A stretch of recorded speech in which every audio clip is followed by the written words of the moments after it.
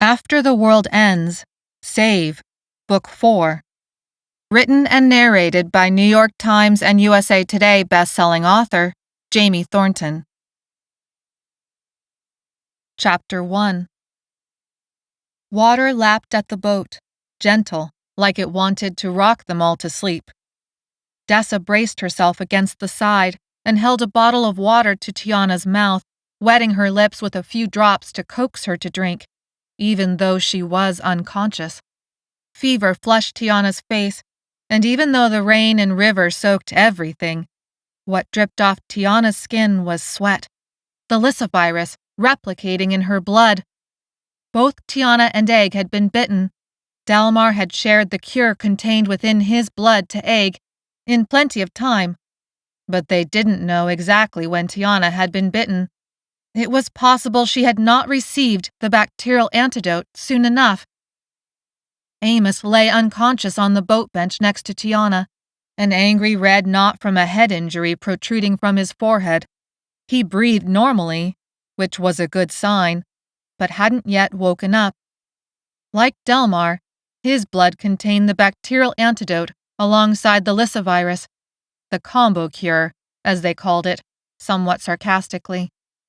This combo cure saved him from turning into a ravenous V, but also messed with his head and changed his original brown skin tone to something more ashy and older looking than his 18 years.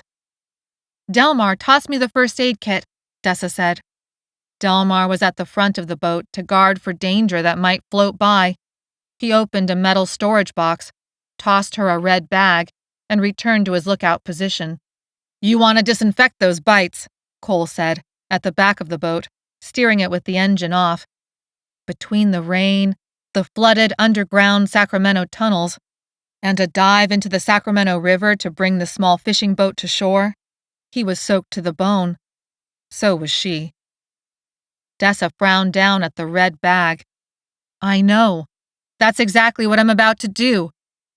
The box of meds that would keep all the kids in Project Polus, including Ivan, her little brother, from turning V a little longer, currently lay at the bottom of the boat in several inches of water, practically at Tiana's and Amos's feet, alongside Pierce's vault. Further upstream from them, V's sprinted out of old Sacramento's streets and fell into the river, one after another. All the infected that the soldiers had gathered in downtown Sacramento might end up in the water eventually. More than 1 million former people.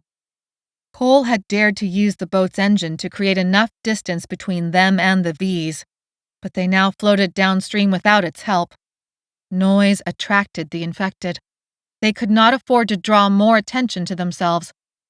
She zippered open the pouch and retrieved disinfectant wipes, snatching at a tube of antibiotic ointment, like it was money found on the ground.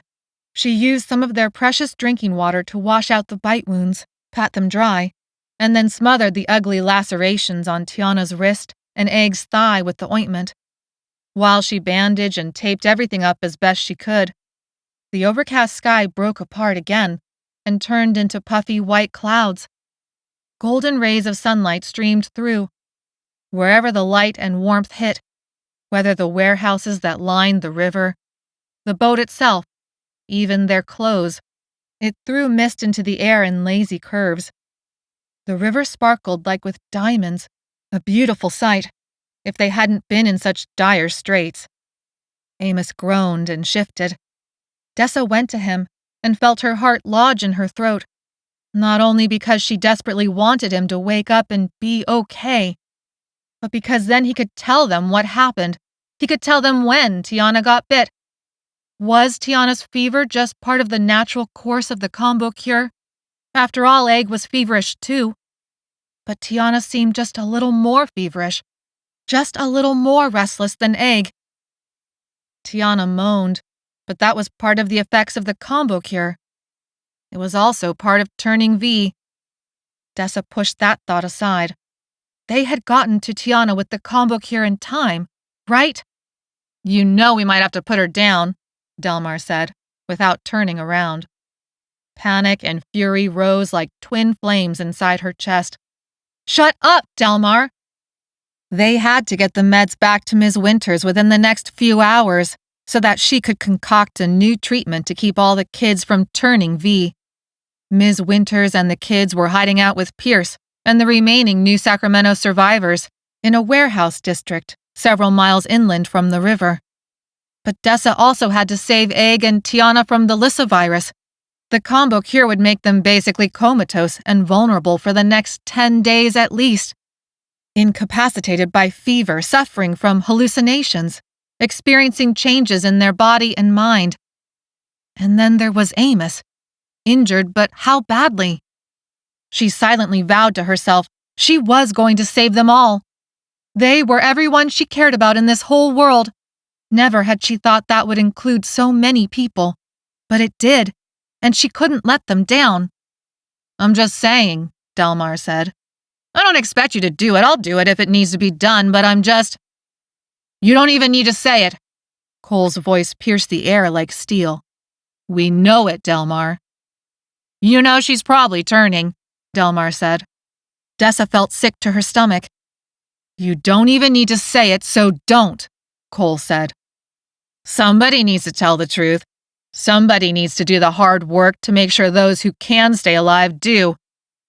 Delmar looked over his shoulder at Dessa and glanced down at Tiana. "I'm not asking you to do it." A wave roared across Dessa's ears. "She's going to be fine. We got to her in time." "Right," Delmar said sarcastically. "I'm just saying that if for some small, impossible reason you're in denial and she's gonna turn V, that I'll take care of it." "If you harm one hair on her head," Dessa said, putting menace in her voice, "I will." "I'm gonna do what's necessary to keep myself alive," Delmar said. "And you can thank me for it because it'll end up keeping you alive too. Not that I expect you to be grateful, but you better not get in my way either."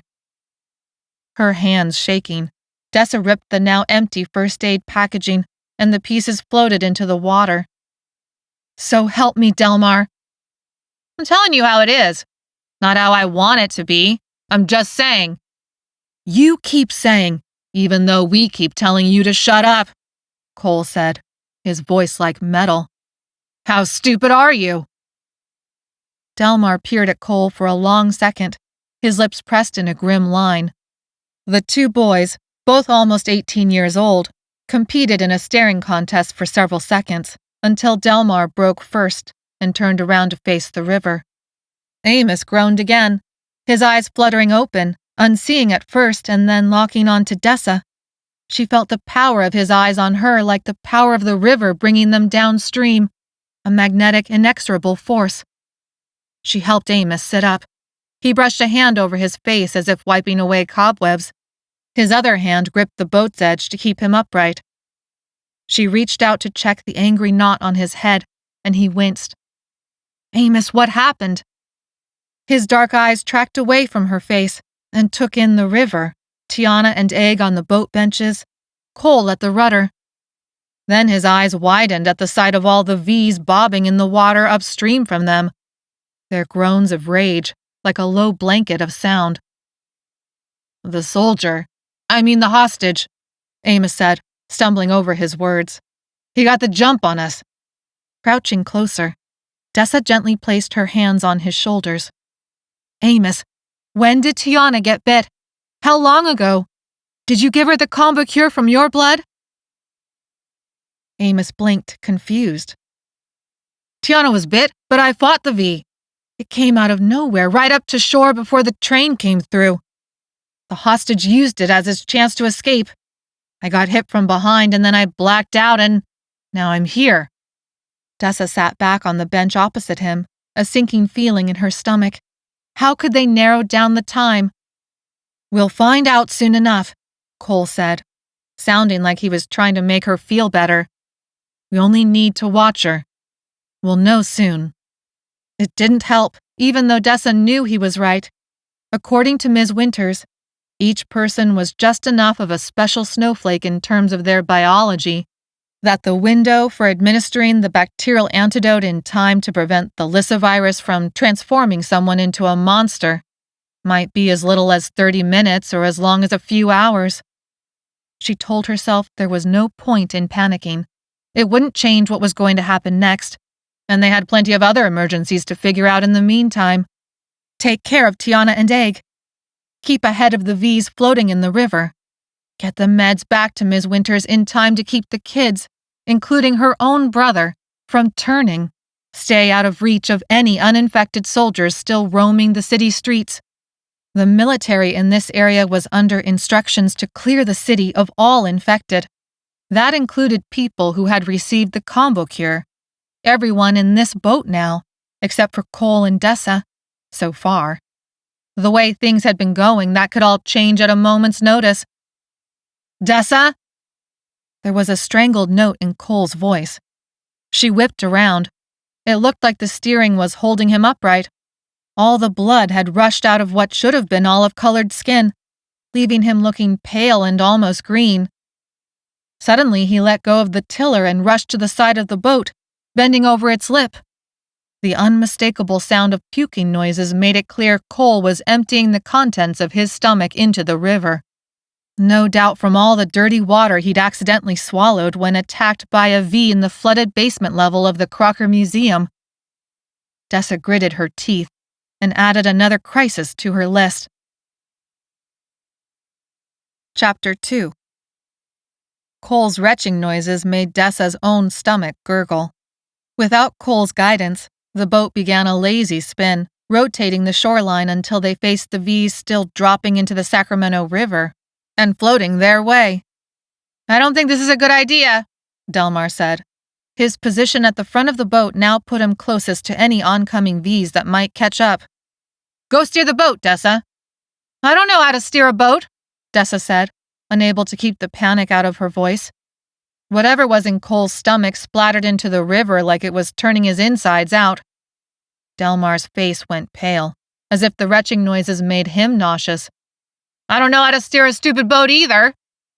Several V's swam less than 100 yards away, their heads bobbing above the water's surface. Just enough instinctual sense was left in their brains to float and kick arms and legs out in an enraged, chaotic example of what someone might generously describe as swimming. Unfortunately, it didn't matter how good of a swimmer they were or weren't. The current kept them moving. Amos struggled to stand, the boat rocking under his feet. "Whoa!" Dessa grabbed his arm to help stabilize him.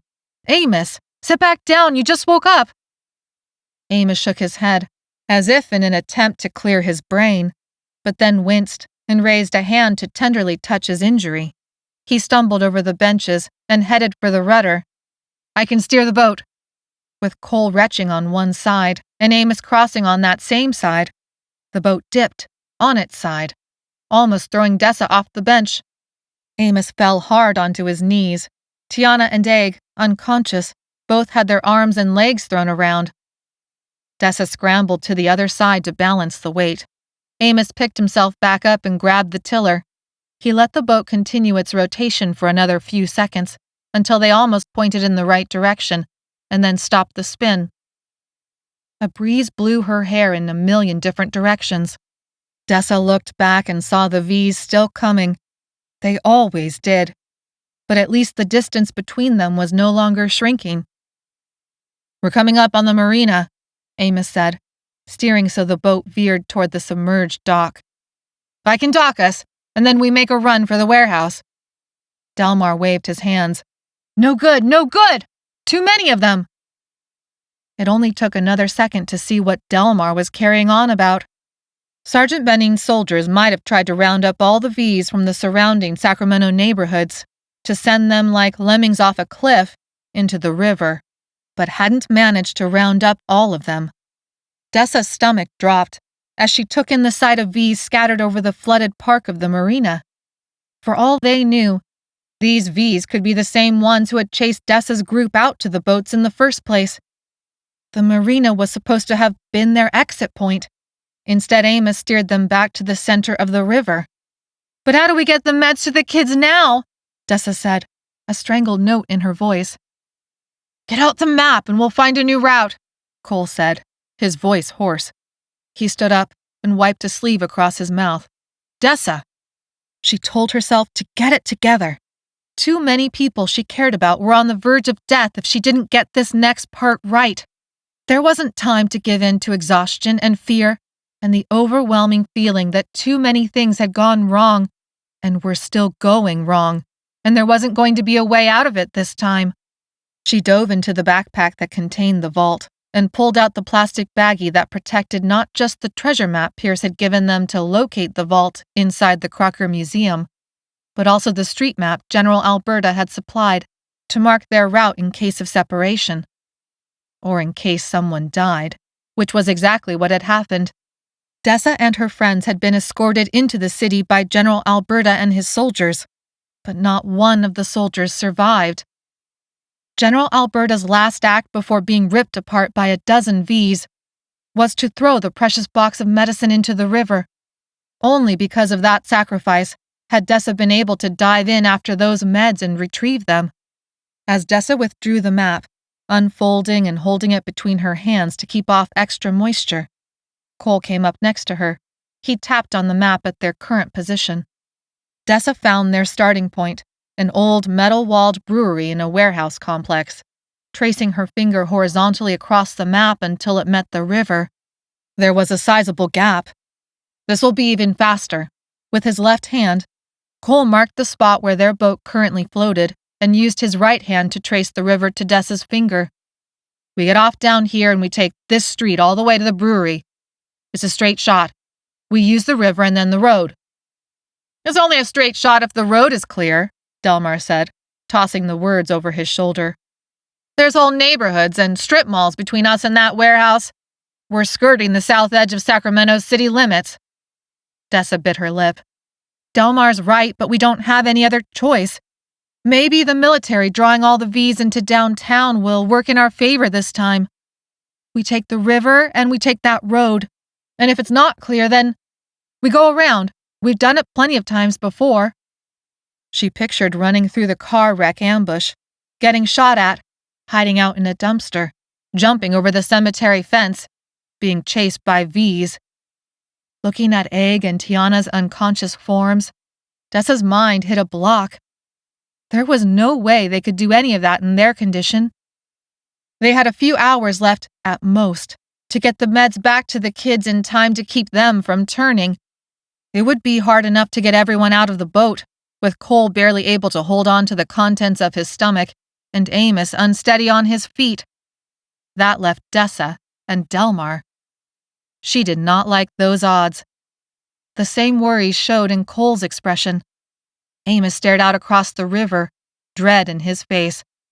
They had the vault and the box of meds. 2 unconscious people. 2 injured people.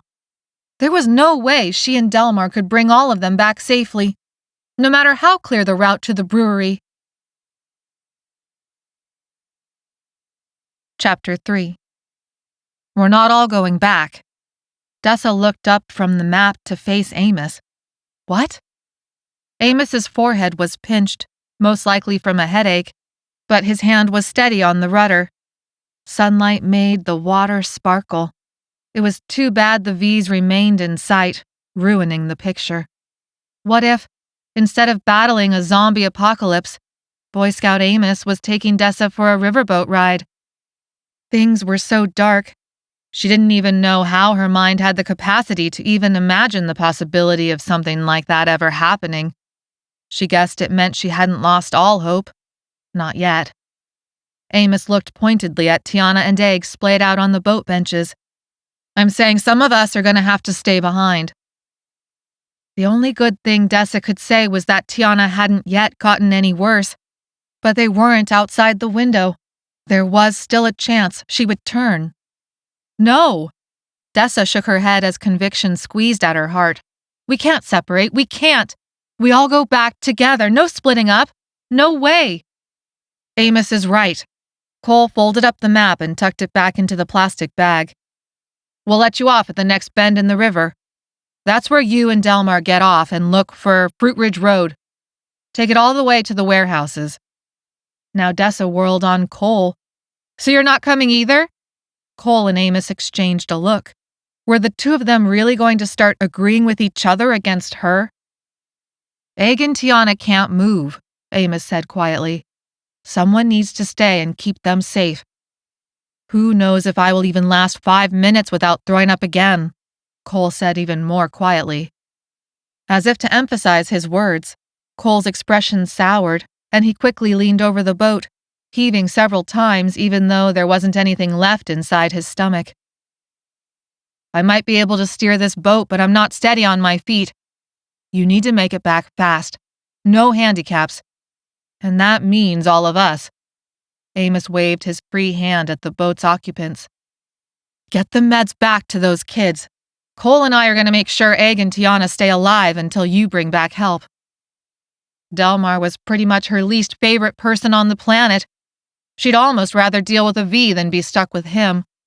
You can't think. You and Delmar, Amos said, continuing as if Dessa hadn't said anything. Take the meds. Get there as fast as you can. Come back with help. And the vault, Delmar said, his voice mild from the front. Whatever, Amos said. Meds and vault, just move fast. Amos. Cole pointed to a bend in the river.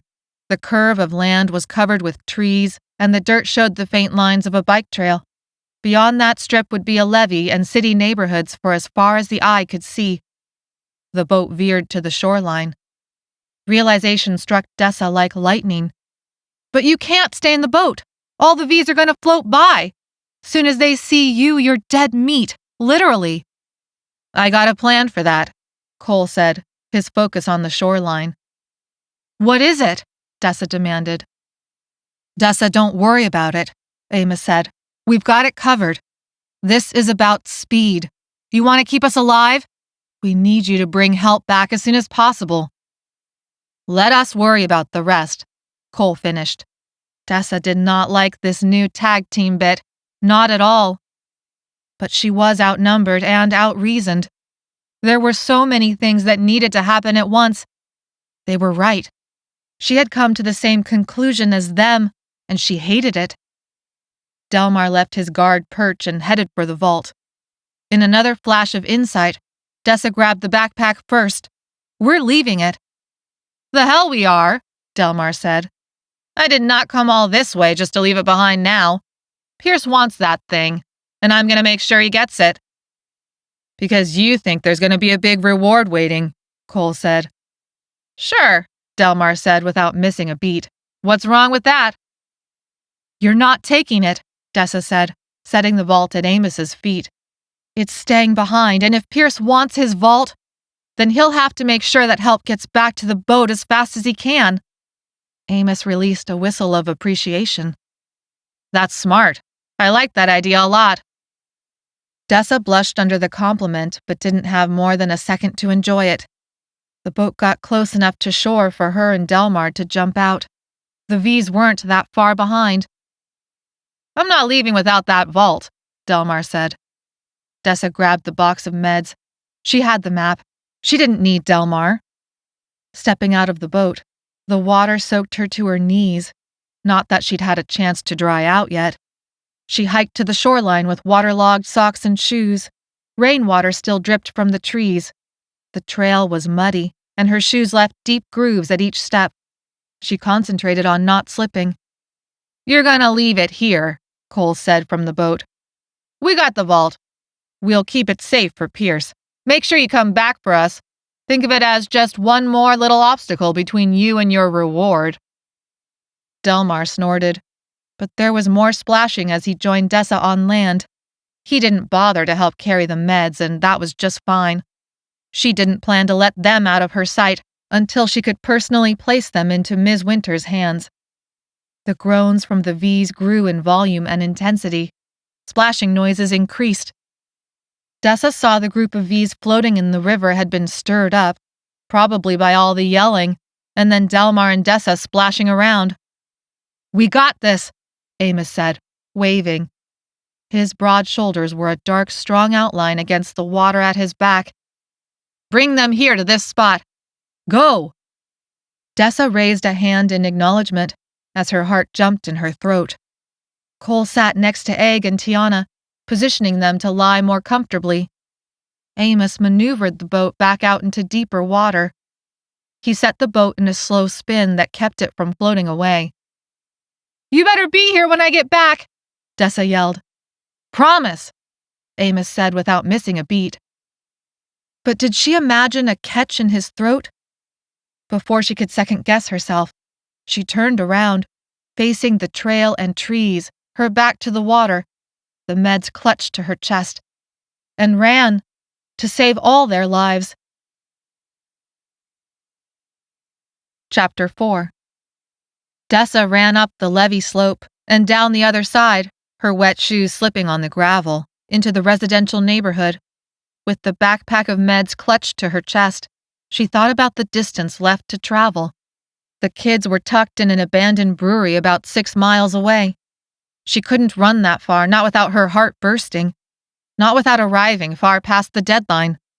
She needed to find alternative transportation, fast. And what was that deadline? General Alberta had been the one with the watch, not any of the teens. She had a guess, but wasn't sure. An hour? Maybe more. Maybe less. The neighborhood was full of nice, old-looking houses and lots of big, bare-branched trees. That meant piles of rotting leaves were easy to slip on if she wasn't careful. Her shoes were waterlogged from the river, squelching at each step and making traction difficult. The sound of running came from behind. She took a look over her shoulder and saw Delmar had joined her after all. Maneuvering around abandoned cars, fallen light poles, treacherous leaf piles, even a bag of luggage with its clothes strewn across the street. She guessed everyone had tried to evacuate at pretty much the same time. The resulting traffic jam had created its own crisis. A wheezing noise rose from Dessa's lungs. The burn in her legs did not bode well. Delmar pulled ahead. Not for the first time, Dessa felt a jealous stab at his seemingly inhuman ability to just exist. He wasn't throwing up like Cole. He hadn't gotten a V-bite like Amos and been thrown back into the fevers at a moment of crisis. He had the combo cure and it didn't seem to bother him all that much. Sure, his skin showed the ashy markings, but Dessa couldn't remember ever seeing him go into the same funk that, more than once, had almost killed Amos.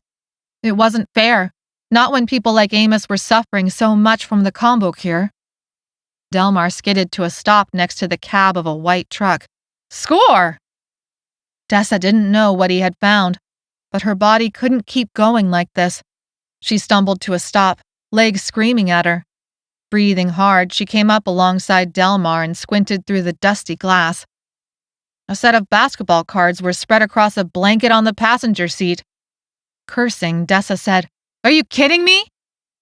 Delmar ignored her. Picking up a chunk of broken cement, he chucked it at the window, which shattered. "We don't have time for this!" Dessa tried to lace her words with fury, but couldn't muster the energy. She told herself it wasn't her fault that a mile of running could kick her butt like this. After all, before that, she'd been swimming for her life, and before that, running for her life underground. Using the cloth of his shirt to push the glass out of his way, Delmar leaned in and swooped up the stack in one quick handful. "That's like $10,000 worth of cards right there. I've never even seen." Dessa felt sick to her stomach. Delmar was never going to change. He was a cockroach. Forget him. She turned away, determined to leave Delmar in the dust, when her eye caught on something in the truck bed. A bicycle? Her heart beating loud in her chest, she set the meds on the ground and scrambled into the truck with rubbery arms and legs. Releasing the tailgate from inside the truck bed, she pulled the bike upright. Suddenly, Delmar was there, helping her set the bike down. It was heavier than she expected, but that was because the rack contained a battery. This was an e-bike. Hope bloomed inside her as she jumped down and took the handlebars from Delmar. Wheeling the bike over to the meds, she slung the backpack over her shoulders and checked the battery. The mild whine of the electricity powering the front wheel was one of the most beautiful sounds she ever heard. She would run the battery dead, conserve her energy, and then pedal for all she was worth. Squeaky noises made her jump, but turned out to be Delmar pulling another bicycle, not an e-bike, from the truck bed. Without another word, she took off. With just the push of a button, the bicycle moved. The relief was immediate, allowing her to catch her breath for the first time in she didn't know how long. It became a breeze to maneuver around cars and ride the sidewalk around obstacles. She needed to take care through the slippery leaf piles, but even that felt effortless. She loved this bike. It was the best bike in the whole entire universe. The breeze dried her clothes and sent a chill through her, but even that couldn't dampen her spirits, because deep down, she had known they were out of time. Now, the bike changed everything. Block after block, through intersection after intersection, under one freeway and then another, the bike passed it all with a whine, topping out at what she guessed was somewhere around 15 miles per hour. Neighborhoods changed style and form, becoming both newer and poorer, but otherwise keeping to the same pattern of houses, businesses, wrecked cars, and general evidence of chaos. To his credit, Delmar kept up with her, finding energy and stamina from some unknown well. He wasn't fast enough to pass her e-bike, but fast enough to stay close, especially when she slowed for obstacles. Now that the rain had stopped, birds had taken up their chattering again. The way stayed almost incomprehensibly clear of V's. She guessed this was partly the result of Sergeant Benning's mop-up plans, to draw all the V's in Sacramento's suburbs into downtown to wash them out to sea. It was a preposterous plan that seemed to have worked. In less than 30 minutes, the familiar border of the warehouse complex appeared. The battery had lasted the whole way. She looked right and left for danger, telling herself not to act the fool now. Her friends were counting on her to bring back help. All the children were counting on the meds. The asphalt was dark with dampness, but clear of leaves and abandoned vehicles. She zipped between the buildings, passing an aviation storage center, then a mechanic's shop, and restaurant supply store. The brewery's double doors came into view. They were going to make it. She used the bike's bell to announce their entrance. No sense in staying quiet now. The faster Pierce's people knew she was coming, the faster Ms. Winters could get the medicine into the kids. She stayed laser-focused on those metal doors. "We're here! Come out! We have the meds!" A strange feeling came over her, but it took a long second to name it. She saw no guards on the roof. The doors remained closed in spite of the bell and her shouting. Where was everybody? Chapter 5. Dessa let the bike drop and pounded on the metal doors, her stomach twisting into knots. There were no signs of violence, or catastrophe, or crisis. The warehouse complex was as they had left it. Tin walls, brick buildings, single-pane windows, one long expanse of asphalt. A million thoughts ran through Dessa's brain. Sanctuary was the ultimate goal. Ms. Winters said the kids from Project Polus needed the medical equipment and care that this government facility offered in order to make the kids' cure permanent. Ms. Winters promised there was also a cure for Dessa and anyone else uninfected, and maybe even solutions to help with the symptoms of the combo cure that Amos suffered. But the direct route to Sanctuary had been blocked by a horde of V's from who knew where. Their first attempt to make it through had killed Dawson, one of the Project Polus children. Had they left for Sanctuary without her, even though there was no chance they could make it there before the kids turned? Other thoughts, far more grim and disturbing, crossed her mind. None of them explained the undisturbed look of everything. The sick feeling in her stomach became undeniable.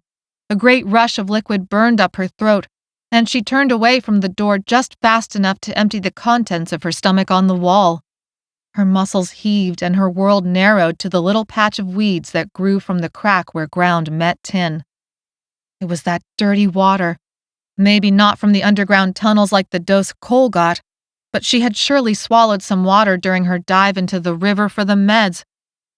The doors screeched, but another heave of her stomach kept Dessa from turning around. "It's about time. Where were you?" Delmar's voice was like a needle in her ear. "A piss break," the scratchy old voice said. "What's it to you?" "Where are the guards?" Delmar demanded. Dessa wiped her mouth on her sleeve and tasted bile on her tongue. She stood up, her stomach cramping, but thankfully no longer turning inside out. The same person who had greeted them upon their first arrival stood before her again. He was older, maybe in his 60s, mildly hunchbacked, with white hair, a bald spot, and cloudy blue eyes. "No guards?" The old guy sounded surprised, but then he cackled. "Some of them got creeped out by the kids. Others were set to watch to make sure they don't hurt anybody, if you know what I mean. They shouldn't all be gone. But I'm not surprised some of them might have gone AWOL. Nobody wants to see those kids." Dessa pushed past Delmar and around the old guy. "I have the meds!" The old guy protested, but also held his nose at her stink of river, probably sewer, and now vomit added on top. Stepping into the cool brewery interior, she took in the big open space covered with stainless steel chambers, piping, and other equipment that looked like it had been abandoned a long time ago. Steel that should have shined silver instead was dull and showed rust spots. Large cobwebs hung between canisters and hosing high up near the ceiling. Some equipment looked like it had been moved to form a sort of obstacle course barrier that cut off the front of the brewery from the back. When Cole had snuck her and the other teens inside to see the children, they had only been in the back section of hallway that led to several rooms.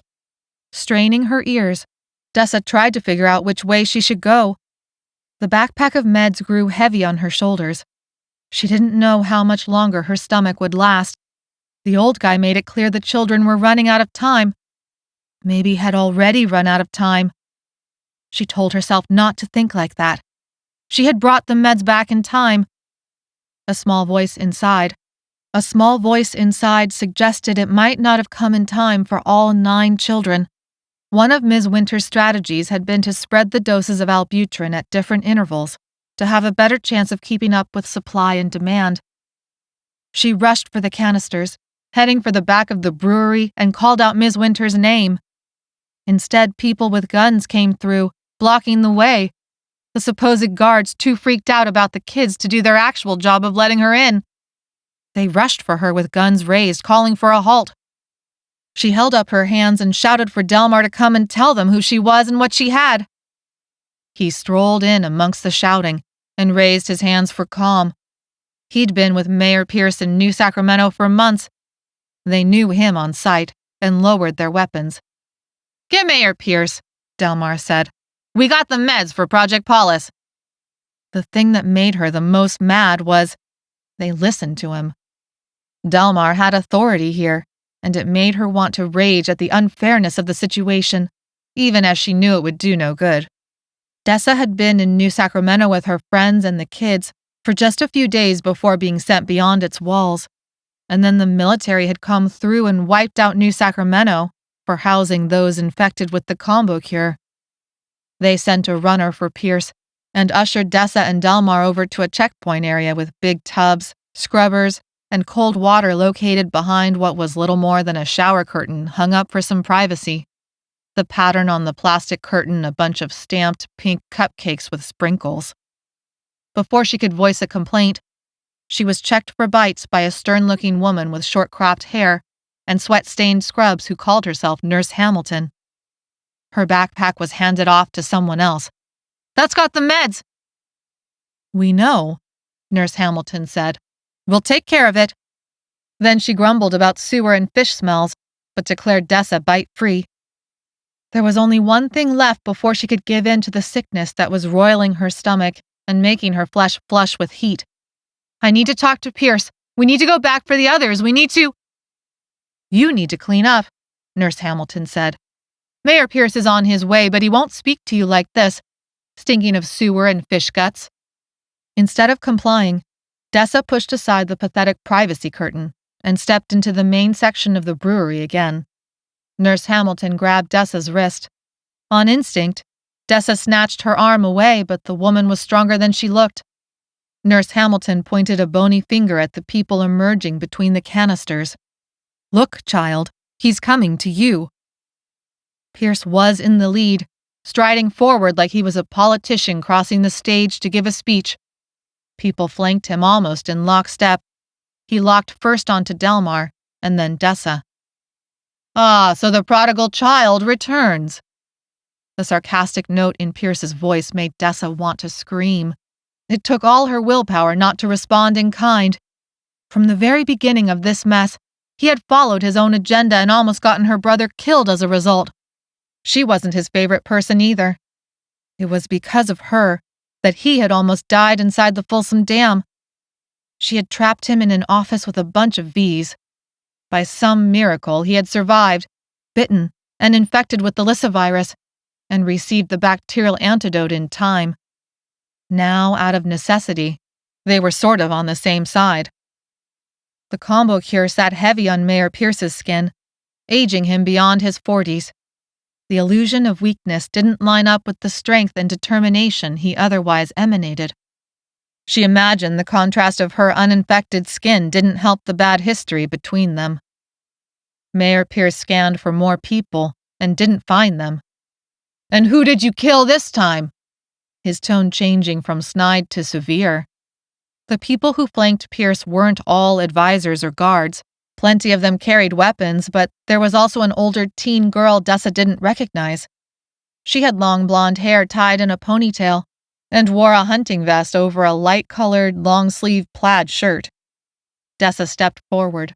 "They're alive, but we have to go back for them before it's too late." Mayor Pierce frowned and looked at Delmar. Dessa's stomach did that funny slip again. She told herself to hold it together, but her stomach wasn't listening. Her friends were sick and injured, stuck on the river while a million V's tumbled into its waters. "I'll show you," Dessa said when Mayor Pierce still said nothing. "Cole is alive but in danger. We can't waste another minute." "We also located the vault," Delmar said mildly. Now Pierce's eyes did widen. He called for a group to get ready to go out. A few of the advisors grumbled, but Pierce ignored them. "Where's the vault?" Dessa opened her mouth to respond, but then another cramp bent her over at the waist. She felt the hand of Nurse Hamilton pat her on the back in a strange play at comfort, as Delmar rattled off directions. Dessa used her hands on her knees to push herself upright. "I'm going with you. I'm going back to get everyone on that boat." "Fine," Mayor Pierce said, flicking his hand at her. "Come with us. The faster we get everyone back here alive, the faster we can settle the question about what to do with the children. Those who can still be saved, that is." Dessa bit her lip. Mayor Pierce wasn't supposed to know about Sanctuary. Ms. Winters had made them all promise to keep it from him.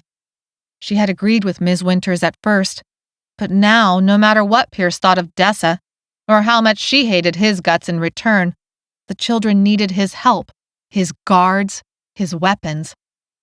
She bit her lip to keep silent about Sanctuary, even as the world began to spin. Before Dessa could protest, Nurse Hamilton ushered her back behind the privacy curtain and to one of the tubs. As if almost outside herself, she noticed her deflated backpack on a nearby table. They had taken the meds out of it but left her the rest. She wondered if the plastic sunflower Amos had given her was still inside. She wondered if Amos was still alive. Reaching for the backpack, she was stopped by the nurse. "Not until you're clean and smell more pleasant." Her words were mild, but her tone was indomitable. She didn't have it in her to fight anymore. Closing her eyes, she stepped into the cold tub of water and scrubbed off with the last of her strength. Fresh clothes were stacked on the table next to her backpack. A shirt and jeans were at least 2 sizes too big, but they were deliciously dry and clean. Hurrying to dress as the commotion on the other side of the curtain suggested their leaving was imminent, Dessa realized the room had darkened. No. Wait, it wasn't the room at all, but rather her vision. She was falling through the air even as another heave sent burning water across her throat. Suddenly she found herself on her hands and knees, the cement like ice on her palms, the rest of her flushed with fever. And then she lost all thought as dots burst across her vision and the world turned black. Chapter 6. Dessa was being tossed around in the waves of a never-ending ocean. Sensations of hot and cold, prickly and smooth, washed over her. Spikes of pain traveled from her stomach to her intestines. liquid pain that burned coming out both ends. Sleep pulled her down, drowning half-formed thoughts. Though she lost all concept of time, eventually she sensed she was in a sickbed of sorts. A detached part of her mind catalogued others brought into the sick beds nearby. Her mind stopped, like it hit a brick wall, every time she wondered about her friends and brother. When Nurse Hamilton made her rounds, Dessa smelled lilac. Her stomach kept breaking and pushed out any thought except for surviving the next moment of vomiting and all the other messy stuff that went along with an extreme version of food poisoning. Finally, Dessa woke up with faint morning light filtering in from the dusty top windows. She found herself cold but clean, having washed up at some point she couldn't remember, but then tossing her musty blanket onto the floor at some later time in the night. Most importantly, her stomach stayed still. She shivered and leaned over, reaching to pick up the blanket. It was the most aware she had been in she didn't know how long. Hours? Days? "I've got it, Dessa. Just take it easy." She blinked and looked Amos full in the face as he walked up. His voice was like a song. His expression was pinched, but he busied himself with making sure the blanket was tucked around her legs. She leaned back and rested against the pillow again. Her heart thumped in her chest from the exertion of reaching for the blanket. At least, that's what she told herself. She hoped with everything inside her that Amos was real, and that this wasn't some weird sick dream. Pushing herself up, she scanned the room. There wasn't much to it. Maybe a half-dozen cots like hers, most of them empty. The lump in the bed next to hers was Egg, still in the throes of the combo cure fevers. She forced herself to scan the beds, her pulse pounding. Where was Tiana? If Dessa found all the rest of the beds empty, that would mean... Her vision blurry. She rubbed at her face. "Amos," she said tentatively. "Where's Tiana? Did she—" "You're looking at her," Amos said, his voice soft. "She's still with us. You got the combo cure into her in time." At the far end of the room was another bed with another lump in it. Relief washed over her. Tiana, alive! Now she could admit it to herself. "I really thought—" "I know," Amos said. "Me too." "What happened?" He touched the spot on his head where the red knot had been. It still looked angry red, but the swelling had gone away. "Pierce's people picked us up. We came back with the vault just like Pierce wanted. They're taking care of Tiana and Egg as best they can. Nurse Hamilton says we're pretty lucky." "Nurse Hamilton? Lucky?" Dessa's throat was scratchy, but at least it felt normal. There was a little side table next to her cot with a glass of water. She sipped it slowly, relishing the taste of clean water. "Don't tell me you haven't noticed Nurse Hamilton making the rounds these last few days." Amos raised an eyebrow and half smiled. "She's a terror when talking about cleaning this and cleaning that. Watch how we smell and what we track into this room. She's been pumping you and Cole full of antibiotics while trying to make Tiana and Egg as comfortable as they could be, considering our lack of supplies, that is. I wouldn't cross her if I were you." "That's right, and I'm glad to hear it." Nurse Hamilton came up to the foot of the bed to stand next to Amos. She had stripped, prodded, and poked Dessa to make sure there were no secret bites or injuries, then forced her to wash in an ice-cold tub of water. She hadn't been unkind about any of it, just severely professional. "Thank you," Dessa said, and meant it. "And how are we today?" Nurse Hamilton said. Dessa checked in with herself. She'd come through the other side of whatever had tried to scrape out her insides, and was ready to get back down to business. "I'm feeling much better. I'd like to see my brother." "Absolutely not," Nurse Hamilton said. Dessa tried to swing her legs off the side of the bed anyway, but was overcome with a wave of dizziness. Okay then, still not 100%. If she pushed it, she suspected her body would betray her and drop her to the floor. She sighed and relaxed against the pillow. "You've lost a lot of hydration, electrolytes. There's only so much I can do with the limited supplies we have. I expect you to work on that." Nurse Hamilton pressed tablets and a bright green sports drink into Amos's hands. Make sure she takes these. They're the last of the antibiotics, so if they don't finish the job, you're basically screwed. Amos, I want the pills and the drink to go down her throat before I get back. You have an hour. Yes, ma'am, Amos said, totally serious. Nurse Hamilton gave them both a scowl, but even Dessa could see it was fake. You're lucky your boyfriend here is so cute. Pierce would throw a fit if he knew I'd used the last of the antibiotics on you. Not everyone gets bedside visitors like this. But this young man made me promise to inform him once you were waking up. And he only got that promise out of me because, well, I'm sure you know the charming power of his smile better than I do. Dessa's eyebrows raised higher and higher until she swore they must touch her hairline. Nurse Hamilton was at least in her 50s. Amos let a big smile break across his face, and even though his gaze wasn't on Dessa, she lit up. Nurse Hamilton rolled her eyes, harumphed, and left to check on Egg and Tiana while grumbling about youth wasted on the young. When she was gone, Amos turned back to Dessa, his smile fading. This hurt her heart. Why didn't she get the same smile? She told herself to ignore all her jumbled-up feelings because when was there time for that these days? Especially after the way they had left things.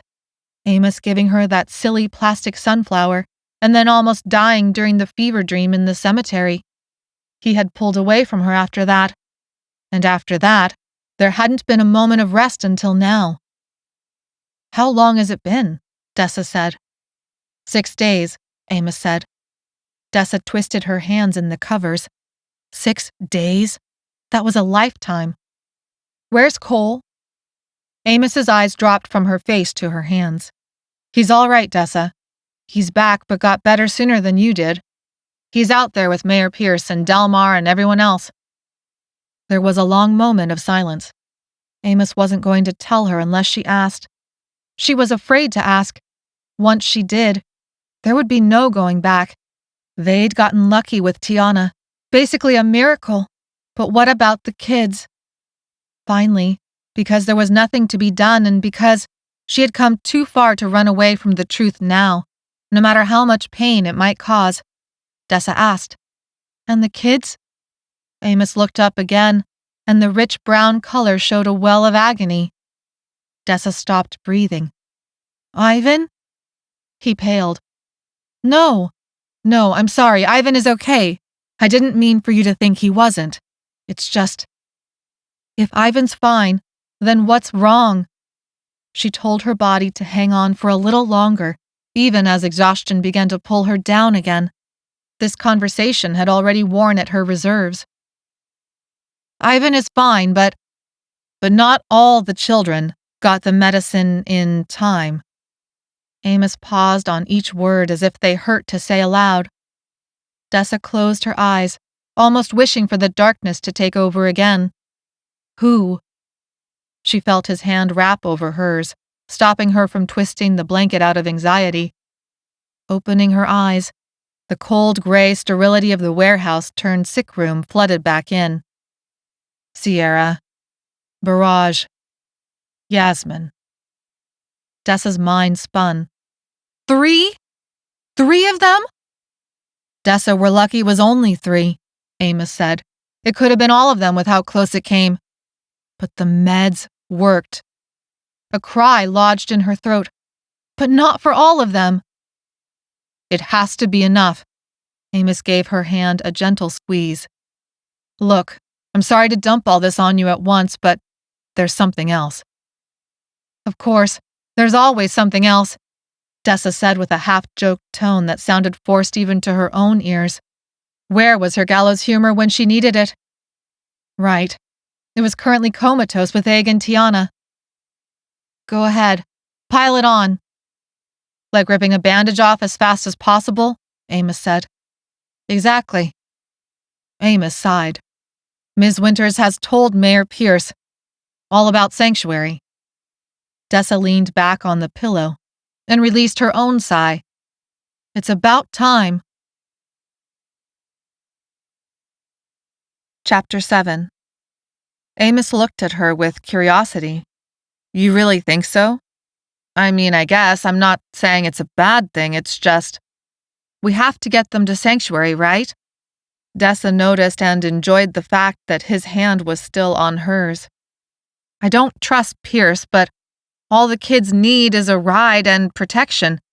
He'll expect a reward or something out of it, but who cares? That's not our problem. Amos stayed silent for a long moment, and then looked at her in earnest. Do you trust me? Without hesitation, Dessa said, Of course. What kind of question is that? He smiled and her heart fluttered. All right. Dumb question. Do you trust Ms. Winters? Dessa frowned.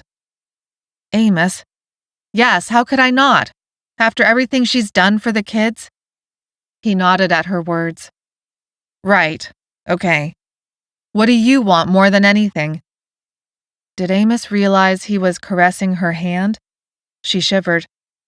The same thing as you. Which is? You? Ha, she wasn't going to say that out loud. To save everyone, Dessa said instead. To find someplace safe enough so that we don't ever have to worry about anyone turning V again. Amos raised his eyebrows like it was a serious question. And Ms. Winters? Dessa sighed in frustration at both his question and at the fact that, for some silly reason, he had let go of her hand. She wants to save the kids just as much as we do so she can find a cure. She'll do anything for those kids. Haven't we already seen that? Amos fisted his hand. But that's what's making me stumble. Dessa, I agree with you.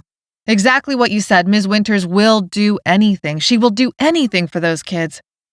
As long as that anything leads to a cure. Do you see the difference? Dessa shook her head, which made her eyes wobble and the room spin. That was dumb. No, I don't. How is that different? But she was being stubborn and knew it. There was a difference. A big difference. She could see it, but admitting to it was more than she could handle at the moment. Amos brushed a hand over his face, as if trying to wake himself up from a bad dream. I haven't even gotten to see the kids yet. Ms. Winters says they're still too sick, but you're right. Ms. Winters has done everything she can to keep us alive. She is our best chance, and yet... Dessa looked at the rough fibers of the blanket that covered her lap.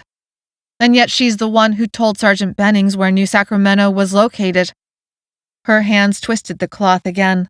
Her fingernails were grime-free for the first time in she didn't know how long, probably a result of Nurse Hamilton's cleaning regimen. The nail on her pinky finger was torn. The other nails were far too long and needed to be trimmed so they wouldn't get in her way in a fight. Because there was always going to be another fight. Amos stared across the room, not really seeing Egg and Tiana trapped, restless in their fever dreams for at least another 4 days. And she's the one who waited to tell Pierce, who told us to lie. The guy with an uncanny ability to gather people and resources around him. For what? Pierce is volatile, Dessa said. Crazy. He's hungry for power and influence and living a pipe dream that somehow this will all go back to normal. Did you forget he...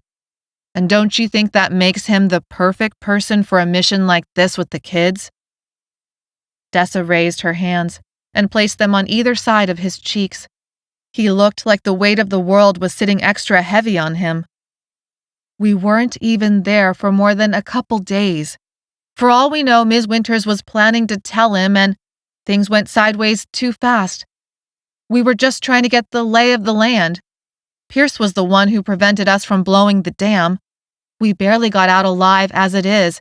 Amos, I know we can't trust everything Ms. Winters says. I mean, when can we ever trust anything an adult says? But what choice do we have? Amos closed his eyes and turned his head to press his cheek into her palm. His facial hair was rough on her skin, in a pleasant way that sent a thrill through her. You're right. We don't have a choice. She released a silent sigh.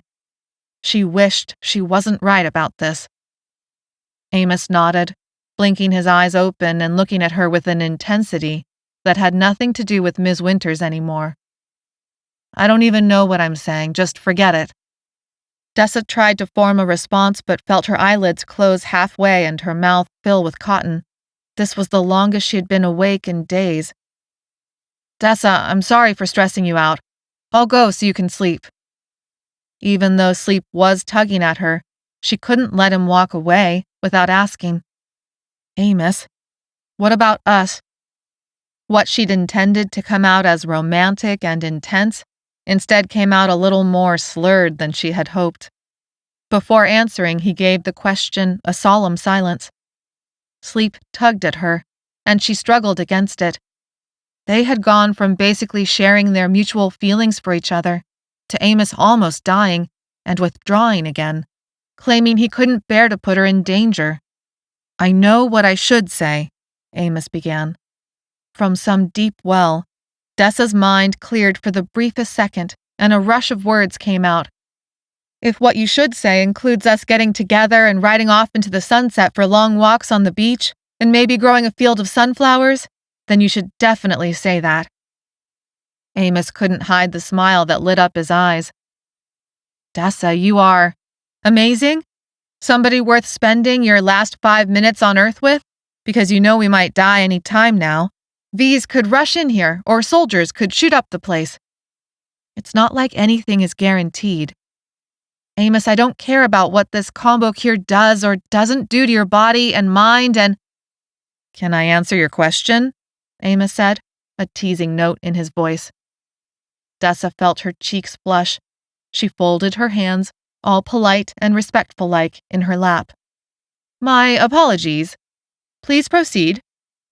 Amos laughed and cleared his throat. You're right. If we only have 5 minutes left before we die, then I would like to spend it together. You are amazing. I don't think we would have survived this long without you. I know I wouldn't have.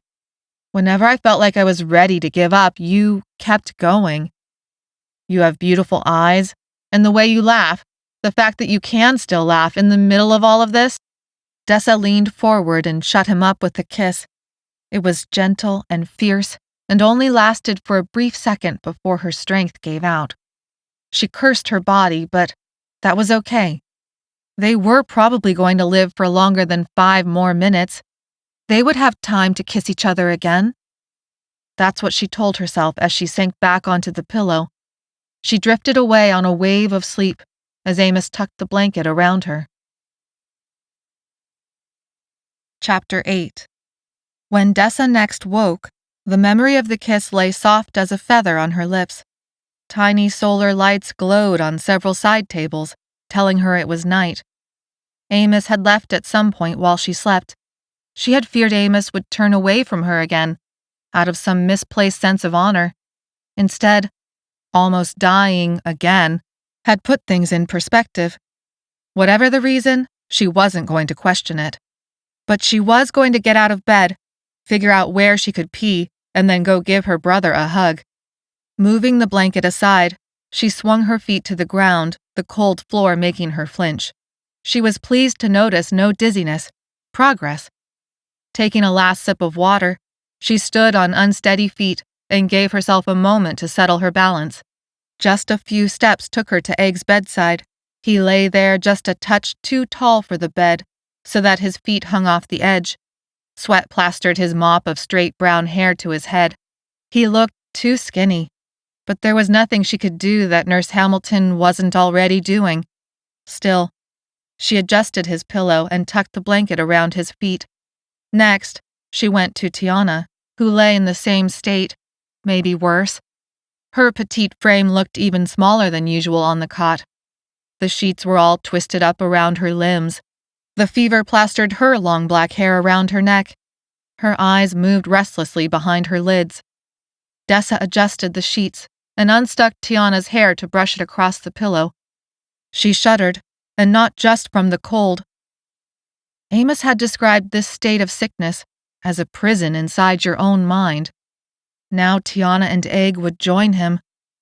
Dessa was back on her feet after 6, now maybe 7 days, sick in bed, notwithstanding the bit of wobble in her legs.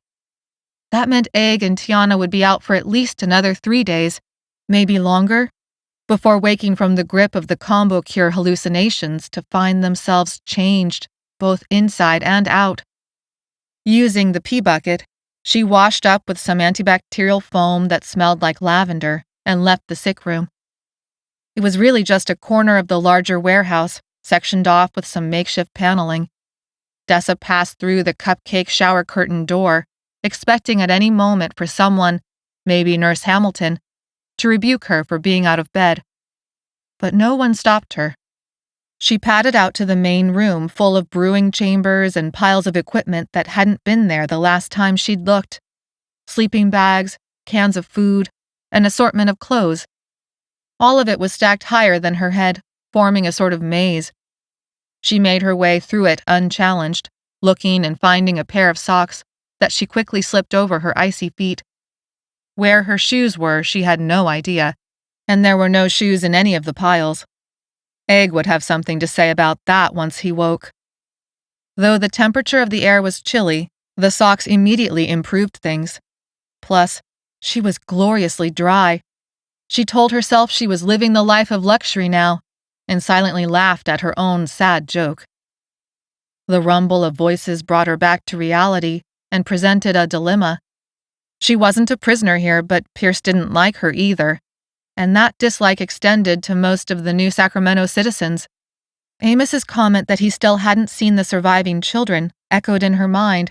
She wanted to find her brother and see for herself how he was doing.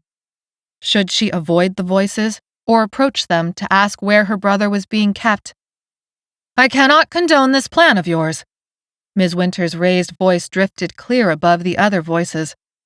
Well, that decided it. Ms. Winters sounded like she was revving up to tell someone off. Dessa didn't want to miss that. Plus, Ms. Winters could lead Dessa directly to her brother. Though Dessa was alone, the different voices of her friends rattled around in her head with warnings. Creeping up on random people by herself at night? Bad idea, even if they were having a meeting out in the open. But no one was there to stop her. It was night, and the equipment provided plenty of cover. So, having fully rationalized her decision to herself, she crept around stacked cans of green peas that had been shrink-wrapped in plastic. Other pallets of goods were positioned in such a way to form a small open space where a group of maybe a half-dozen people stood around another solar light. Dessa thought she could see spare mechanical parts and even a stack of equipment meant to be used on airplanes. Next to Ms. Winters stood Pierce. There were some she recognized as advisors Pierce liked to keep nearby, but also that young woman with the blonde hair. The solar light showed her uninfected skin in sharp contrast to the ashy look of Pierce's combo-cured skin. Pierce was in charge, but the group was also led by a sort of committee.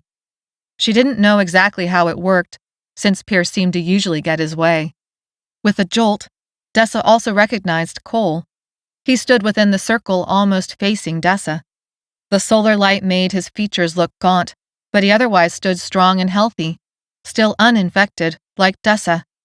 "That escapade for the sake of your vault stirred up Sergeant Benning's soldiers."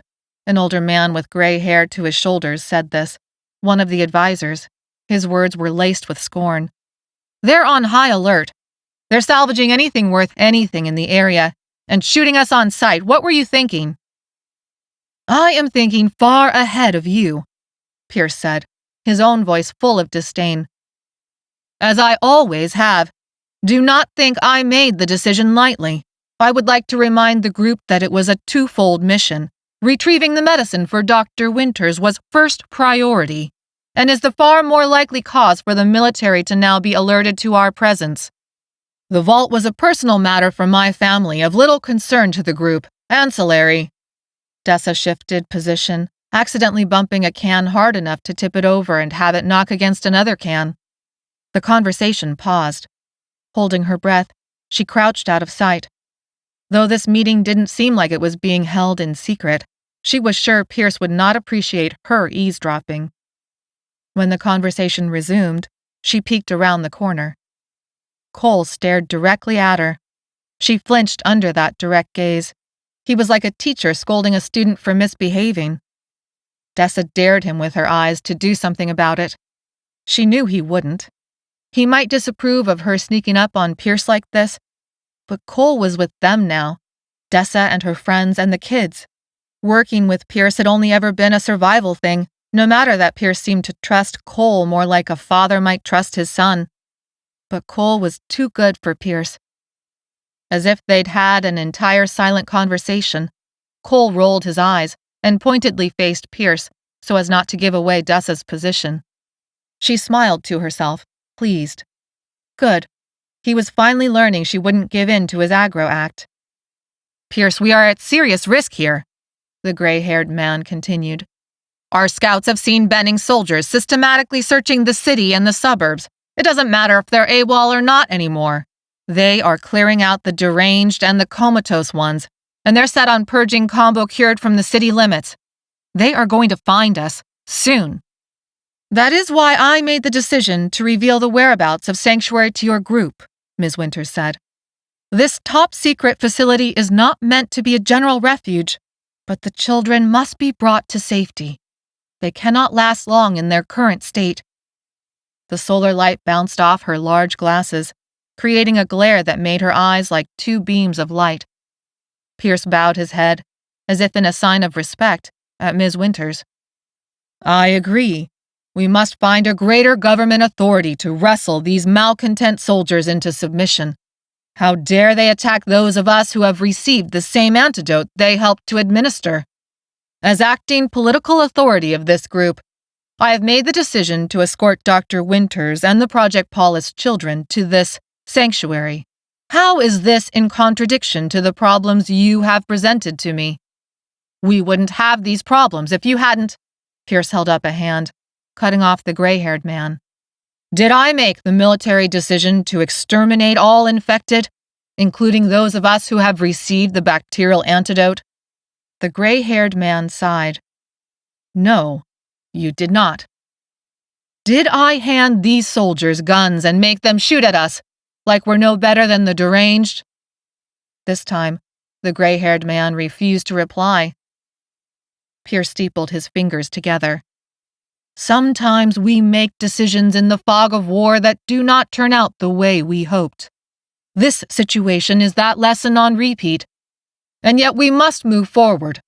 General Alberta was not quite an ally, yet he understood. Anyway, he's dead now.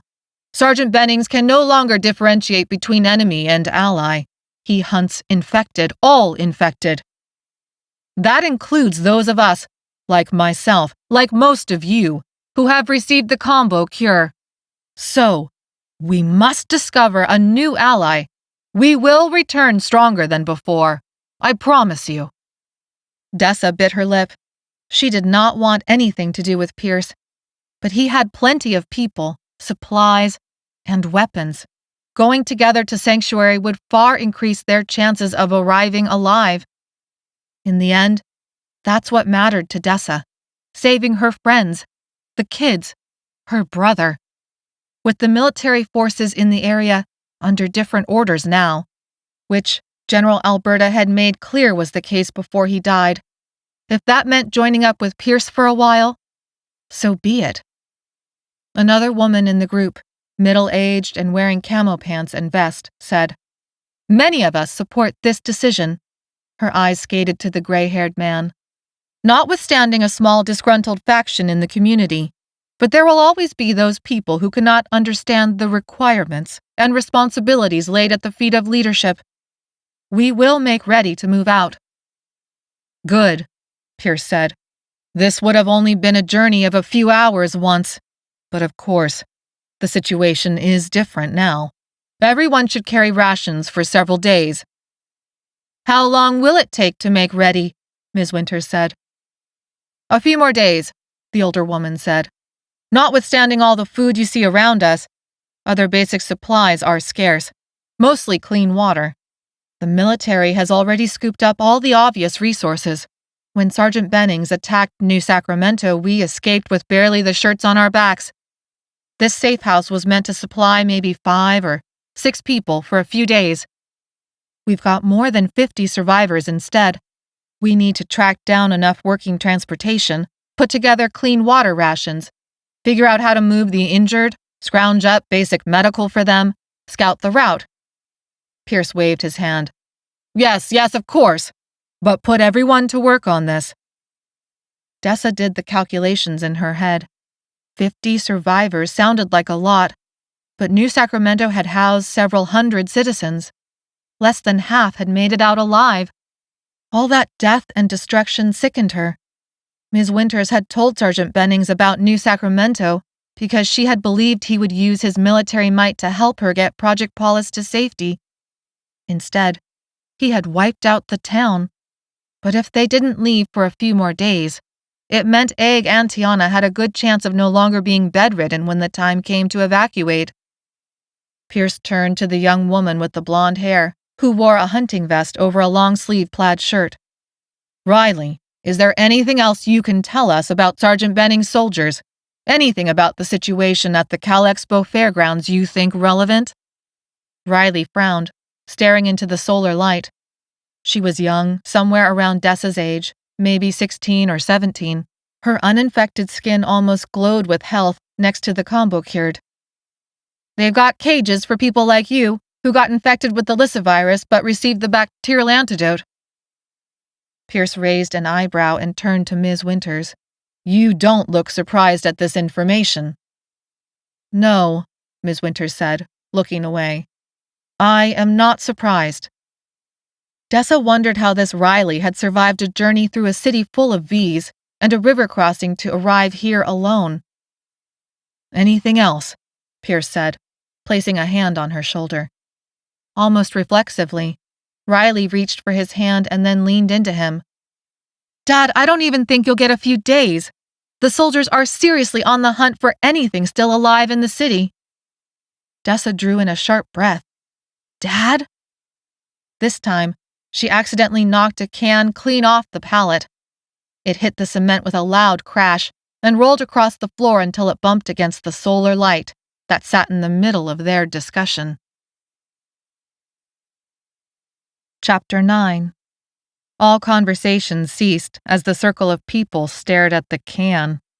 Looking into the shadows, Pierce pushed Riley, his daughter, behind him in a protective move. Come out now. Cole was a study in frustration as Dessa stepped into the ring of light.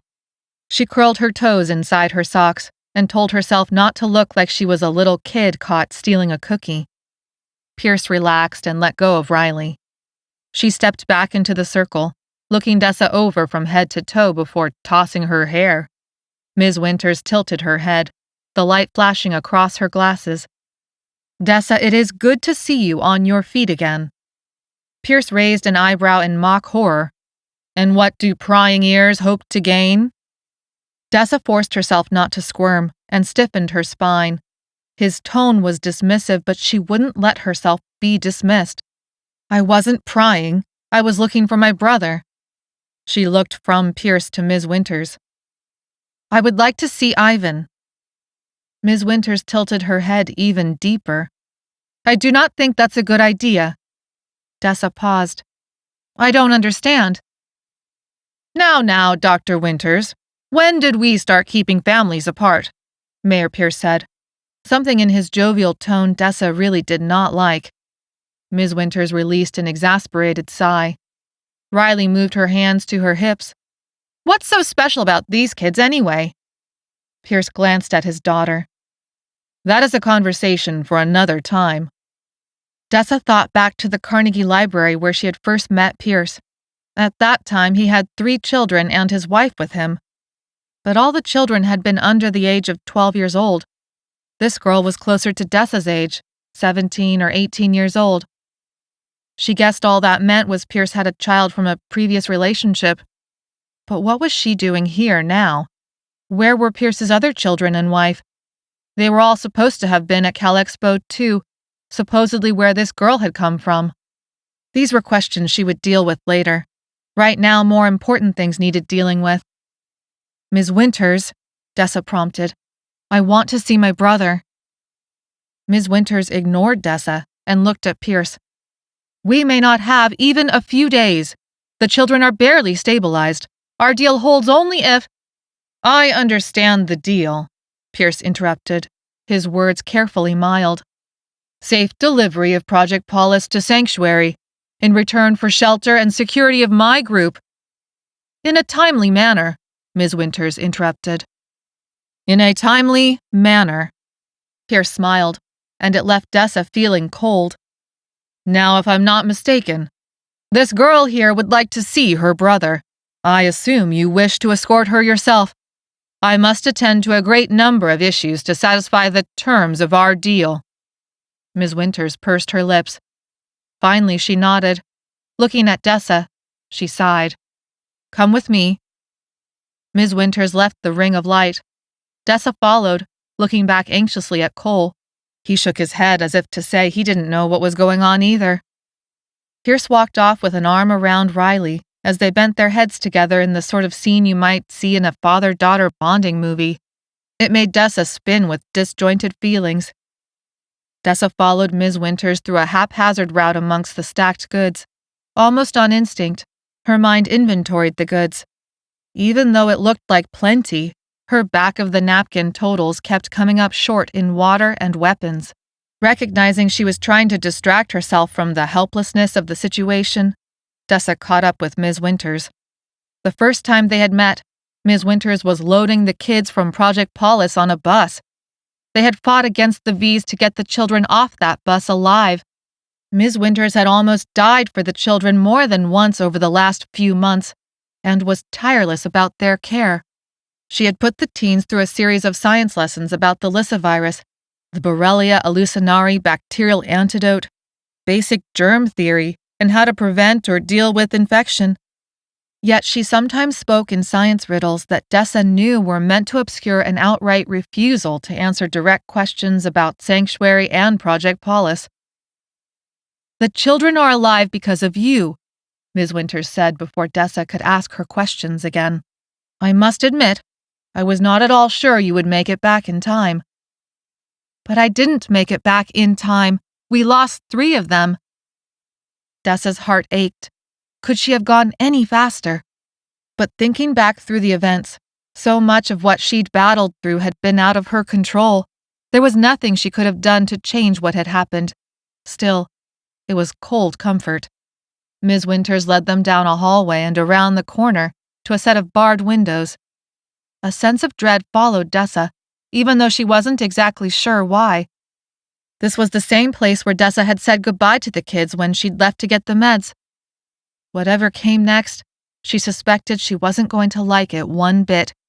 Her body was still sore and sick. Once Ms. Winters showed her this next emergency, did Dessa even have enough left to deal with it? She really wasn't sure.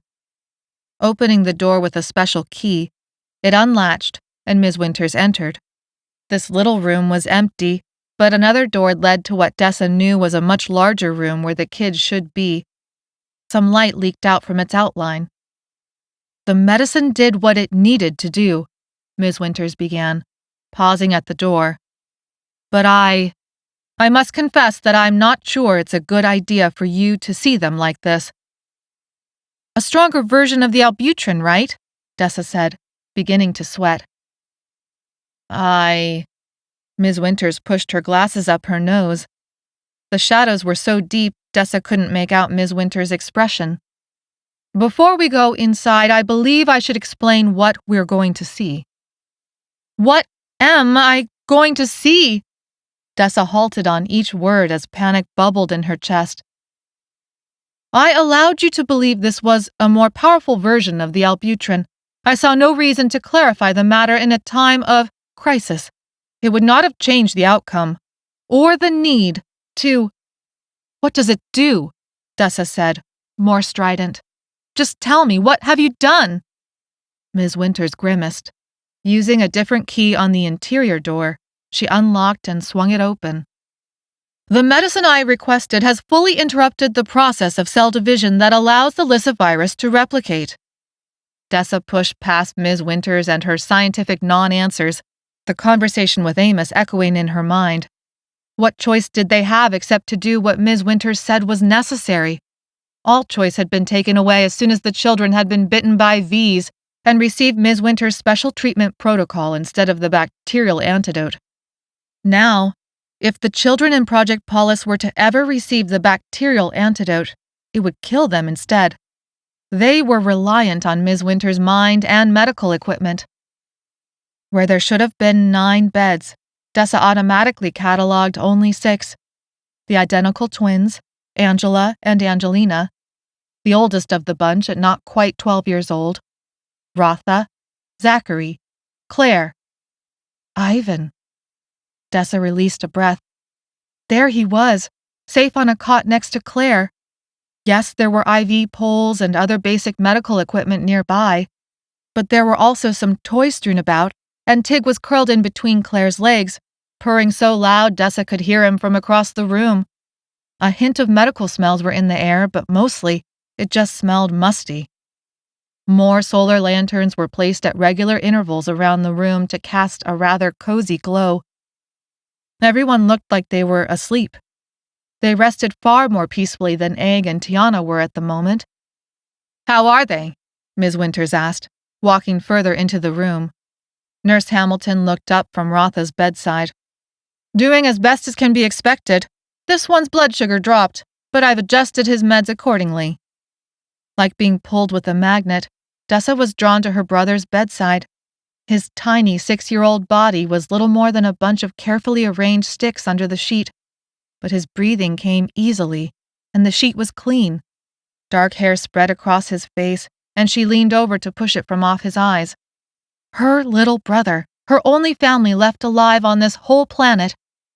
"Ivan?" Dessa said, barely above a whisper. She bit her lip. On the one hand, she should let him sleep. On the other hand, wouldn't he be thrilled to know she was alive? She wouldn't keep him awake for long, just enough to say hello, give him a hug, and tell him she loved him. She moved to the side of the bed and gently touched his shoulder. "Ivan." When he still didn't respond, she gave him a gentle shake. Nothing. Ms. Winters came to the foot of the bed and wrapped her hands together at her stomach. "He can't hear you." Dessa froze. "He can't hear me? What does that mean?" Ms. Winters sighed. Dessa was getting really tired of that response. "You said the meds worked. They stopped cell replication of the whatever in the whatever. The medicine General Alberta so heroically and tragically retrieved from that skyscraper, which you delivered into my hands, retard cellular division, all cellular division in the human body. They are..." Ms. Winters cleared her throat. "I was forced to put them in a state of suspended animation. It is akin to a coma." Ms. Winters went to stand in the middle of the room. Turning a small circle to take in all 6 beds, she said, "It was the only way to save what is left of Project Polus, the cure we need to arrest this plague and provide humanity with a fighting chance. It was the only way to save them from turning." Dessa tried to sort through her contradictory thoughts. The kids were comatose. Not good. But putting them into comas saved them from turning V. Good. Ms. Winters had kept this from Amos and had been so resistant to explaining this to Dessa, but why? If this was what the kids needed to survive, then so be it. Dessa couldn't help herself. She shook Ivan on the shoulder again, just in case he would wake up after all. Of course, a part of her didn't believe Ms. Winters completely. But any doubts didn't change the situation. Dessa couldn't fix her brother or any of the children in this room. Ms. Winters could. Ivan didn't move, not even a restless response. His chest rose and fell in a steady rhythm as the IV liquids hooked into his arm dripped into his body. "Okay," Dessa said slowly. "So how long are they going to be like this? You said they need to be brought to sanctuary soon. So that means they'll only be like this for another day or so, right? That's not that big of a deal, so why did you keep this from Amos?" "They won't wake up again," Ms. Winters said. Dessa looked up, alarmed. "What? What do you mean they won't wake up again?" Ms. Winters held up her hands. "I do not have the necessary equipment here to bring them out of this. And if I did, It would jumpstart the cellular division process, leaving each child on the verge of turning again. We must. Dessa interrupted, finishing Ms. Winter's statement because it was always the same solution. Get the children to sanctuary. They'll have what you need to bring them out of this. Ms. Winter's eyes were large and unblinking behind her glasses, giving her the look of an owl on high alert. Yes, sanctuary will have what I need. But this time, Ms. Winter's quick agreement did not make Dessa feel any better.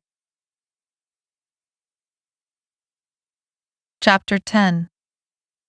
2 more days passed. Since Dessa was well enough to leave the sick room, she spent a lot of time at Ivan's bedside, helping Nurse Hamilton and Ms. Winters look after the kids. But a great deal of her time was also split between looking after Egg and Tiana. They showed signs of waking up for good soon.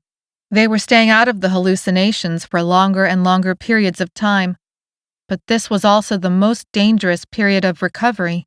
They were more likely to get trapped in a sort of sleepwalking state, where their hallucinations played out in real life, their bodies now healed enough to move. So, Tiana and Egg had been strapped to their beds. Amos wasn't concerned by it. The same had happened to him when he'd received the combo cure, and he knew how bad the hallucinations could get. Another night had fallen, but there was an anxious energy that ran throughout the brewery. Scouts had almost collected enough water treatment supplies that they were almost ready to leave for sanctuary. Ms. Winters and Nurse Hamilton had stabilized the kids enough to be moved with minimal equipment. That still hadn't kept Amos and Dessa from stealing a few moments in a dark corner. Dessa touched her lips with her fingers. Amos was a good kisser. He was a bright thing in a dark place. Dessa smiled to herself in anticipation. They'd reluctantly parted so he could check on the kids, but not without promising to hurry back and find another dark corner. As Dessa went to check on Egg and Tiana, her old sneakers definitely looking the worse for wear, but at least dry, she dodged around that stupid pallet of canned peas. Cole stood on the other side of the pallet, some sort of checklist in hand. They had barely spoken since the boat, not because there was anything wrong between them, but because he had reattached himself to Pierce as basically his shadow, and Dessa had been overwhelmed with caring for the kids and her sick friends, and making out with Amos. What are you doing? Dessa asked, curious. Inventory list, Cole said. He frowned. But I don't really know what I'm looking at here. She checked out the paper he held up, noticing different counts, abbreviations, and tallies. Pointing at one column, she said, You want to put your updated count here? Cole raised an eyebrow. Really? You figured it out that fast? She looked at him in mock surprise. Would you expect any less from me? He shook his head and went back to counting. She almost pushed on to check Egg and Tiana, but a burning question held her back. Cole, what happened to the vault? She looked at him sideways as she asked. We all risked our lives for that thing. I haven't seen or heard a word about it since getting back from the boat, other than overhearing some people were kind of mad he had pursued it. Cole let the checklist fall to his side. The look he gave her was surprise. I thought you knew. She moved her hand in a rolling motion, even as chills ran down her spine. Knew what? No, I really don't. Cole leaned against the pallet. He opened it up right there when we got on shore with it. Just used the code and popped it open. Dessa felt her eyes grow large. And? The need to know what had been inside, what had caused Pierce to want the thing so badly, was like a terrible itch. Cole could clearly see her desire to know. He responded by giving her a cheeky half-smile. I want to know what's inside too, but I didn't get a look. Not even a glimpse. None of us did. Pierce worked fast and covered it all up. You've got to be kidding me, Dessa said. Cole shrugged. It was from a museum. How important could it be? I bet it's just a bunch of genealogy papers or maybe the toenails of a famous person for all we know. Museums keep weird stuff. Come on, Cole, Dessa said. Whatever this was, it was important enough to store in a locked vault, not in an envelope tossed in a drawer somewhere. He was even hidden behind a painting. Yeah, Cole said, inside a room used for staging tourist tours of underground Sacramento. How secure is that? I'm sure whatever it is, that it's important to Pierce, but it's probably not relevant to you or me or any of us surviving all this. He waved his hand at the air. Dessa deflated. She didn't have a ready response to him, but the whole thing left her deeply unsatisfied. Maybe Cole was right, but maybe he wasn't. There had to be more to it than just genealogy papers, right? At least, if Pierce had emptied the vault, it meant Dessa still had a chance of stumbling across the answers someday. But would she even know what it was when she saw it? Anyway, Cole said, he dumped the open vault back into the river and tucked whatever it was inside his shirt. Aha! So it had to be light enough and small enough to fit. Dessa tried to imagine what that meant. Papers? A small box of jewels? Cole dropped his voice to a whisper. Yeah, and what's weird is he won't talk about it, and he keeps running off to do secret things. No one knows where he's going. Maybe he's buried the stuff in some secret spot so he can play treasure hunter someday. Maybe he keeps it on himself at all times, so that it never leaves his sight. Maybe it's evidence of some terrible crime he or his family committed and he's burned it all up now. Whoa, Dessa said, her mind spinning at all the options. You really think so? There was a long pause. She looked up to find an amused expression plastered on Cole's face. No, I really don't, Cole said, and started laughing. She scowled and pushed at his arm. Hey, that's not funny. I think so, Cole said, still laughing. The look on your face was epic. Stop playing with me, that's mean. Only because of you and your desire to have it all mean something, Cole said. It does not mean anything. Getting all worked up about it is just going to keep getting you all worked up. Dessa shook her head. I don't understand how you can't be desperate to know what was inside that vault, especially after everything we did to get it. The smile still remained on Cole's face, though he at least showed her the decency of no longer laughing. Powerful people want strange things. We're lucky he wanted it so bad you could use it as leverage. Dessa crossed her arms and sighed. Not that it mattered in the end. Now his voice dropped and became serious. It mattered, Dessa. You were smart to leave the vault with us in the boat. He would have come for the meds regardless. Project Polus represents too much power for him to ignore their best interests. But it helped make sure all the rest of us got back here too. Dessa hoped she would figure out what was in that vault someday. In the meantime, she checked Cole's work one more time, pointing out an error and a needed revision, then continued on her way to see Egg and Tiana. Only a few people were still awake. It was almost the middle of the night. Dessa prepared a tray with 2 cups of warm water and some lemon juice with honey. The hydrophobia, a side effect of the Lissa virus, also caused sore throats. Pushing aside the pink cupcake curtain, Dessa stepped into the sick room. There was no real ceiling, just 4 walls with a section cut out for the door. Maybe it had been used as an office at one point. Dessa hurried to Tiana's bed first, but then sighed. Tiana was locked in again. They tried to make sure someone was always nearby, but that wasn't always possible. Nurse Hamilton was nowhere to be seen, but she might have left to get Tiana something to ease her thrashing. Or maybe someone on a supply run had come back injured. Tiana's dark hair was plastered to her face with sweat. The blanket was all tangled around her legs. Her eyes were doing that thing where they flitted back and forth underneath the lids. Setting the tray on the side table, Dessa rearranged the sheets and pillow to make Tiana more comfortable. She also checked the straps before picking up the tray and heading for Egg. Squinting against the darkness, she approached Egg's bed, hoping he would at least be lucid, and noticed something wrong. The blankets had completely tumbled off the bed.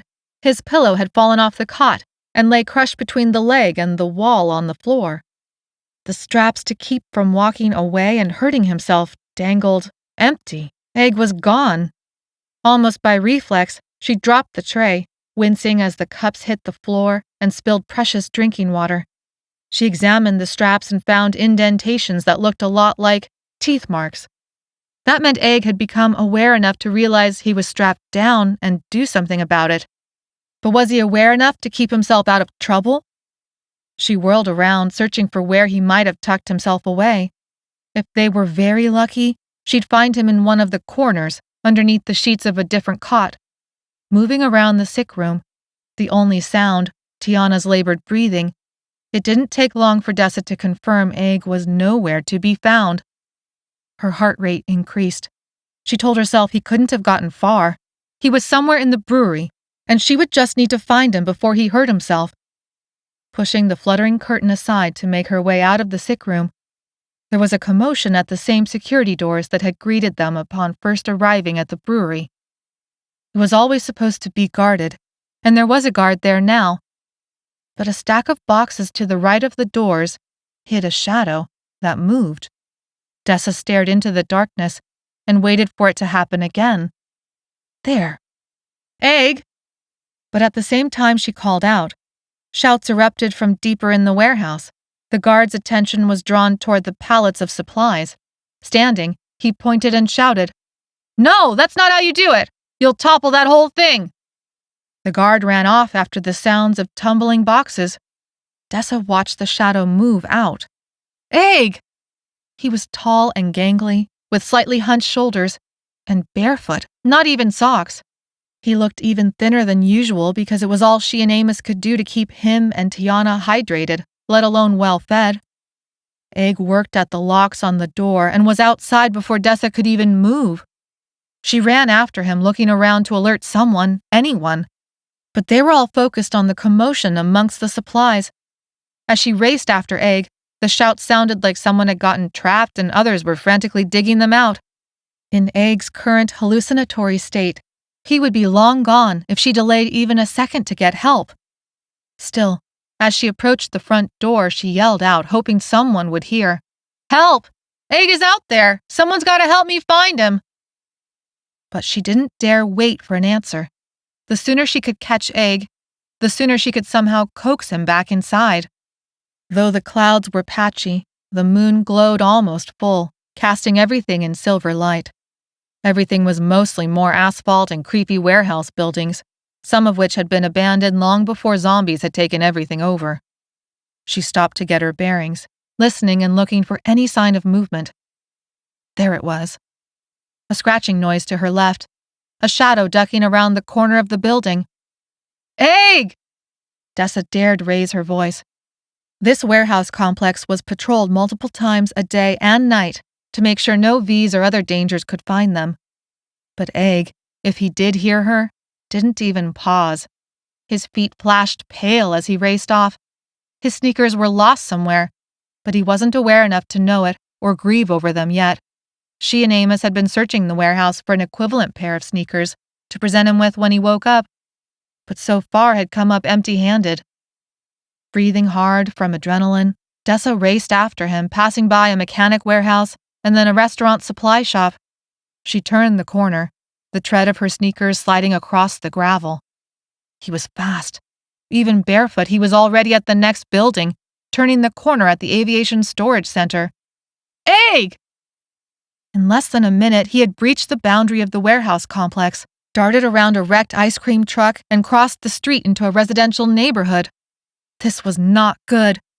Dessa was alone and Egg was freaking out, and no one knew either one of them had even gone outside the protection of the brewery walls, let alone left the warehouse complex altogether without even a weapon, or in Egg's case, shoes.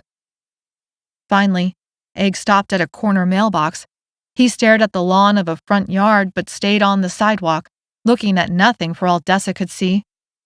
She dodged the ice cream truck, leapt over some dark object in the road she couldn't identify even in the moonlight, raced up and put herself in his sightline, blocking him from whatever it was he thought he was looking at.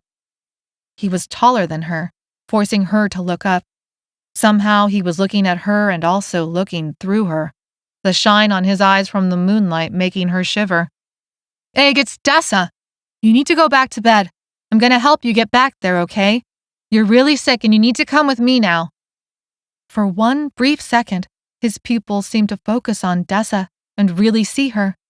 She grabbed his arm gently, but also firmly. But then his pupils dilated, and the vacant stare returned. He became like a stone pillar. Then all of a sudden he shook her off, hard. She flew backwards, losing her footing, landing with a thump on the sidewalk. With the moon shining bright behind him, Egg loomed over her like a great beast. He held his arms wide, almost in a T-shape, like he was going to tackle her. His expression looked twisted. "Did you see her? She's here, I saw her, I know it!" His voice was hoarse and low and filled with horror. "I don't see anyone, Egg. There's no one here." He looked around like a wild animal on the scent of something. Then he looked down and his gaze caught on Dessa, but not really. "I know you hit her! Where did you put her? Just tell me!" "Egg!" She couldn't keep the anguished note out of her voice. What memory was running in a loop right now? Did she even want to know? "You can't just take my little sister like this! Why can't you just tell me where she is? Evelyn? Evelyn!" He ran off, leaving her splayed out on the sidewalk. Her heart lodged in her throat, but she struggled to her feet and raced into the neighborhood after him, feeling the creeping shadows. Wrecked cars that might hide infected, small animals moving around, doing their own kind of salvage. Everything seemed ready to jump out and catch her by the throat. But she couldn't leave Egg to get lost in this neighborhood overnight. They might never track him down again. Somehow he sprinted so fast he was already 100 yards ahead of her. This road would chew up his feet. He would be lucky not to come back from this night with some major wounds or a deadly infection. He would be lucky to come back from this night alive. She raced to follow him left through an intersection when lights blared on the right. Thinking fast, she dove behind a tree on the corner lot of a house with a picket fence covered in dead vines. A large vehicle rumbled into view, the headlights dancing across the street. Egg disappeared around another corner. She felt like she was choking. If she went after Egg, she would get caught in those headlights.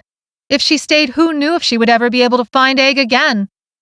Another vehicle rumbled into view, this one clearly military, and her choice was made for her. The trunk of the tree and the dead ivy acted as her only cover. Everything was washed in bright light, destroying her night vision. In the center of the cone of light formed by the headlights, soldiers got out and looked over a map while the engines rumbled impossibly loud in the night. The beams showed uninfected skin. Her palms became clammy. The military gear and vehicles were unmistakable. These were Sergeant Benning's soldiers. They shouldn't be this close to the brewery. Their headquarters were supposed to be miles away, over the river and beyond the densest part of the city. They had already tried to exterminate New Sacramento once, Ms. Winters having given up its original location when she trusted the military's promise to protect Project Polus. Instead, when the uninfected soldiers arrived, they had wiped out New Sacramento, the only survivors meeting up at the brewery as their backup location.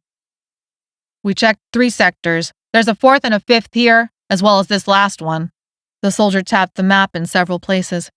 "We found signs of survivors here and here. Equipment that has clearly been salvaged and not by us." "Other uninfected?" another soldier asked. "No way to know," the first soldier said.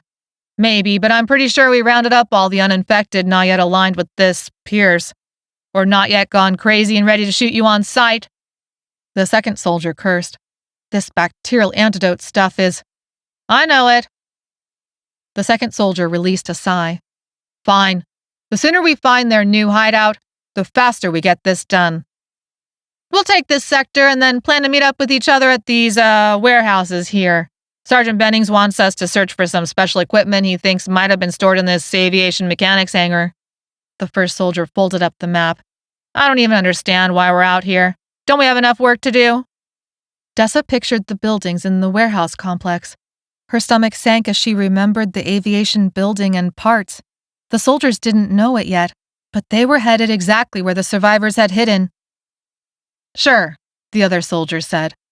"Fighting off the leftover infected that didn't dump themselves into the river is plenty of work, but I guess I'm not high up enough to make those kinds of decisions." The first soldier grunted. "You and me both." Once this is done and we've confirmed eradication of all infected in this quadrant, there's supposed to be a hot shower and a hot meal waiting for us. I don't want to be out here for more than another day." One of them gave the signal, and the half-dozen soldiers packed themselves back up into the vehicles and rumbled off in opposite directions.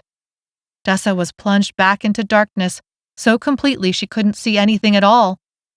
The silence that the engines had shattered returned, but now her ears rang.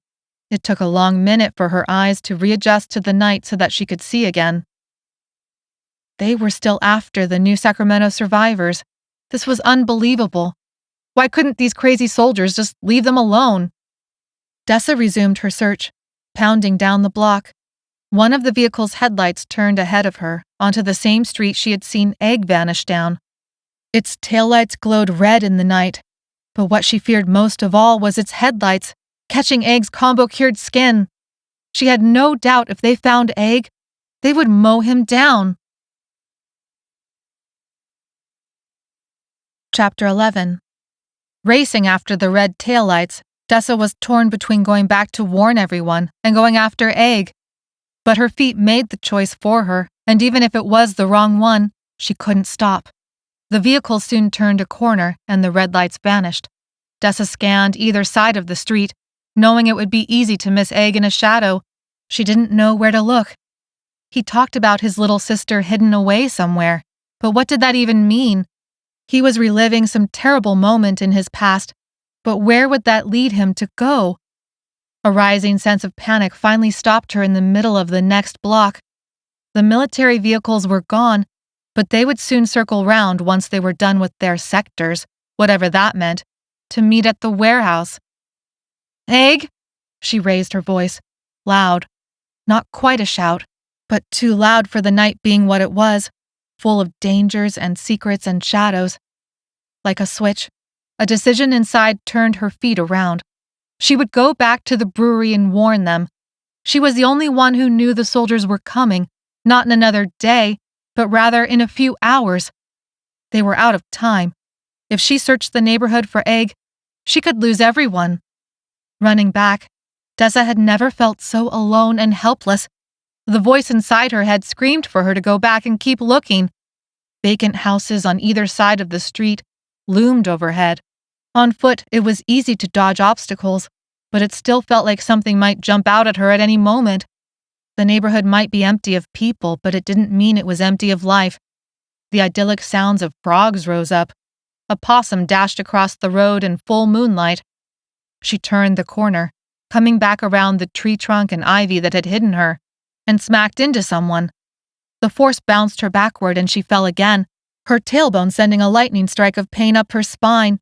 Gasping, she scrambled backwards on the sidewalk, the asphalt scratching the skin on her hands. The moonlight struck the side of his face, throwing his profile in high relief. Dark hair and a sharp nose and a strong chin. "Dessa, what's going on?" Cole had a rifle slung over his shoulder. He held out a hand to help her up. She took his hand and he set her lightly on her feet.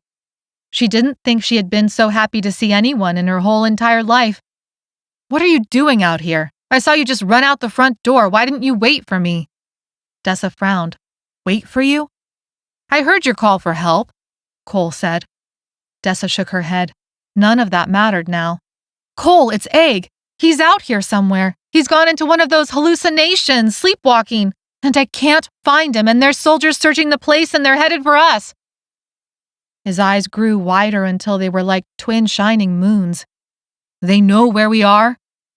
Dessa shook her head, frustrated at the waste of time it took to spit out the necessary words. "No, not yet. But they want some airplane parts, and that's right where we're hiding. We have to get everybody out, but we can't leave Egg behind either." A long moment of silence made Dessa want to throttle Cole. "I'll go back and tell Pierce myself. He won't believe you." Dessa opened her mouth to argue, but knew he was right. Instead, she asked, "What about Egg?" She could count on Cole having an answer she hadn't thought of yet. "You need to come back with me and get the kids ready to go," Cole said. Dessa's stomach plummeted. "We can't look for Egg right now," Cole continued. "He could be anywhere, right?" Reluctantly, Dessa nodded. She had just sprinted through how many blocks and not seen a sign of him? There were houses to search, backyards, front yards, wrecked cars. He could be in any one of those places or none of those places. He could still be running. The soldiers could have caught up with him. Cole was all lines of tension as he tugged her down the block. "We tell Pierce, you get the kids ready and I'll come back out here and I'll look for Egg myself." She let herself be pulled along until they had turned their walk into a run. "Dessa, I promise I will come look for him." She wanted to let Cole know she heard him and believed him, but it took everything in her to just keep going. Her body couldn't take much more of this. She was better, but not all the way. That she'd been able to even run as far as she had without emptying the contents of her stomach was a miracle. But her stomach had begun to rise up in protest, and her muscles felt more like jelly. They passed by the post office box as headlights flashed down the street. Cole ducked against the undercarriage of the tipped-over ice cream truck and pulled Dessa down next to him.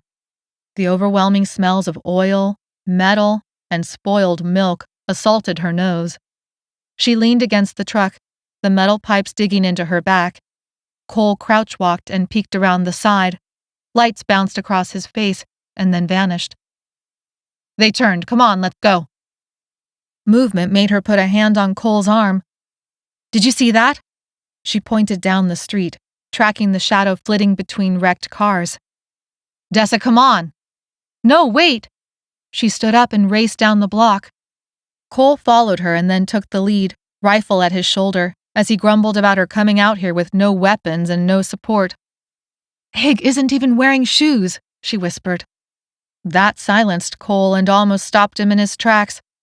Anyone who knew Egg knew that he had to be pretty messed up to go anywhere without good quality shoes. She went around Cole and approached the driveway. At the end of it, a figure kneeled against a garage door of a 2-story house. The moonlight shined in the wrong direction, and she couldn't make out any details. "Egg? Is that you?" Large pots stood on either side of the front porch pillars, with plants now long dead, even with the deluge of rain that had happened over a week ago. Cole caught up to Dessa, and they approached the garage as if they were a team about to tackle a wild animal. Keeping his rifle raised, Cole called out, "Egg, let's go." There was a sniffing noise. Dessa shifted to the right as Cole moved to the left. The figure against the garage was definitely a person, not an animal. But now the question was if it was Egg or a V. Keenly aware she was still weaponless, Dessa noticed a decorative rock border and picked up one of the larger stones. Not a great weapon, but better than nothing. The figure groaned, and Dessa's heart stopped. She told herself that no matter what it sounded like, it couldn't be a V, because it would have already been on them, its rage uncontainable. This person's chest was heaving as if crying. Dessa didn't want to hurt him, but if this was Egg, he had to come with them now, no matter what it took to force him along. But there was one more thing she could try first. "Hey," Dessa called out softly. "Were you looking for your little sister? I think we found her. Is her name Evelyn?" Egg raised his face like he'd been slapped. He stood up, unwinding himself from the ground, and stepped out of the garage shadows. Moonlight bathed his tear-streaked face. "You found Evelyn?" Cole stayed off to the left, tense, his rifle at his side. She offered her hand to Egg, not daring to step closer in case he decided to bolt. As if reading her mind, Cole bent his knees, making ready to tackle Egg to the ground. But she had found the right thing to say, no matter how awful the truth might hit him once he realized she had lied. He took her hand, and even though he was taller than her, it was like she was holding the hand of a little child. "You really found her?" Egg's eyes were big and full of wonder. She forced herself not to cry, even though everything inside her was ready to split apart. "I found her, Egg. She's waiting for you. Come with me, okay? We gotta go fast." He nodded, unable to speak from the emotions that seemed to choke him. She ran with him, hand in hers, back to the warehouse complex, through those creepy buildings, Cole taking lead. They hit the front door of the brewery and Cole pounded on it while yelling at whoever stood guard to let them in. And then they were inside. Cole peeled off, shouting for Pierce and everyone else to gather up to inform them of the new emergency at their doorstep. Amos rushed over, alerted by all the commotion, and helped her lead Egg back to the sick room and into Nurse Hamilton's care. They strapped Egg back to the bed, and he realized she had lied. He wailed and thrashed against the straps as Dessa choked out what had happened. They did their best to soothe Egg to sleep, but he wouldn't stop until Nurse Hamilton pushed them aside and administered a sedative. They washed his lacerated feet, tweezed glass and splinters out of the soles, spread ointment across the skin, and put dry socks over them. The commotion disturbed Tiana, now awake and lucid. She yelled for Egg, straining against her own straps. Egg's expression finally relaxed, and Tiana fell back into the fevers.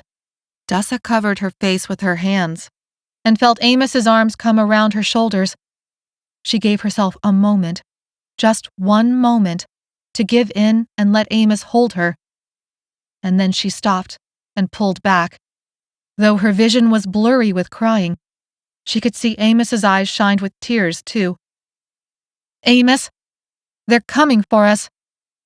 He brushed a thumb across her cheek. "Then we go." Chapter 12.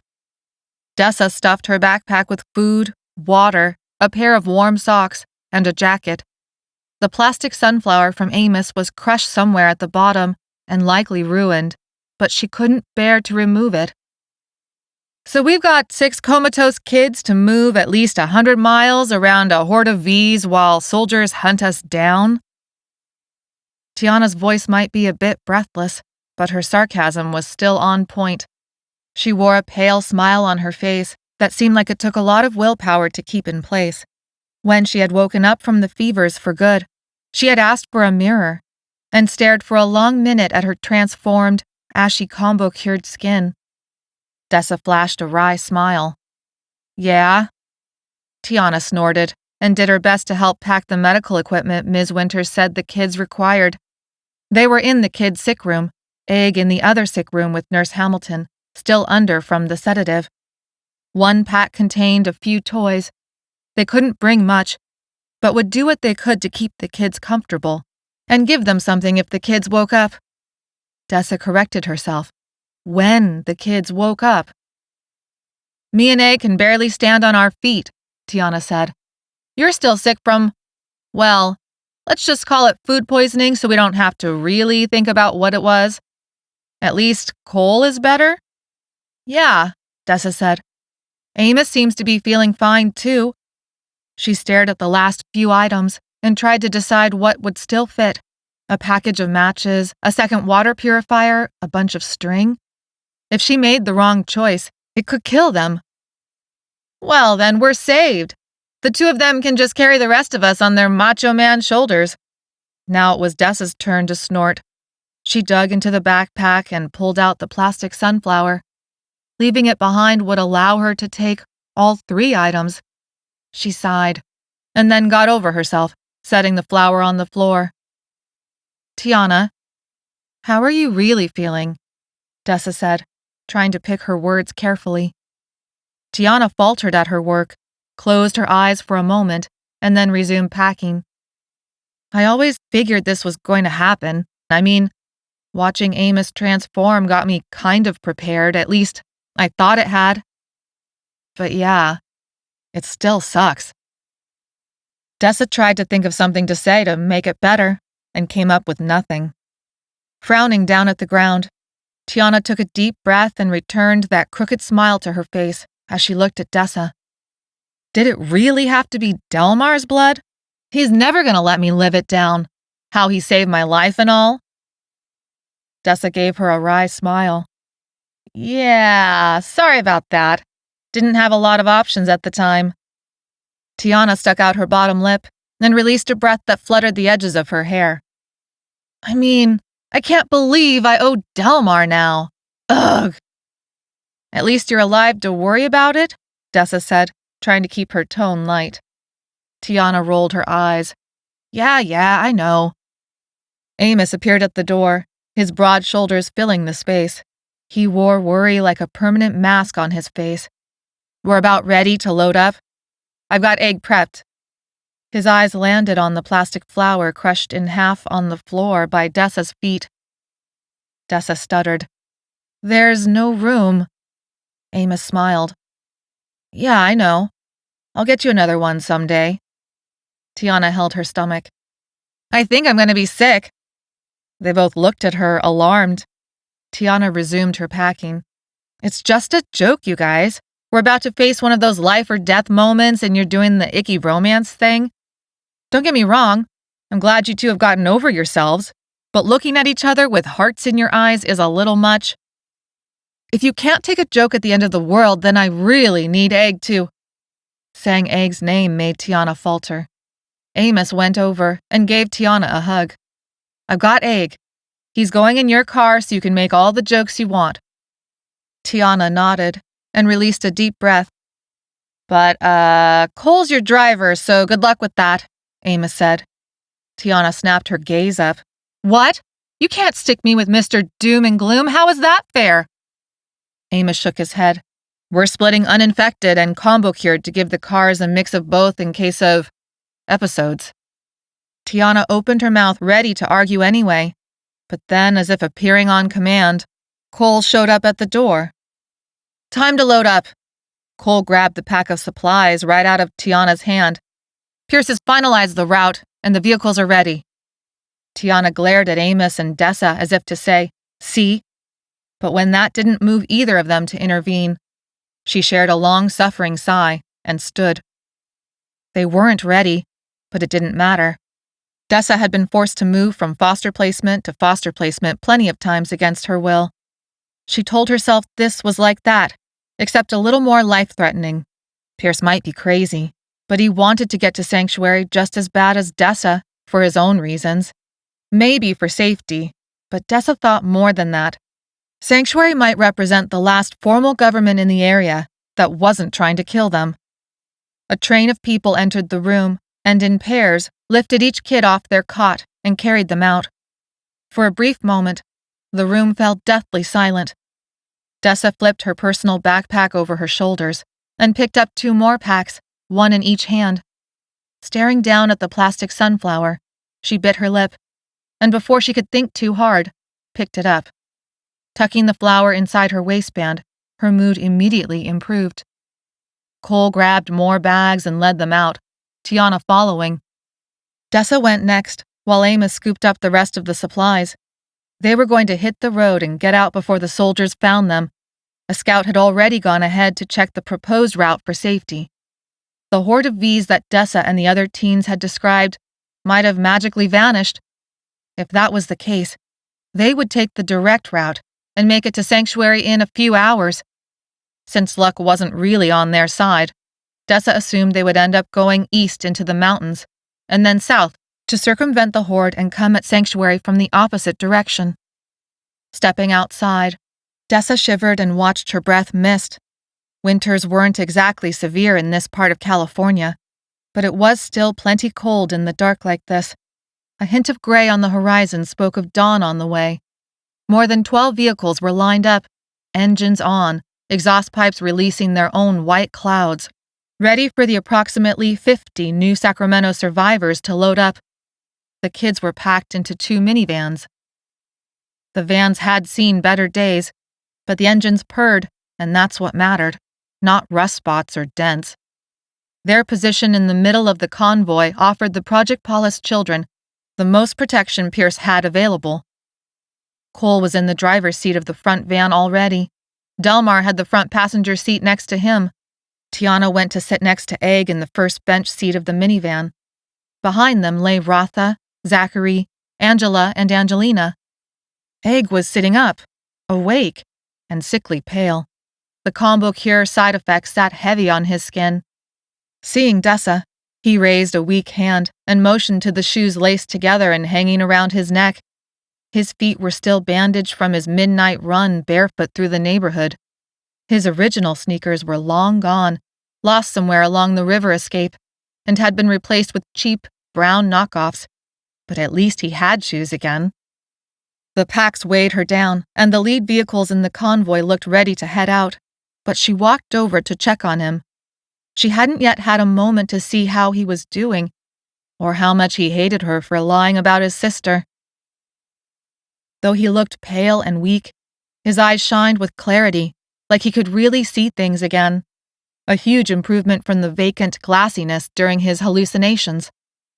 He gave her a weak smile as she approached. There wasn't much time, but she had to know.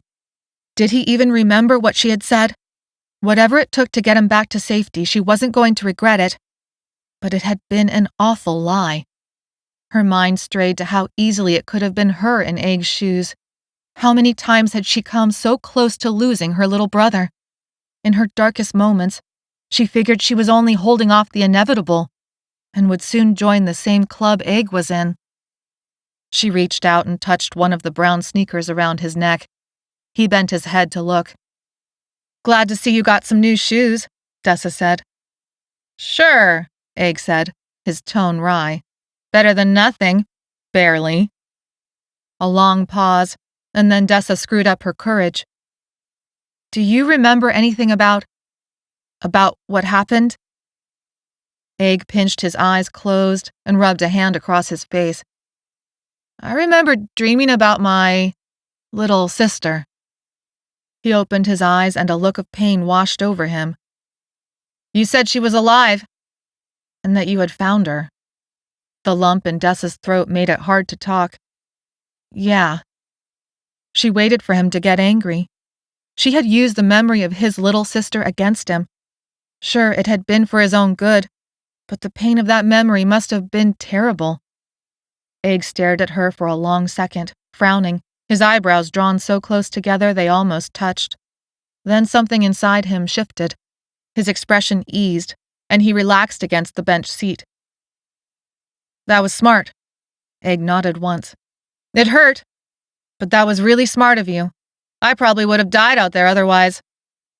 Relief washed over Dessa. "You're not mad?" "There's no way I was going to come back here, or go anywhere without my sister. Not with how real it all felt." Egg shuddered.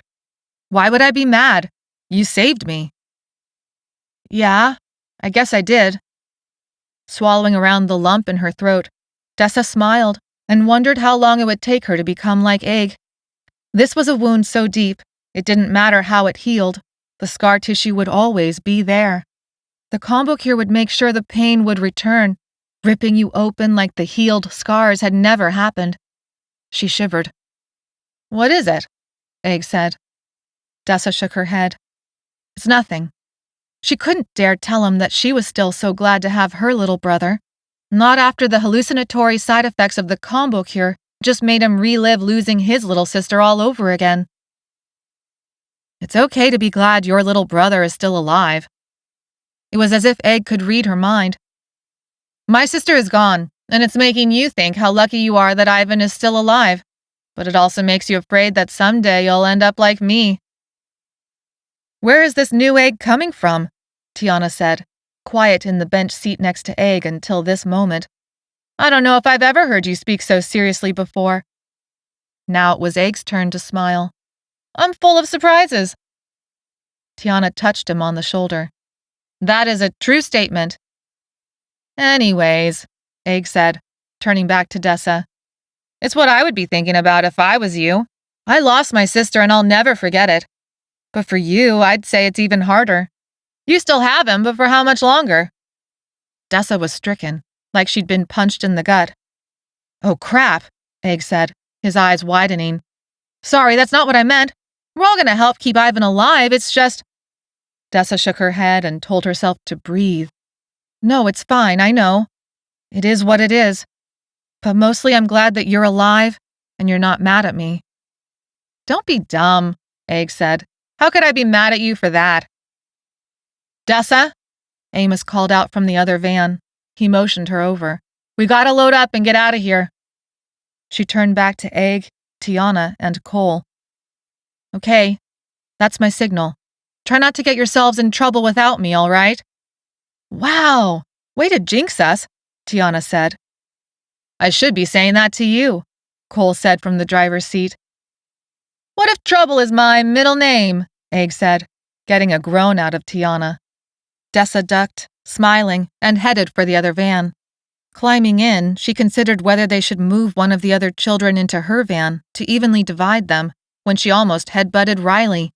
Watch it, Riley said. Dessa gritted her teeth. That must have been why they had split the children, 4 in one van and 2 in this van, to make room for her. Great.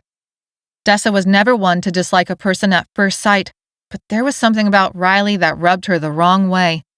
Maybe it was because she was Pierce's daughter. Maybe it was because she was uninfected and acted so haughty about it.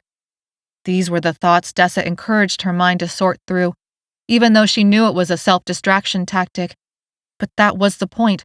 She'd rather obsess about who was in each car and why, than consider how small their chance of success was, with 6 comatose children, a waiting horde of infected, and enemy soldiers at their heels. Before buckling herself in, she helped Amos tuck the supplies underneath the seats where Claire and Ivan were laid out. She couldn't help but check to make sure their tiny chests still rose and fell. Tig was safely secured inside a mesh gym bag and already sat between Claire's feet. He wasn't meowing yet, but had returned to the nap they'd interrupted when getting him in the bag. It seemed this new crisis wasn't going to keep him from his beauty sleep. Ms. Winters was in the front passenger seat holding a bag in her lap. Though there were other children in the group, they were not Project Polus children, and so had been spread out with other adults across the convoy. Amos slid into the driver's seat. Dessa rolled the van door closed with a click. They drove off, following Cole, another half-dozen vehicles following them. How'd you meet up with my father anyway? Riley asked, as if they had already been in the middle of a conversation. Dessa looked over at Riley, sitting so relaxed and cool. I'm sure your father gave his version of things. Riley arched an eyebrow. Sure he did. Dessa turned to scan the streets through the window. They needed to make it to the rural bypass road without getting caught by the soldiers. So far, the dark worked in their favor, but headlights were necessary, and that would attract a lot of attention. The dawn could not come fast enough, so they could turn off those lights and move a little less conspicuously. He said you're kind of, nutty, messing things up a lot. But I figure you got your version too, right? Was that a muscle pulsing in Dessa's temple? She told herself not to take Riley's bait, but that was easier said than done. She felt almost back to normal, except for the lack of sleep and the impending doom stuff. The rush of adrenaline from the last few hours had buoyed her energy further. But now that she was sitting still and couldn't do much except watch Amos drive and listen to Riley ask infuriating questions, the adrenaline was ebbing away. Her energy was stuttering, kind of like a gas tank running on fumes. She didn't like the feeling. It meant her reaction times would be slow and her mind sluggish. All she wanted was to fall asleep somewhere safe, like Tig, especially if that somewhere safe was in a dark corner with Amos's arms around her. Dessa looked at Amos in the rearview mirror. He caught her eye and smiled. Her stomach did that butterfly twist, and she smiled back. Ms. Winters opened the map on the dashboard to trace their progress. Okay, fine, Riley said. But tell me this. Why is our driver suffering from the combo cure? Can't he fall into one of those psychopathic breaks at any moment? Dessa felt her mouth drop open. Amos's expression looked stunned, and his knuckles turned white from their grip on the steering wheel. There's nothing psychopathic about the combo cure, Dessa said, with heat in her voice. Riley arched an eyebrow again. Come on. I mean, I get that he's right here and all, but we need to take this seriously. He's got our lives in his hands. Shouldn't we get someone uninfected to do it? Why aren't you driving? Dessa laughed. I don't know how to drive. You can bet I'd crash us. Okay, then. Where's that Cole guy? Riley asked, a forced note of casualness in her voice. In the van ahead of us. Dessa wondered if she had sounded this dumb and cruel as Riley when she'd first had misgivings about what the combo cure had done to Amos. She hoped not. Feared maybe she had. Please feel free to run out there and join them. Just make sure you dodge all the dead bodies on the way. Riley frowned, Is that supposed to be funny? No, Dessa said. It really isn't. The combo cure does not turn anyone psychopathic, Ms. Winters said mildly. The words we use matter. Correct words improve our thinking about important topics. If there has been a recent event of reinfection of the Lissa virus, then yes, it does mean that sometimes psychotic episodes can reoccur with greater frequency for a few days. But we are now more than a week beyond your last bite exposure, are we not? Amos concentrated on the road ahead, swerving around several luggage bags that clothes had exploded out of. Yeah. Have you had any episodes in the last few days? Ms. Winters said, as if she already knew the answer. Not for the last 8 days, Amos said. Ms. Winters looked back at Riley over her glasses. Then we are perfectly safe in his hands. I have seen Amos drive more than one vehicle in the past few months. He is an excellent driver. I gladly put my life in his hands. Dessa wanted to cheer Ms. Winters on and throw some cutting words of her own at Riley. As she opened her mouth to do it, Amos gave her a slight shake of the head through the rearview mirror. Not worth it, he mouthed. Dessa frowned.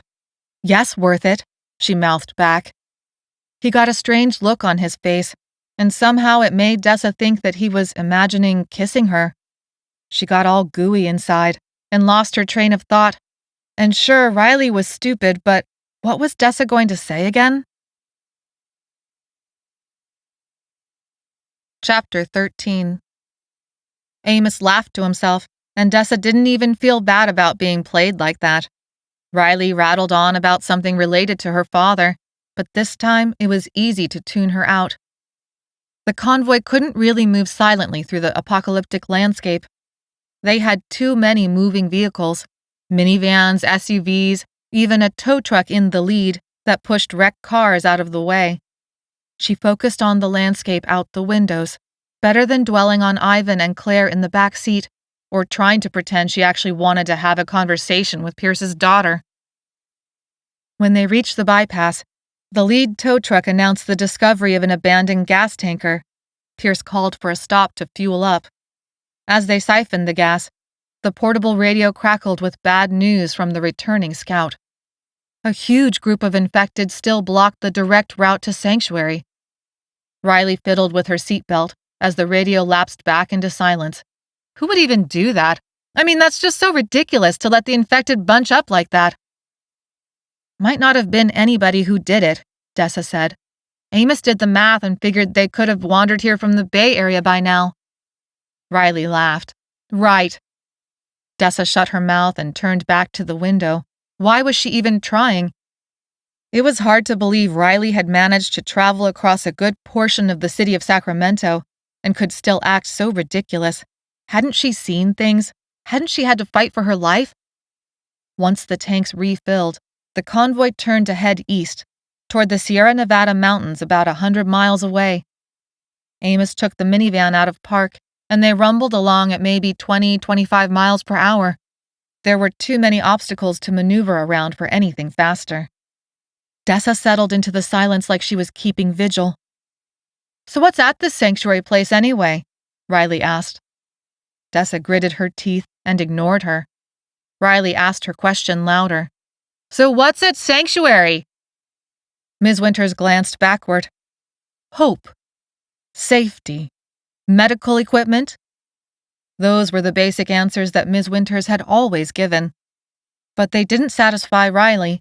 She leaned forward, bracing her hands on her knees. But what exactly is at Sanctuary? I mean, when we arrive, what's it look like? What's going to happen? Dessa had to admit that they were good questions, ones she had never thought to ask. Sanctuary had seemed so far away. No matter how many times they had tried for it, something had always prevented them. But now they had to get the comatose kids to Sanctuary within the week, or they would waste away in their comas. Ms. Winters had always changed the subject when they had pressed her for details. Dessa expected the same garbled scientific non-answers as always, but this time was different. There's going to be a large fence, more than 2 stories tall, chain link, and it will look like it surrounds nothing at all. Rolling hills, a few run-down buildings. Dessa strained her ears to better listen. It will look like nothing at all. In fact, it's a working landfill above ground. But there's a large building set back from the freeway, nestled in the hills. That isn't anything to do with the landfill. Parts of it are built into the hillside and underground. The fence is only one of many security measures. There will be others. Satisfied for the moment, Riley sat back. She looked like she was thinking hard, and that maybe it hurt a little bit.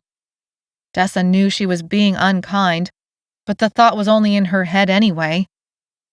Sergeant Bennings never said anything about this place, Riley said. Isn't he part of the government? Why are you here? Dessa said finally, unable to hold back. Riley frowned. Dessa didn't mean the question to come out accusatory. She really was curious about what had happened to bring Riley all the way back to Pierce. I don't mean it like that. I mean, you were safe at Cal Expo, surrounded by other uninfected. How did you get out? How did you make it over here? Why? Riley sat back and stared out the window. I heard my father was alive. Dessa waited for more. There had to be more. But Riley just sat there in silence. And? Dessa prompted. Glancing over at Dessa, Riley said, I overheard Sergeant Bennings planning to search out all infected, including the combo cured like my dad. The orders from on high had changed, or maybe he had decided to go AWOL and change them. But all I knew was that he was serious about eradicating all types of infection from the city limits in order to eventually resettle it. You left the safety of Cal Expo's walls and guards for that? Dessa said, trying not to be impressed. She wasn't sure if she could believe Riley. After everything Dessa and her friends had been through, the promise of sanctuary safety was everything. She didn't know what she would be capable of doing or not doing to ensure that kind of safety. Yet Riley had left it all behind on the off chance her father was still alive, and on the even smaller chance she could actually get to him. Maybe instead of feeling impressed, Dessa should admire Riley's dumb luck. And you just left after that? Amos said, his voice soft and curious. How did you survive on your own? That must have been hell. Amos's validation made Riley relax again. I left with a few others, who thought they might have relatives outside the wall too. Yeah, it got bad. What happened to the other people you came out with? Amos said. Riley shook her head. She stared at her lap and twisted her hands together. They didn't make it. Dessa could imagine how it all went down. After all, she had essentially crossed the same city streets, the same river, to bring back the meds and vault. Riley's equivalent journey would have been horrific. She was here, alive, and even though Dessa lost no love over Pierce, she understood what it meant to reunite with family. Just like my half-siblings and stepmom never made it to Cal Expo. Oh. Dessa felt punched in the gut. Back when General Alberta was in charge and had found Dessa and her friends, he'd sent the families to the refugee center at Cal Expo before heading out to blow up the Folsom Dam. It was supposed to have been safer for them. Dessa remembered Pierce's goodbye to his wife and kids and felt grief well up. He'd lost them all. So had Riley. Anyways, Riley said, tossing her hair over her shoulder like she didn't care. But her eyes shined with extra brightness, and there was a pinched look to her cheeks. It was turning pretty lame there. Too many people side-eyeing each other. Lots of secrets and closed doors and funny stuff happening. I had to get out, and I knew my father was out here, and all I had to do was find someone and tell them who I was. So yeah. Yeah, but it hadn't been easy, and despite Dessa trying to steel herself from feeling anything, she thought she understood a great deal more about Riley now. How much of her ridiculous arrogance was a strategy for compensating for all the crap she had been through. It was like Dessa could hear echoes of her favorite therapist's little talks, or one of the truth bombs her caseworker, Jolana Busi, had dropped from time to time. Riley was using arrogance to cover up all the feelings she couldn't bear to deal with. Sanctuary will be different, Ms. Winters said, looking again at the map. Its walls contain good people, People I have worked with for a long time. They have security, not true military. Loyal to the work being done inside its walls. We will find safety there and room to work toward a cure. I understand things look bleak now." Ms. Winters glanced back at the comatose forms of Ivan and Claire. "But we will fight and win. Things are tough but will not always remain so. We are one scientific breakthrough away from changing our situation irrevocably for the better." A mix of hope and despair filled Dessa. She believed Ms. Winters spoke what she knew to be the truth, but how could this world go back to normal? That didn't seem possible anymore.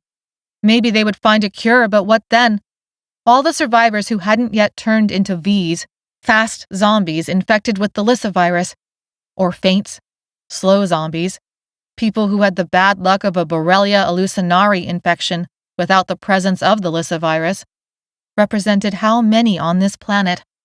Maybe millions of people, but compared to the 7 billion they had started with, millions weren't enough to clear all the streets and fly the airplanes and fill the schools and make the cities run again. But she kept those thoughts to herself because nobody liked a downer. She also made a promise to herself to somehow find the willpower to treat Riley with more kindness and compassion. Still, the look that passed between her and Amos in the rearview mirror gave her a great deal of comfort. He was struggling with the same sense of disbelief, or rather, acceptance. Holding on to what was long past and thinking they could get back there would only get in the way of what was actually possible. It was better to work with the truth, no matter how stark the reality of that truth. The basic creature comforts they had taken for granted in their former lives might be gone forever. But that didn't mean there was no hope. They had to adjust their expectations. They had to accept what could no longer be in order to embrace what might still be. Clean water, dry clothes, warm, nourishing food, a safe place to sleep. Maybe a dark corner somewhere with Amos. She smiled to herself at the thought. Those things sounded pretty great right now. Actually, they sounded amazing. As if to test her newfound conviction to make the best of things, a growing roar drew her attention out the windows to her left. Housing developments on either side blocked the view until they crossed a four-way intersection. Down the long road sped another convoy of vehicles, clearly military, headed right for them. It happened fast. 1 minute their van followed the vehicle that contained the other half of her friends. The next, the military trucks roared like giant belching monsters to cut them off from the front half of the convoy. Amos had to slam on the brakes to keep from T-boning a jeep. Soldiers hopped out, even as the acrid smell of burning brakes hit Dessa's nose. There was screaming. It came from Riley and from Dessa. Amos flipped the van in a hard U-turn that forced Dessa to brace herself with the seatbelt. Ms. Winters splayed both hands across the dashboard to keep from being tossed around. Behind her, Tig howled inside his mesh bag. Ivan and Claire skidded across the seats until they were half sitting up, pressed against the car from the torque. Amos gunned it, swerving around the car that had been following them, which still hadn't moved. The driver's mouth gaped open. The seats were full of people and supplies, but the driver stared at the soldiers, stunned. Gunfire erupted, shattering the car's front windshield. It sprayed the side of their van, too. Big thuds that made Dessa flinch. "Hold on!" Amos swerved around another SUV that had attempted a U-turn and ended up in the ditch, front hood smoking. The radio squawked. Dessa was being tossed around, but she snatched for it. "Pierce, we're cut off!" It sounded like Delmar's voice. Dust stirred up by the tires obscured the view. Amos floored it, and the jump in momentum pressed her against the seat. The last vehicles in their convoy raced ahead, having turned around in time. Behind them, gunfire continued in a steady, horrific beat. "What are you doing?" Riley yelled. "Keep going, Amos," Ms. Winters said. "Keep going." Dessa shouted into the radio. "We're headed west. Please advise. Anyone?" Chapter 14. A garble of screams and commands came through the radio that none of them could understand. Something hit the van with a ping. There was a stutter and hitch in the speed. The engine struggled as the cars ahead of them pulled away. Riley yelled at Amos to go faster. Ms. Winters looked through the windshield as if she might jump through it. Residential neighborhoods turned into open fields, then back to neighborhoods. They passed under a freeway overpass, barely staying ahead of the military in hot pursuit. Obstacles in the road worked in their favor. The van was smaller and more maneuverable than the large military trucks, but the front hood had begun to smoke, creating an easy-to-follow target. Strip malls, parking lots, and newer-looking houses lined either side of the four-lane road. Intersection lights were like so many dead trees, the trunks and bent branches of metal sticking up into the sky. "Amos, we need to find a place to hide this car," Dessa yelled.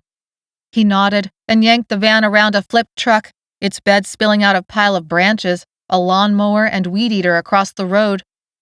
More gunfire sounded, and when Dessa looked back, their football field lead had shrunk. "It won't go any faster." Amos brought the van around another obstacle. This time, two bicycles grotesquely tangled together in the middle of an intersection. A red sports car rested on top, with the bicycle wheels stuck in the tire wells. "You have to turn," Ms. Winters said, pointing through the windshield. "That's a dead end up there." Dessa looked and saw Ms. Winters was right, but beyond that, it wasn't just any dead end. It sloped up, forming a small hill. Trees and open sky could be seen just beyond it. "That's the river. We're back where we started." It wasn't the same place where Amos had docked the boat to let Dessa and Delmar off, but it was close. Dessa felt sick to her stomach. They'd lost all their progress, and now the river would form a trap. Just 10 days before this, the water had been choked with the 1,000,000 or more infected Sergeant Bennings had sent into the river. They were too low on this road to see what the river looked like now, not that it would matter. Dessa reached between the seats and pointed to a side street of houses that backed up to the levee itself. "Amos, turn right." They needed to find a house and ditch this car and figure out a new escape plan. The other vehicles in their group had vanished down the side streets. She had a passing thought for Tiana, Egg, Cole, and the other children under their care. The soldiers had come upon their group by accident and split their convoy in half. Had Cole managed to get them to safety? Or were they now prisoners? Or worse? Amos made a sharp turn, throwing them all to the left. Tig howled again, furious. This street of houses looked rich. To live backed up against the river like this probably cost a lot of money, even though you couldn't actually see the river yet. Mature oak, elm, sycamore, and mulberry trees lined the sidewalks, arching overhead so that their bare branches almost touched. They had just a few more seconds to find a hiding place before the military turned onto this street and saw them. "There!" Dessa pointed left across Amos's line of vision. "Turn left now! Into that carport!" "No, we have to keep going!" Riley screamed. Amos ignored her, turning left. The gutter bump bounced them all into the air. To Dessa's relief, the carport driveway was long and empty. From the street, she hadn't realized how deep it went, back almost to the levee itself. There was a garage-like structure that sat at the end of the driveway, its back wall almost against the levee slope. The curve of the long driveway hid their car from the road. "Amos, turn it off," Dessa said quietly. With shaking hands, Amos put the car in park and turned the key. The engine died and the cooling parts ticked. A small trail of smoke still rose from the hood and could give everything away. Or the shadows this carport and driveway offered would protect them. Ivan groaned in the back seat. Ms. Winters turned around, looking alarmed. "What's wrong with him? Can you see?" Dessa undid her seatbelt and crawled over the seat. She set Tig's pack upright as she scanned her brother. The twists and turns had laid Claire and Ivan both back to pretty much where they had been when they started. "I don't know." She searched for signs of distress, but Ivan's breathing had calmed and turned regular again. His face was a normal color and he actually looked pretty peaceful. Dessa pulled herself back over into her seat, her legs and arms feeling like jelly. The other three were all turned around, looking through the back windshield, holding their collective breath. The carport was long enough that they could only see a small section of street as military vehicles zoomed past, their engines rattling the windows, and then they were out of sight. "Okay, so they're gone," Riley said, her voice shaky. "We can go back now." Amos looked at her and frowned. "No way, they'll be back." "You don't know that," Riley said. Through the television the back windshield had become, another military vehicle zoomed by. "See?" Amos said. "We can't stay here." Riley motioned to everything outside the windows. "There's no protection from the soldiers or infected. We need walls and weapons and food and water, and we need to find somewhere the military can't get to us." Dessa thought hard, trying to figure out how they were going to get out of this mess. 2 sick children. Dessa was healthy enough, but still not 100%. Ms. Winters was older, and even though she was a tough old bird, it didn't mean she could outrun V's or the military. Amos was the healthiest of them all, notwithstanding Riley, who Dessa hadn't really seen in action yet. Staring at the clapboard exterior of the house that lifted 3 stories above them, Dessa realized they needed a better look at the situation.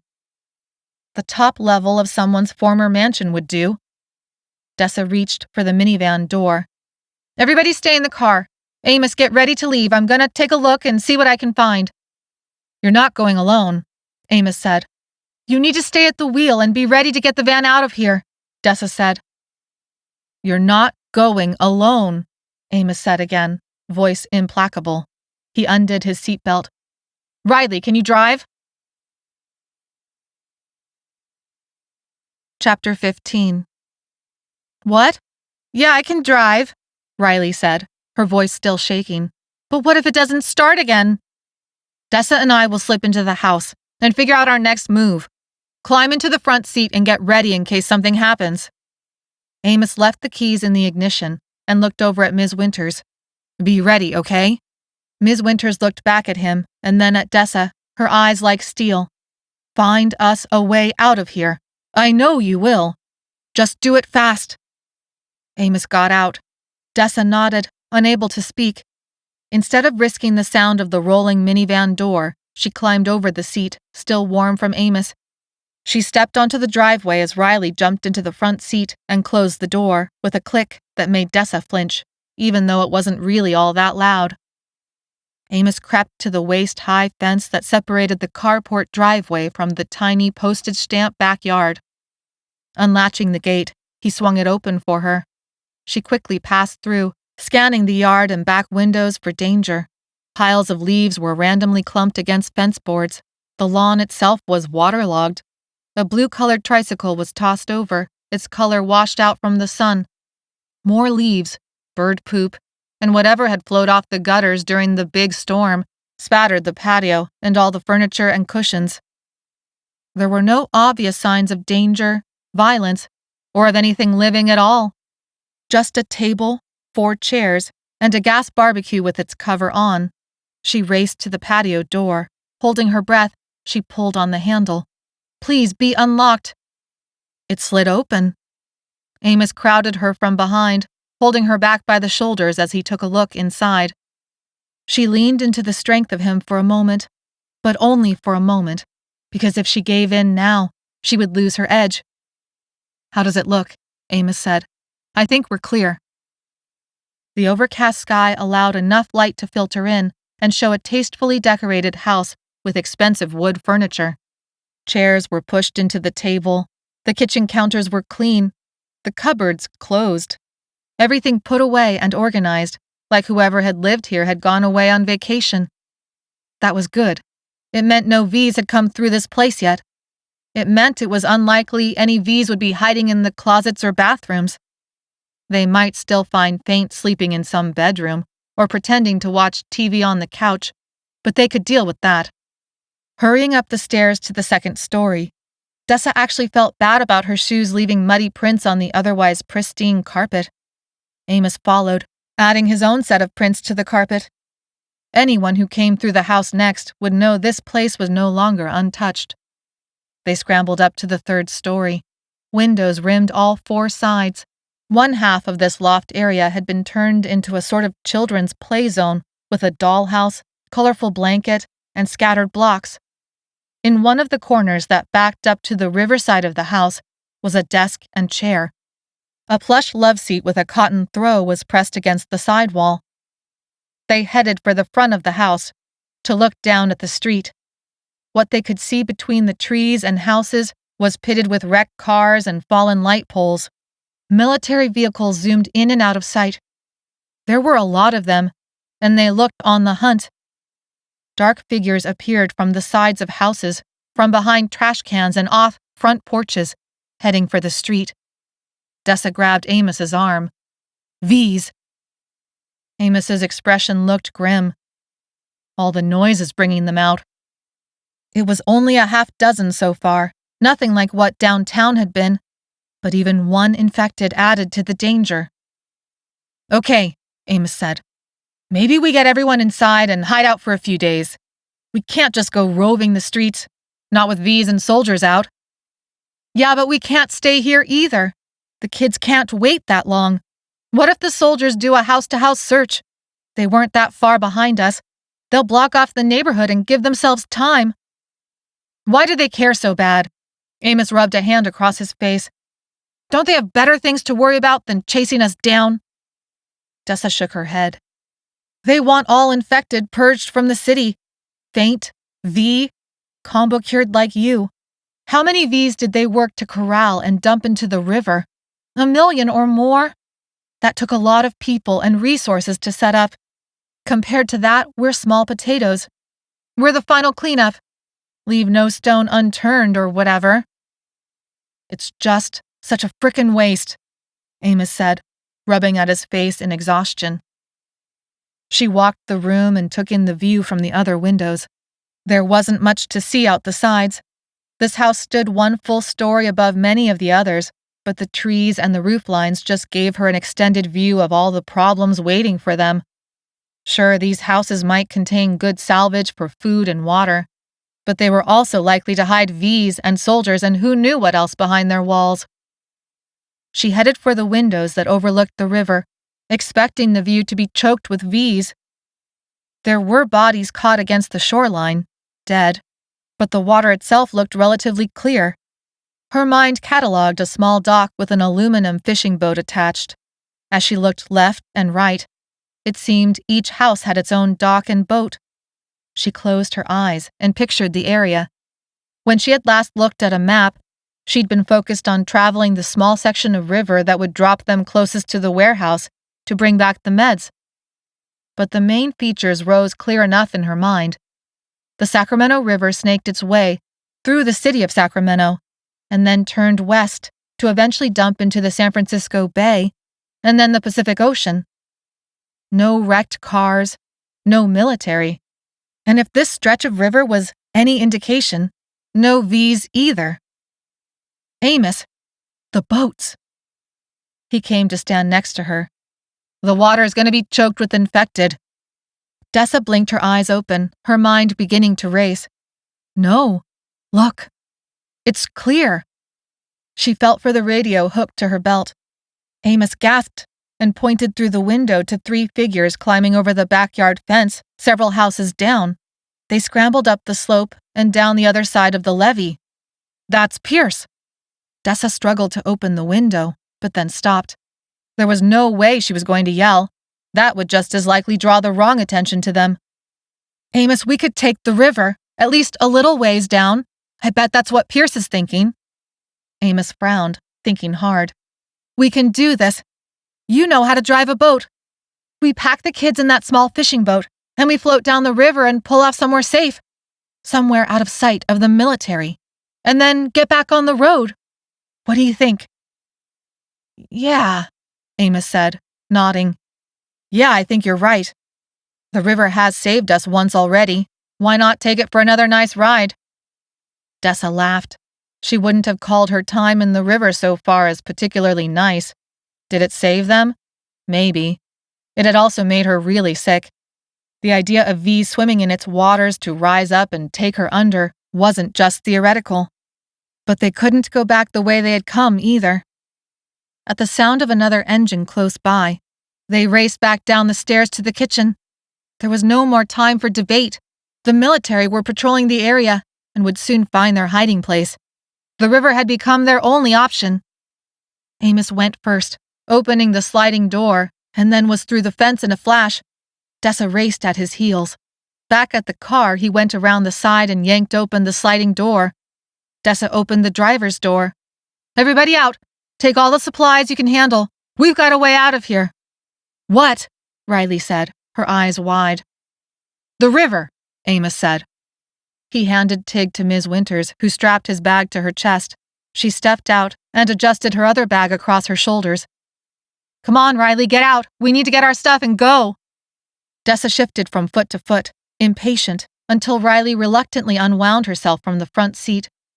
Amos lifted Claire and Ivan out, one child in each arm, slumped against each of his shoulders. "Can you really carry both of them like that?" Dessa asked, even though she wasn't sure she was strong enough to help. "I can get them to the boat like this," Amos said, "but someone else will need to take care of them while I steer." "Okay," Dessa said. That was doable. They stood around the van like fools for another few seconds as the sounds of engines closed in. Something almost like a tank loomed into view, stopping at the end of their driveway. Soldiers jumped out, looking up and down the street. Dessa froze. For a split second, the soldiers didn't see them, and then the second passed. There was a shout. Soldiers pointed down the driveway. Their boots stomped the asphalt. A kid in each arm, Amos shouted, "Go!" Not waiting for the rest of them, he raced through the gate, into the yard, and up the slope of the levee. Ms. Winters was right behind him with Tig. Riley just stood there, looking down the driveway, dumbfounded. Dessa pushed her. "Come on!" Riley snapped back to reality, then raced away, following Amos. Dessa dove into the van for the supplies that contained the children's medical equipment, some breathing aids and other medicines. The back windshield of the minivan blew apart, the glass raining down on her. She grabbed for the pack, pulling it between the seats, but one of the straps caught on an armrest. Through the view of the back window, she could see the soldiers running up the driveway. Another shot whizzed past Dessa to bury itself in the dashboard. She shook the backpack free and scrambled out, but there was another backpack stuffed with supplies. Time slowed. She almost went for it, that backpack of food and water. But another shot blew the front windshield apart and sprayed her face with glass. She stumbled backward, hitting the wall of the house. Adrenaline made her lose feeling in her fingers and toes. She raced away, knowing she would regret leaving the food and water behind. But it wouldn't do them any good if she got killed for it. Dessa waited for the tap-tap of gunfire to send her sprawling to the ground, but then she was through, and unharmed. There were shouts, but the house now blocked the line of fire. She would have maybe 30 seconds to make it up the levee, just barely enough time. Her shoes dug into the muddy base of the slope. The backpack of medical equipment weighed her down. The slope was so steep, she scrambled on all fours to make it up. Somehow Amos was already at the top and then over, making his way down to the little dock, setting the kids in the boat. The gravel scraped Dessa's hands. Mud crusted her clothes. Ms. Winters helped untie the boat as Riley jumped in. A buzz at Dessa's ear made her flinch. There was a burning sensation, and her fingers came away with blood. She looked back down the slope to the house. The soldiers had made it to the end of the driveway. Not wasting another second, she raced for the dock. A cabin cruiser boat zoomed by. Pierce at its wheel. Others were in the boat with him. Further downstream, a pontoon boat full of passengers took to the water. Amos made their fishing boat's engine roar with life. She hopped in. This one wasn't even as big as the boat they had taken into Old Sacramento. It rocked underneath her feet, but she knew how to adjust her balance to keep her footing. Amos had them in the middle of the river before the soldiers topped the levee, heading downstream at full speed after the other two boats. In seconds, a bend in the river put them out of reach of the soldiers. The danger was all over so suddenly, Dessa couldn't trust it. Dozens of feet of water stretched out from either side of the boat, protecting them from the shoreline. The water clear of wrecked cars, light poles, ditches, bodies. The air amazingly clear. 10 days after the rain, along with the natural flow of water, had washed away a great deal of sewer and rot. Why hadn't they thought of this before? From the corner of her eye, Dessa caught movement. Tig's pocket opened, and he pushed out his whiskered face. Before Dessa could say anything, Tig squeezed out the opening and dropped to the bottom of the boat, but water pooled there, and Tig did not like his feet getting wet. He howled and jumped away, heading for the side of the boat and into the river. "No!" Dessa screamed. The boat rocked hard as Amos let go of the tiller and launched over the boat's lip, stretching out an arm that swiped up Tig just before they lost him. White caps splashed both Amos and Tig, which made the cat howl in rage. Breathing hard, Amos pulled himself back into the boat and handed Tig to Dessa. "Maybe you should take him," Amos said. Dessa ignored Tig's frustrated bites and paw swipes as she packed him back up in his mesh pocket, trading Ms. Winters for the medical equipment. "That was close," Riley said. "What a stupid cat." Patting Tig between his ears, Dessa told him it was going to be okay. He was the kid's mascot. He needed to hold it together for them. He was going to be okay. Amos grabbed the tiller and steered the boat around a floating tree trunk. Something made a crackling noise at Dessa's waist. The radio. Sparing the kids a glance to make sure they were settled, Dessa brought the radio to her ear. Suddenly, Tiana's voice came on, both weak from fever and somehow strong. "Anyone out there? Hello?" Dessa looked at Amos as she pressed the button. "Tiana, it's Dessa. We made it out. Are you all right?" There was a crackle of static. "Dessa, we thought for sure they had caught up to you guys. Look, we're going to lose reception soon. We're heading for the mountains. Me, Egg, Cole, Delmar, Nurse Hamilton, and a few others. We got the kids. Tell Ms. Winters we'll meet you at Sanctuary." Dessa pressed the radio button down so hard she told herself to relax before it broke. "Tiana, we'll meet you there." "Wait," Ms. Winters said sternly, standing up and rocking the boat. "I must give them specific instructions, or they will not be allowed in." Dessa handed the radio over to Ms. Winters. But no matter what they tried, there was only crackling static. Chapter 16. Soon neighborhoods turned into vineyards and then farmland.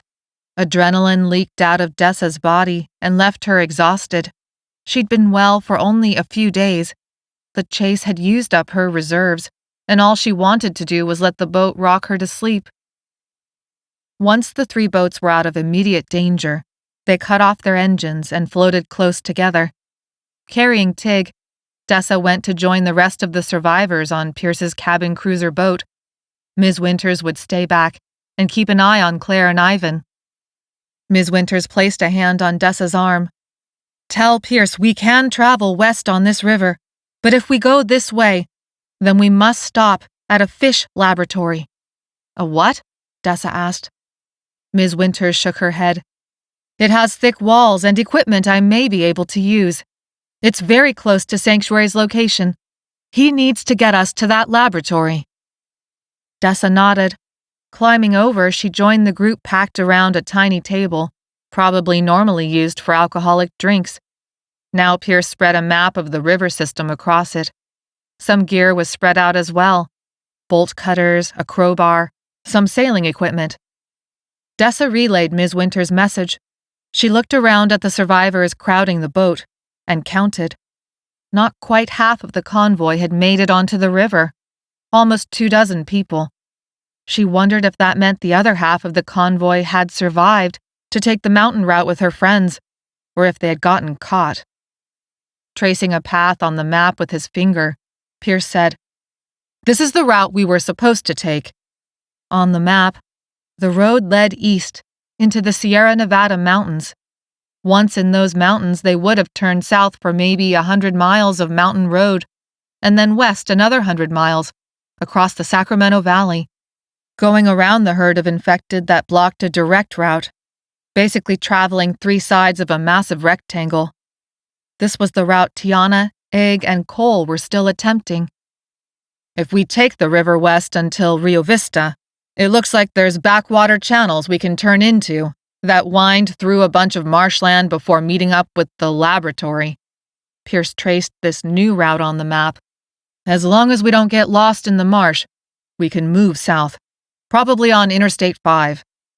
From their position, the direct route to Sanctuary, straight through the herd of infected, was the long hypotenuse of a triangle. The river and then the freeway south were like the two other sides of the triangle. We should have considered this river route in the first place. Last time we saw the river, it was choking with V's. It wasn't an option then, Dessa said. With her eyes, she followed the river west from Sacramento out to San Francisco and saw a large blank section in the middle. Well, not exactly blank, just really empty of roads and houses compared to the cities on either end. All that open space looked like it was a mix of farm and marshland, and more importantly, empty of people turned V. Pierce snapped his head up. Still, we should have checked, obviously. He bent over the map and worked backwards from Sanctuary's location to their current position. He stood up and took in the survivors, men and women of various ages. No other children had made it onto the boats, except for Ivan and Claire. I believe the river route is now our best chance of reaching Sanctuary alive. Amos coughed.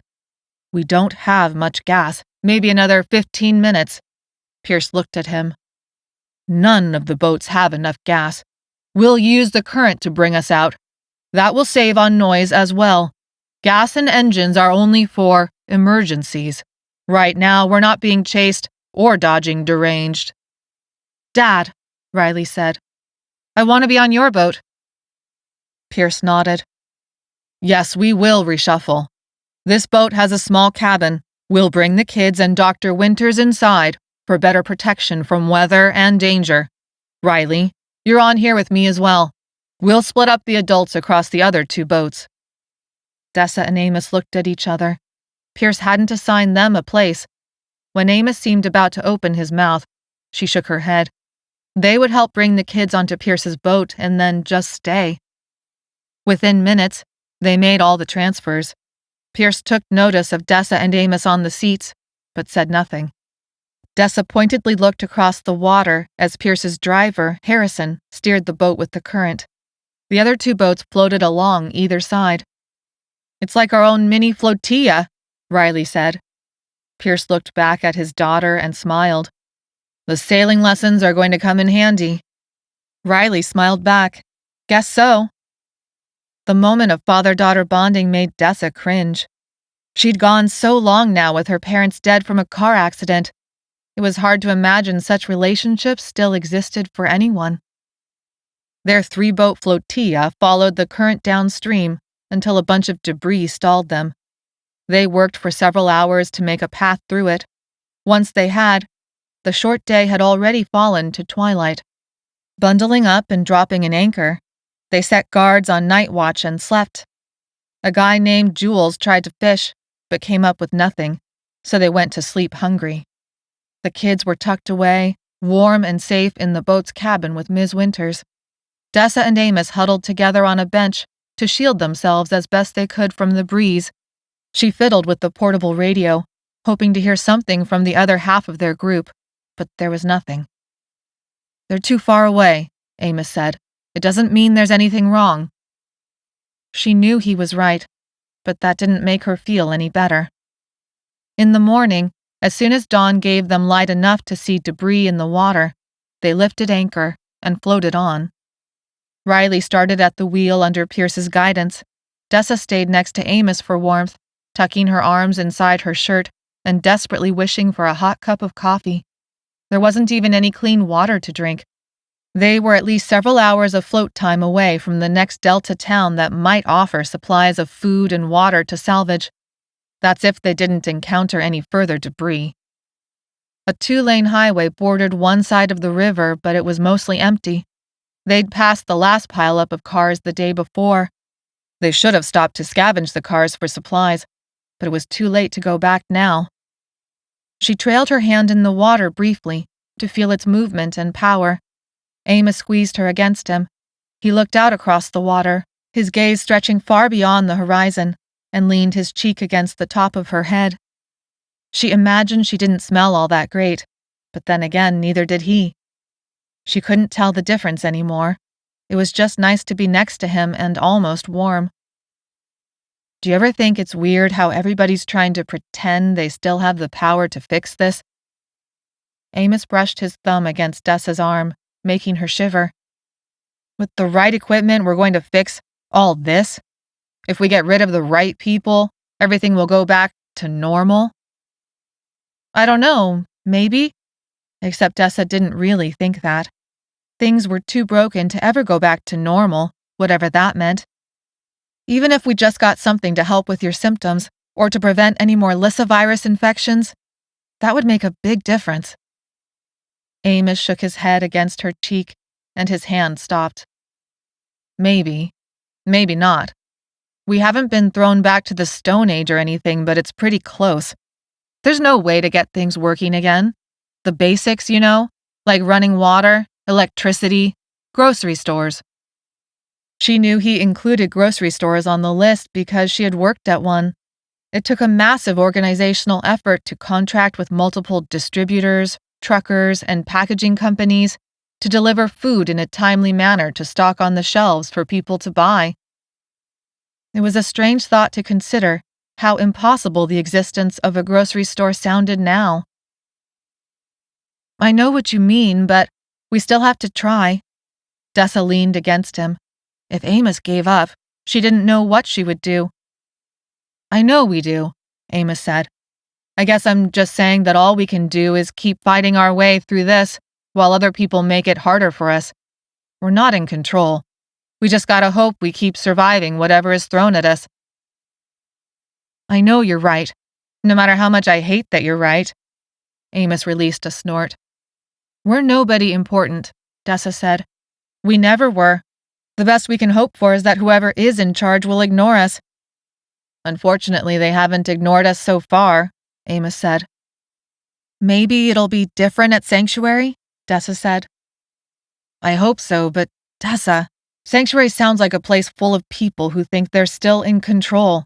A laboratory working on a cure, a top-secret outpost, a bunch of security throwing their weight around. Maybe they'll decide to get in a fight with Sergeant Bennings, and we'll have a war on our hands. So then what do? I don't know if we can do anything at all, Amos said, other than staying out of everybody's way while they destroy each other. Dessa frowned. We've already been caught in the middle more than once. Yeah, Amos said. I think that's like the definition of collateral damage.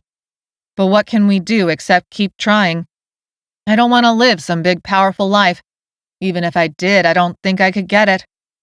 I just want to not wake up afraid every day. Afraid to die. Afraid you're going to die. If I could go even one day without worrying if my brother was going to die or that one of us was going to get killed. Dessa sighed and wrapped herself around him, hugging him tight. That life sounds glorious. As long as there's coffee. I really need my coffee. Amos laughed. #life goals? Yep. Can't forget the sunflowers in the garden, right? Amos teased. Warmth pooled in Dessa's belly. She touched her waistband and was surprised to find the plastic sunflower had managed to stay with her in the midst of all the recent chaos. Yep. I just want to be left alone with my hot cup of coffee to muddle around in the garden while the sun shines. Egg can go off with the kids somewhere to keep them entertained. Oh, and I want a nap every day after lunch. And I want lunch to be cheese and bread. Lots of stinky cheese and sourdough bread. A deep rumble in Amos's chest vibrated against her head. Anything else? Dessa thought for a second. Nope, that pretty much does it. You can't think of anything else? He pulled back slightly, and the heat in his breath tickled her ear. It was her turn to laugh. Crap. It came out more like a giggle. Her cheeks heated from a blush, and she was glad Amos couldn't see it. Well, okay. I guess I can think of some other things that might be nice. Yeah, me too. But the lightness vanished from Amos's voice and changed to a darker tone. We just gotta live long enough to find a place safe enough where everyone will leave us alone. That's a pretty big job these days. Dessa took a deep breath, and the mood changed, like the wind blowing across the river. Reality crashed back in alongside hunger and thirst, and the great distance between them and any hope of safety. Let them fight over this world all they want. I just want to be left alone. With some hot coffee. Exactly. So many times, people had told her if she just did this or did that, things would work out. They hadn't worked out. They weren't going to work out. But it didn't mean giving up. She snuggled deeper into Amos, as if he were her lifeline.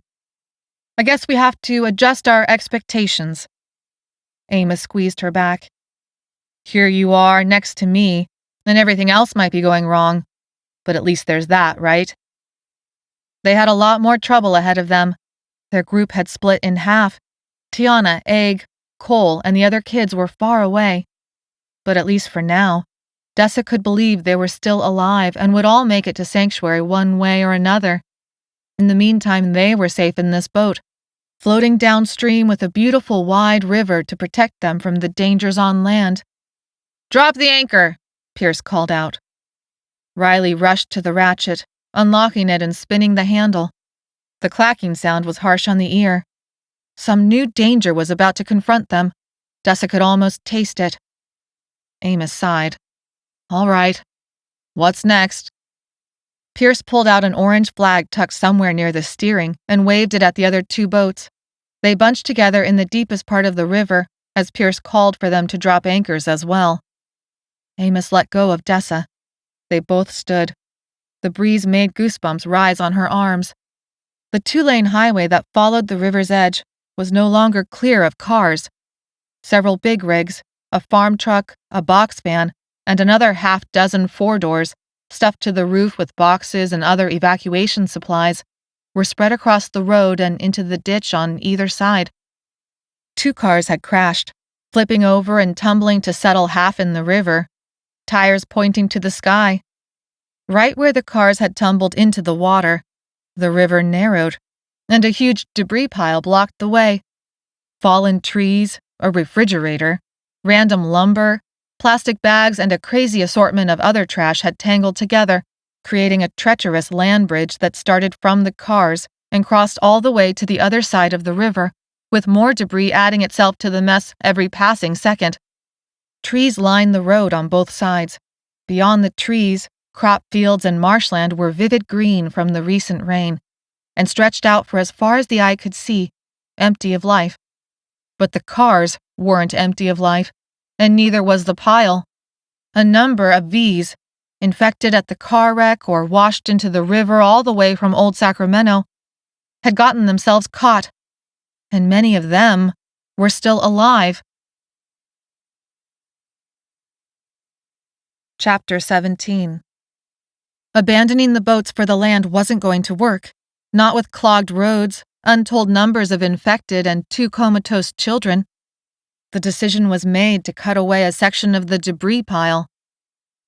I feel like this is about the time Egg would make a joke about zombies on an island or something, Amos said while examining the intricate tangle of trees and V's from the safety of the boat. I don't even know how that would be funny, Dessa replied. I'm sure he would have figured something out, Amos said.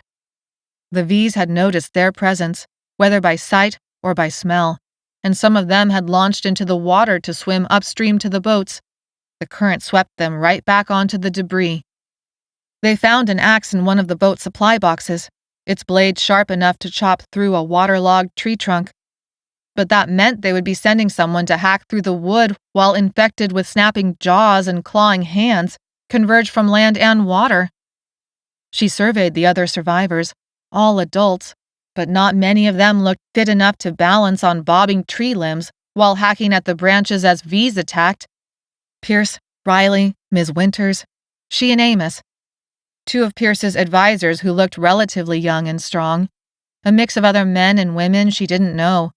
Older, some of them looking frail.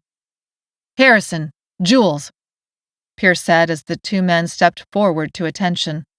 You're up. Pierce looked at the rest of the group. Amos, you too. Dessa's heart sank. Amos, take the axe, Pierce said.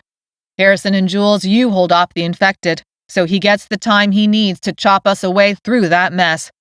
We'll load everyone else in 2 boats. You 3 will take the small fishing boat." "Why him?" Dessa looked around for Ms. Winters to help defend him, but she was closed up in the cabin with the children. "Are you volunteering?" Pierce said, eyebrows raised. "Feel free to take his place, but if you get bit, you're out sick for at least 10 days and become a real liability at that point." Fear carved out Dessa's stomach. "I didn't say it had to be me, but why does it have to be Amos? All the rest of you are combo cured too, besides Riley." Riley grimaced. At least, Dessa thought it was a grimace. If it wasn't, then it was a really strange smile. "Who are you to even question my dad's decisions? He knows what he's doing." Dessa couldn't hold back a snort. "He's not going alone," Pierce said. "Harrison and Jules will be there to drop him off and distract the deranged." Amos placed a hand on her shoulder. "It's fine, I can do it. I've got the best chance of hacking through all that. Boy Scout, remember?" She turned on Amos. "If he's in charge, then why doesn't he do it?" Amos gave her a half smile. "Because he's in charge. Didn't we just talk about that?" Dessa deflated. Maybe if Amos had been against it, she could have continued arguing, but that would only delay the inevitable. Amos had decided to risk himself for the group.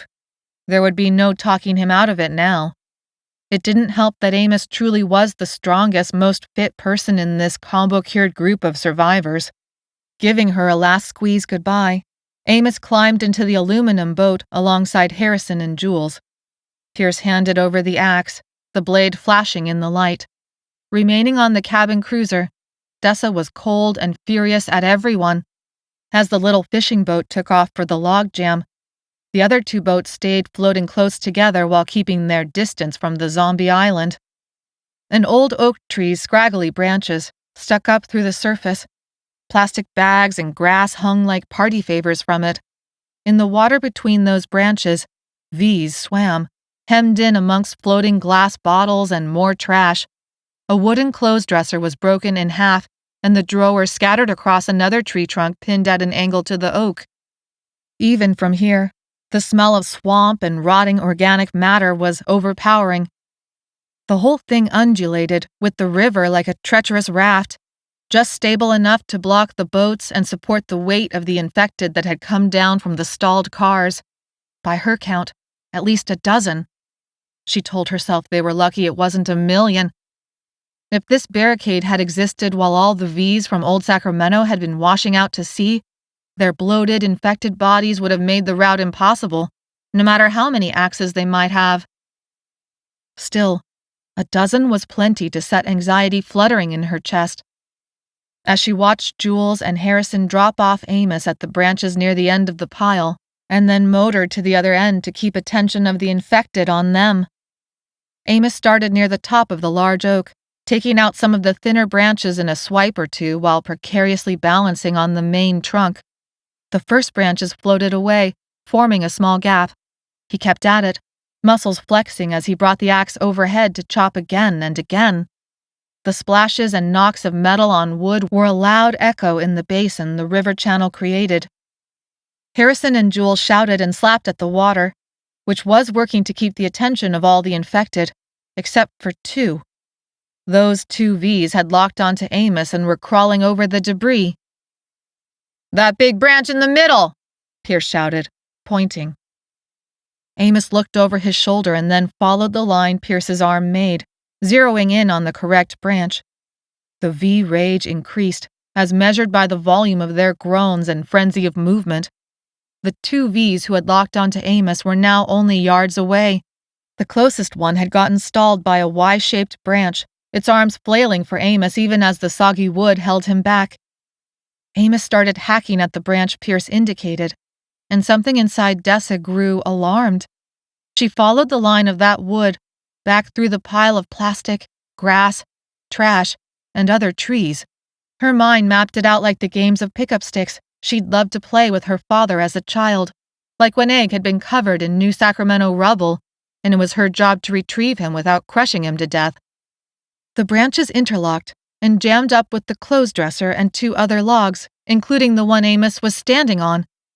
Taking out that middle branch would open up a path wide enough for the boats to pass through, but it would release the stress of the pile all at once, like the bursting of a dam. Amos would get washed away and pulverized to bits in the resulting break. "Amos!" Dessa screamed. "Amos, stop! That's the wrong one!" He kept chopping without interruption, not hearing her. "Be quiet. Let him work," Pierce said. He glanced at the other boat. "Get yourselves ready to motor through this."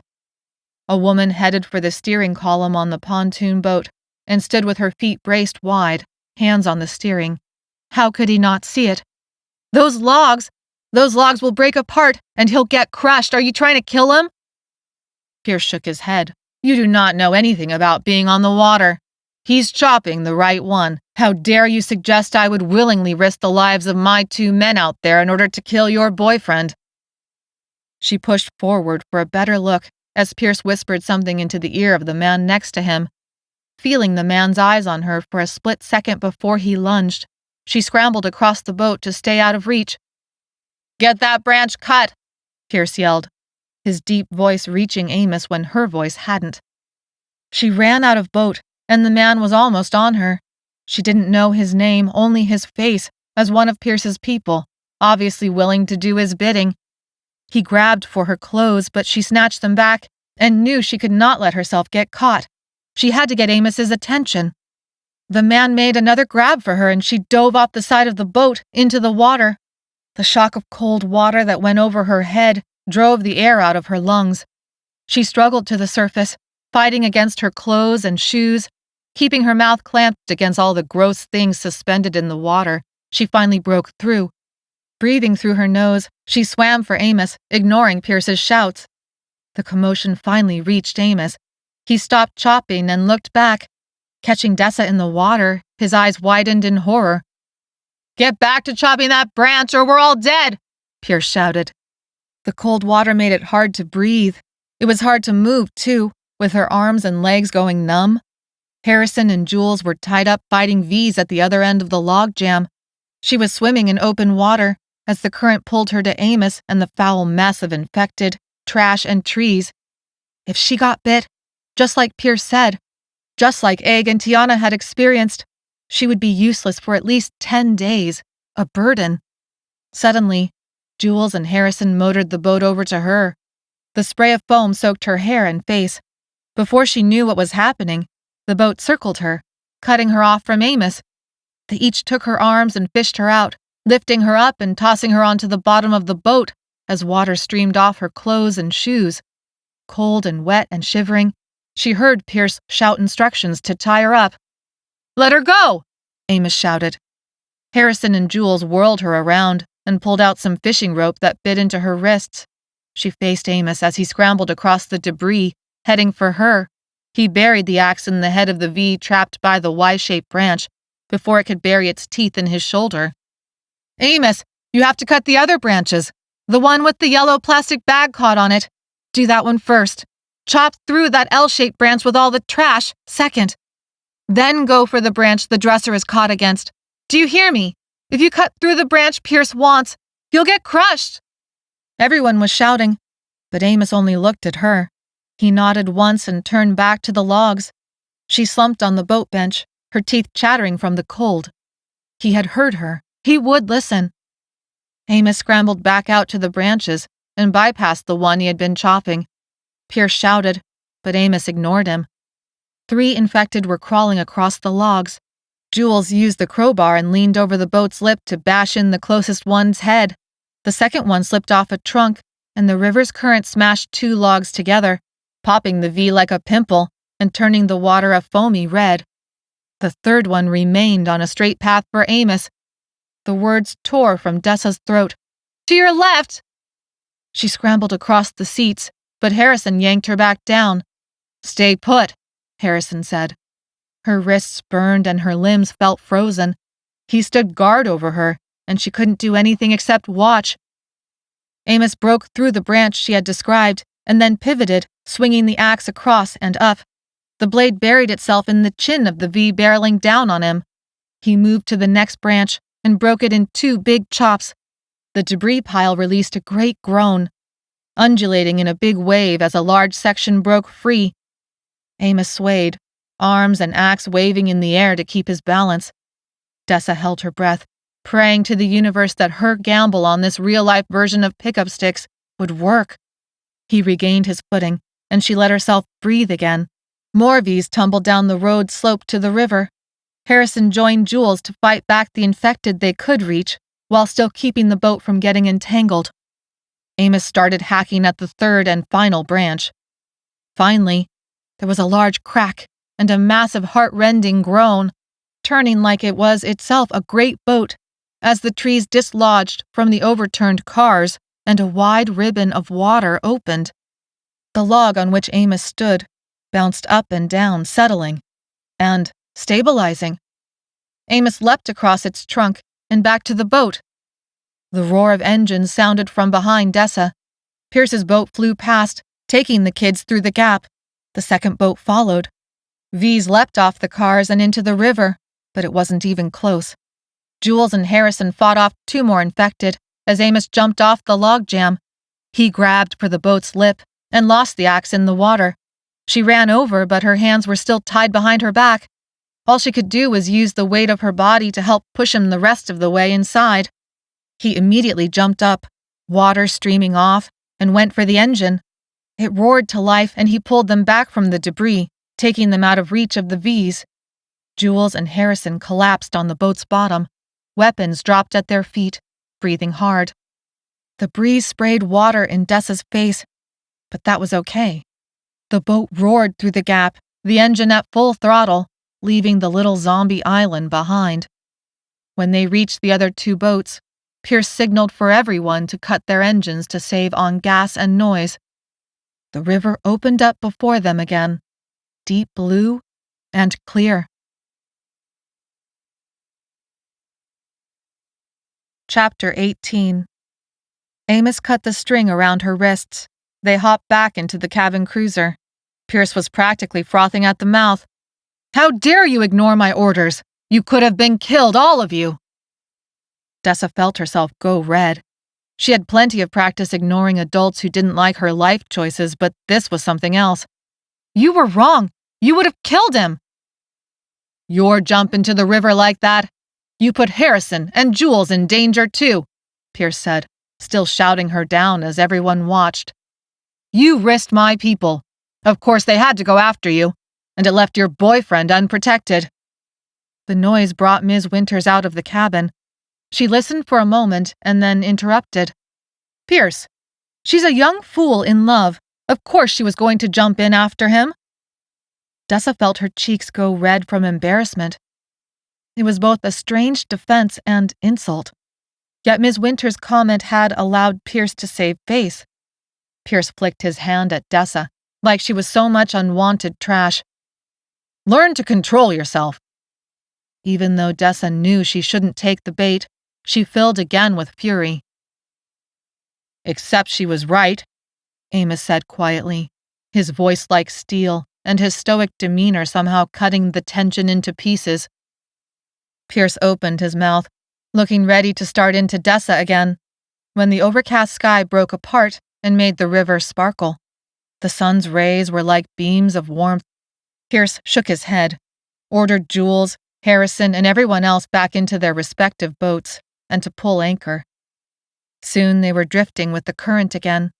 Ms. Winters was back in the cabin with the kids, Pierce at the steering with a stiff back, Riley standing next to her father and hooking an arm through his as she spoke quietly. Dessa took off her shoes and socks to wring them out. Her hair was plastered to her head, but her clothes were already drying in the breeze. Amos corralled her to the back of the boat. "Now we really need Egg around to make a joke." That struck a chord of grief in Dessa's heart. Or a sarcastic remark from Tiana. "I can't believe they both missed this opportunity." Amos took a long breath. Yeah. They stood together, looking out over the water and thinking about their friends. Dessa hoped they were safe and well on their way to sanctuary. The land on either side of the river changed from city to vineyard to crops to marsh. The river flowed between the levees a number of feet above the land on either side. Someday, with no one to fix them up again, the levees would erode, and Dessa could picture all of this would become one big swampy mess. As she looked out from the back of the boat to what was left of the debris pile, white caps on the river's surface caught her attention. They couldn't be from the wind, which had died off to barely being able to ruffle her shirt. Is that a tail of infected? Dessa said, pointing. Amos looked out, covering his eyes with a hand against the sun. Yeah. There wasn't even shock or horror in their voices. Of course they had a tail. Of course they had a group of bees in the river with them, following. What had they expected? Unfortunately, it meant clean water soon became an issue. No one had managed to even bring water purifiers on board while outrunning the soldiers.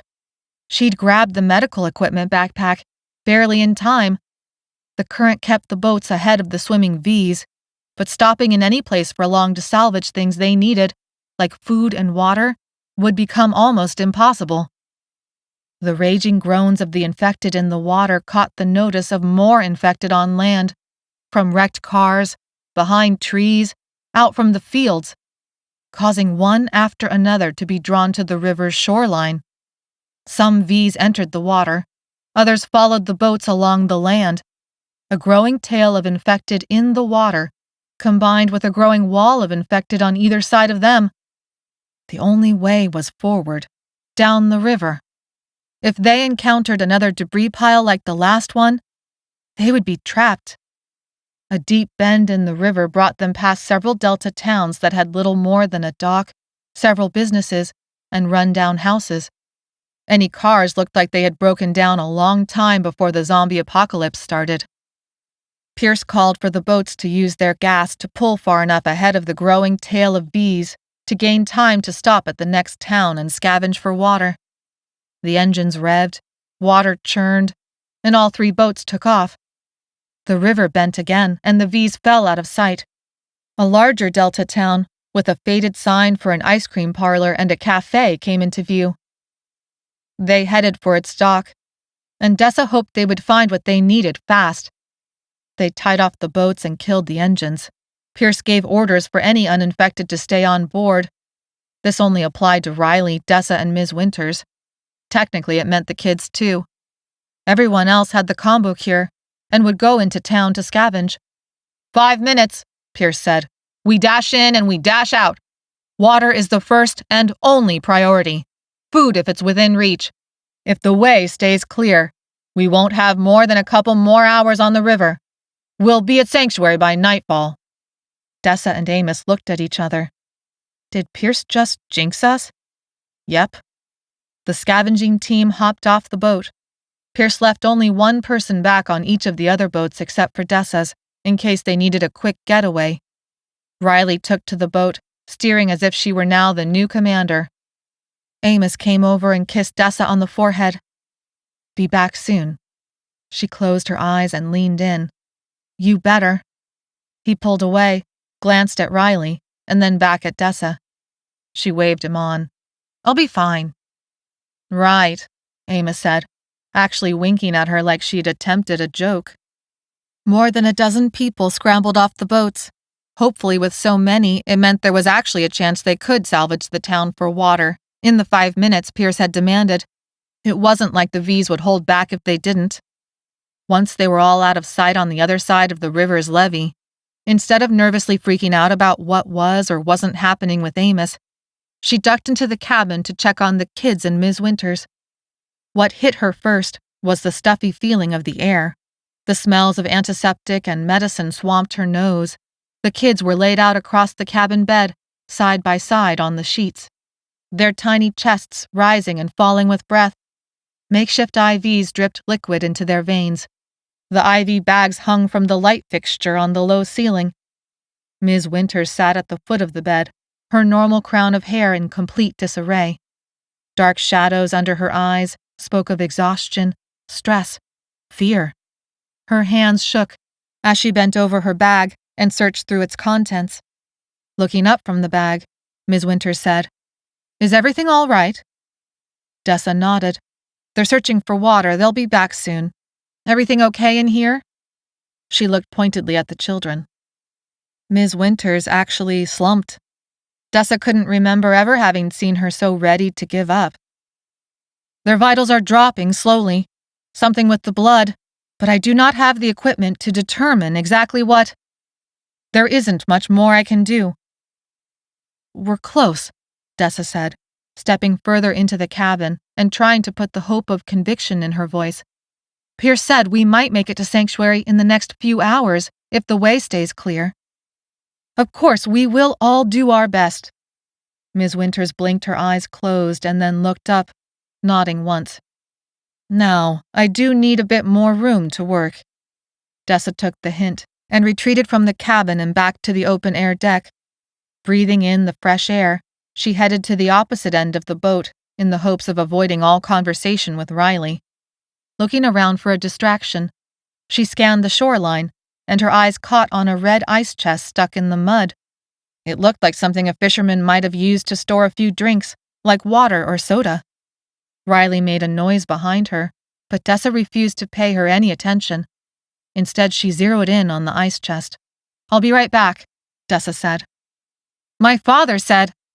Before Riley could finish her sentence, Dessa stepped out of the boat and into the mud. Her shoes left deep indents. The ice chest was right there. She stepped again, the mud sucking at the bottoms of her shoes, and scooped up the chest. Pivoting, she was back in the boat in less than a dozen steps, her shoes leaving globs of mud everywhere. She set the ice chest on the boat bench as Riley crowded behind her. Lifting up the lid, the first thing that hit Dessa was the smell of rotten bait. But even though it smelled terrible, the rotten bait had turned essentially into slime while inside a plastic baggie. Right next to it were 2 cans of beer and 2 perfectly sealed bottles of water. Dessa grabbed the water bottles and held them up to the sun, double-checking the seals. Unbroken, clean drinking water. Her throat ached to sip some of it right then. She looked at Riley and then looked at the bottles in her hands. Sighing, Dessa handed her one of the bottles. Breaking the seal on the bottle still in her hand, Dessa took a few amazing sips, just enough to wet her mouth and clear her throat. All she could think of was how thankful she was to drink this water without fear of getting sick and having it rip her insides apart. Capping the bottle, she decided to take the rest of the water down to Ms. Winters and then share it with the other 2 boat drivers. The sound of water hitting the plastic bottom of the boat made her whirl around. Riley was using the clean water to wash her hands. Before she could even think things through, Dessa found her hand flying through the air. It was a big slap, hard enough that Dessa's hand stung. Surprised, Riley dropped the bottle. Dessa grabbed it in time, only a splash of water falling out. What the hell? Riley touched her cheek with her hand. What the hell was that? Shaking, Dessa held both water bottles, now one in each hand. How dare you waste clean water like that? I'm just cleaning my hands. What does it matter? They're coming back with a bunch more water. You're crazy. Dessa was stunned into silence, and then she found her words.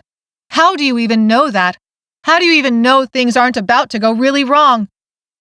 What are you, some freak? Riley tossed her hair over her shoulder and headed back to the steering.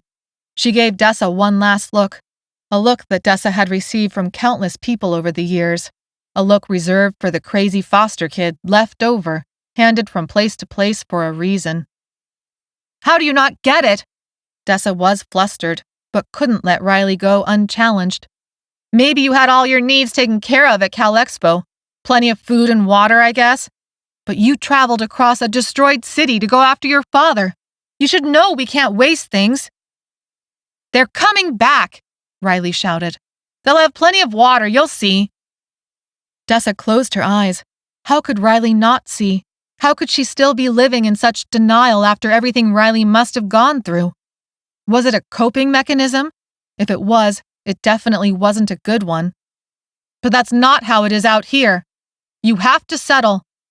Tossing her hair over her shoulder again, Riley said, I settle for nothing less than the best. It was so haughty, Dessa couldn't help but laugh. You sound so stupid. Now Riley turned on Dessa, her blue eyes blazing. Dessa held her ground, the water bottles in her hands. They were putting on quite a show for the two boat drivers, but let them watch. "Is that why you're with Amos?" Riley said, a vindictive light in her eyes. "Because you figure you need to settle now?" Dessa laughed again. "You think Amos is settling?" "He's got that funny skin. They talked about it a lot at Cal Expo. I know you don't want anything to do with that. The doctors at the refugee center wouldn't let anybody like him inside the walls to be around the rest of us. Anyone like that who they did let in, they were sent straight to the scientists for their research." Now Dessa was filled with horror. What the hell was going on at Cal Expo? "Your own father has funny skin. Is that how you feel about him?" Riley actually had enough shame to blush. "That's my father. I'll take care of him no matter how sick he gets." "You seriously have a lot to learn," Dessa said. "Look, I'm trying to give you a compliment," Riley said. "You've managed to stay uninfected like me this whole time. That's kind of amazing. So don't you want to hang out with people who've managed to be just as amazing?" This put Dessa at a loss for words again. How could Riley be so dense? But then Dessa remembered her own misgivings when she realized that Amos had first received the combo cure and what that meant. It had taken her a long while to warm up, to understand, to realize it didn't make a difference to the way she felt about him. She didn't want to think she had once acted like Riley. No, that did not sit well with her at all. "We don't waste drinking water, ever. They'll be back with more." "Oh, that's some pretty good hopium you're smoking, if you think that makes it okay to waste clean water when there's 3 other people on these boats who haven't yet gotten a sip. God, you're such a downer." "I'm a realist. I'm grateful every day I wake up alive and find the people I care about are still alive. I don't expect much more out of the world these days." "Yeah," Riley said. "I can tell." "That's what I'm saying. Don't you think that's kind of a problem? You sound pathetic." Instead of wilting under Riley's judgment, Dessa stood up straighter. Maybe the old Dessa would have rolled over. She'd worked to stay out of trouble for as long as she could remember. People who were richer and prettier and more powerful looked down on her, and she thought that meant she should look down on herself too. But that part of her life was over. "No, I don't think I'm pathetic at all," Dessa said. "How pathetic is it that you can't see the world has changed, and it doesn't matter how hard you fight, it's not coming back?" Riley opened her mouth for a retort when the sounds of racing footsteps on gravel reached their ears. Their attention swiveled to the levee. "I told you they'd be back in like 5 minutes, Riley said smugly. "Just like my father promised." Amos came over the top first. He was carrying something in his arms, but the expression of fear on his face stopped Dessa's heart. He slid down the slope. The objects in his hands flew in all directions and rolled down to the river. They were water bottles, just like Riley said, except he didn't stop to pick them up. "Start the boats!" Amos yelled. Pierce, Jules, and Harrison came over the levee next, racing just as hard as Amos, their arms empty. Riley ran to the wheel and started the engine. 5 more of Pierce's people crested the levee and stumbled down to the boats. Dessa waited for others. There should have been way more people, but no one else came into view. The driver of the aluminum fishing boat tried to start its engine. It coughed, sputtered, and then died, out of gas. Amos jumped into the cabin cruiser boat alongside Dessa. "V's?" Dessa asked, just as their water tail of infected came into view. Amos shook his head. Dessa was surprised. Then what? The tap of multiple gunshots sounded, but she couldn't see who was shooting. Their boat rocked like crazy as the others ditched the fishing boat and jumped in. "People. They didn't like us stealing their stuff." Amos pulled out 2 bottles of water tucked into his waistband. He looked longingly after the other bottles left behind in the mud. "Where are the others?" Riley shouted. "They're dead," Pierce shouted. "Get us out of here, Riley." With the engine at full throttle, Riley got them back to the middle of the river. Uninfected crested the levee, but not anyone from their group. They looked like regular people dressed for a day's work out on the farm, except instead of carrying farm equipment, they carried guns. Shots whizzed through the air and into the water. The second boat's hull was hit and started to fall behind. More shots. A small red hole opened up in Jules' chest. He looked at Dessa with a surprised expression on his face, touched the hole, his fingers coming away red from blood, and tripped backwards over himself until he fell over the boat and into the water. Riley screamed. Amos grabbed Dessa and yanked them both to the bottom of the boat. Pierce pushed Riley aside and took the wheel, steering them around a bend that put the levee between them and the shooters. Next to her, Amos rested his forehead on the bottom and just breathed. Chapter 19. Still laying on the bottom of the boat alongside Amos, Dessa heard shouts above the gunfire. Then the gunfire stopped and people started screaming. Then the screams cut off. Dessa sucked in a breath, staring at one of her muddy shoe prints. The V's in the river and on the levee. They found those people. Amos's face went deathly pale. He looked stricken with guilt. We didn't know there were people there. We didn't. She grabbed his hand. You didn't know. There's no way you could have known. The boat's engine coughed, sputtered, and died. That's the last of the gas, Pierce said. Amos stood up, jittery on his feet. How can you act so calm? We just brought down hell on those people and they didn't even deserve it. They were hiding out and trying to survive one more day. They weren't making trouble for anybody. They were making it. And we just wiped all that out. Pierce spared Amos a glance, then shrugged him off. What exactly would you have me do? Should I cry for them? They killed 3 of us. They sunk one of our boats. We barely got out alive. They weren't planning to take any prisoners. Amos didn't have a response to that. He turned to stare out across the water. Slowly, the silence of the river settled in again. Small waves lapped at the hull. Bird chatter drifted in from the swamped fields. Their boat was the only working one left of the original 3, even with no gas. They transferred everyone onto the cabin cruiser. Way more than a dozen people had gone out to salvage the town. Only 9 came back. Adding in Dessa, Ms. Winters, the children, the boat drivers, and Riley, their group now numbered 16. The river's bend smoothed out, and a long patch of blue water extended almost to the horizon. The sun was at an angle in the sky, turning the water golden. Late afternoon. Soon, the straight stretch of water brought the V's in sight, still floating after them in the current. She tried to count, but kept losing her place. It didn't really matter how many infected were upstream. More than enough had remained in the river after massacring the town. No gas gave them little choice.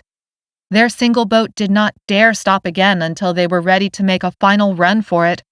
Other than the 2 bottles Dessa had snagged from the fisherman's ice chest and the 2 tucked in Amos's waistband, they had no water to show for all this destruction. She went to the cabin and offered one of the bottles to Ms. Winters.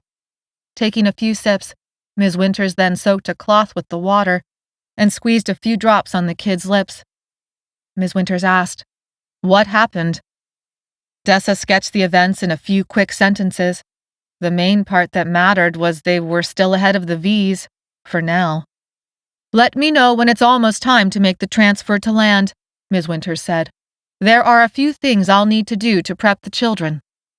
Dessa scanned Ivan and Claire from head to toe, looking for any sign of distress. Before, she had noticed only their chests rising and falling. Now she thought their feet and hands were twitching, and couldn't remember seeing that before, but wasn't sure. Dessa closed the cabin door and brought what was left of the water to Riley. "Here you go. Feel free to share it as you see fit." Maybe it was a mean thing to do, or maybe it would drive home the lesson about clean drinking water. Riley paled and looked at her father. "Pass them around," Pierce said. It wasn't nearly enough to quench the thirst of so many people, but at least it wet their lips. Dessa returned to stand next to Amos. The boat drifted on the current, the sun setting directly in front of them. That meant they were heading west, toward the Pacific Ocean, but would turn south into a backwater channel long before the bay to the ocean even came in sight. They would soon have to leave the boat behind and figure out how to carry 2 comatose children while outpacing the V's that would surely follow them. Somehow, from this fish laboratory, if they got there at all, Ms. Winters would signal sanctuary of their arrival. Dessa decided to save her strength while she still could. Before things got crazy again, she pulled out the portable radio and tried to reach Tiana, Egg, Cole, anyone at all. Even though she knew the distance was far too great for a little radio like this to overcome, she couldn't keep herself from trying. After about a minute of silence, Dessa's thoughts wandering to dark places as she imagined what kind of obstacles their other half might have encountered on the mountain route, she turned off the radio. A chill moved into the breeze and cut through her clothes to her core. Pierce steered them around another bend in the river. The V's made the bend about 100 yards behind the boat. Sunlight glared low off the water, and then off something else. Covering the sun with her eyes, she squinted and thought she saw the geometric shape of a bridge. The first one since leaving the city of Sacramento. The river began to substantially widen to what felt like over 1,000 feet. Hints of a town lay at the foot of the bridge. "Rio Vista," Pierce said. "Let Dr. Winters know it won't be much longer now." The bridge was simple yet elegant. Here the river became so wide, its immense size took Dessa's breath away. Someday, she wanted to explore the outside world again without fear. Just travel rivers and hike in the woods for the fun of it. Her eyes skirted over to Riley as she silently laughed at herself, now who was living on hopium. As the current brought them closer, stalled cars and big rigs sat bumper to bumper on the bridge. The town's buildings came into view, freshly painted yet clearly built during the last century. A hint of a main street looked like it mostly styled itself as a rest stop for travelers. They were halfway between Sacramento and San Francisco now, about the furthest point upriver that Wales had ever been seen. The river looked clear now, but Dessa wondered how horrifying it must have been for any town survivors to witness all the infected that must have washed under this bridge during the last 2 weeks. 1 million or more souls just bobbing by their Delta town, if there had even been any survivors left to see it. Not that all of those infected were gone. The ever-present smell of rot told her nose that the V's hadn't all been washed out to the ocean. Even at this distance from the shoreline, she could see the shapes of bodies. Some of them moved. Thankfully, most did not. The boat couldn't afford to stop here, not with no gas left. If they stopped, the V's would catch up and overwhelm them. They would never make it back onto the boat. Every inch the sun lowered in the sky seemed to drop the temperature by multiple degrees. Wind whipped Dessa's hair into her face, and she hugged herself to try to keep warm. The bridge loomed overhead. Everyone went silent and looked up. A dark object tumbled off the bridge and splashed in the water a few dozen feet away. Dessa grabbed Amos. "Yeah, there's infected up there," Amos said, his voice emotionless. Maybe these infected had once been a part of the traffic jam. Maybe they had been from town. Maybe they had walked here from who knew how far away, rage driving them step after step. There was another flapping sound, and then a slap and splash, and then another. The boat passed underneath the bridge and came out the other side just as another fluttering figure fell. This one landed splat on the front of the boat. Blood and guts smeared the boat window Pierce used to steer. The smell was beyond putrid, making Dessa's stomach cramp. But that was the worst of it. Other V's fell into the river but were nowhere close to the boat, instead adding their numbers to the growing school of V's on their tail. I don't understand why they're so quick to react to us, but don't care about other V's. Dessa knew Amos was still stuck on what had happened to those town survivors, and she needed to get him out of his head. What do you think, Amos? How is it that those V's have just been sitting in the cars on that bridge this whole time? There were like 1 million V's that must have marched into the river these last 2 weeks, but only when we come along do the infected on that bridge notice? I don't know, Amos said. That's a question for Ms. Winters. Okay, Dessa said, pressing him, but take a guess.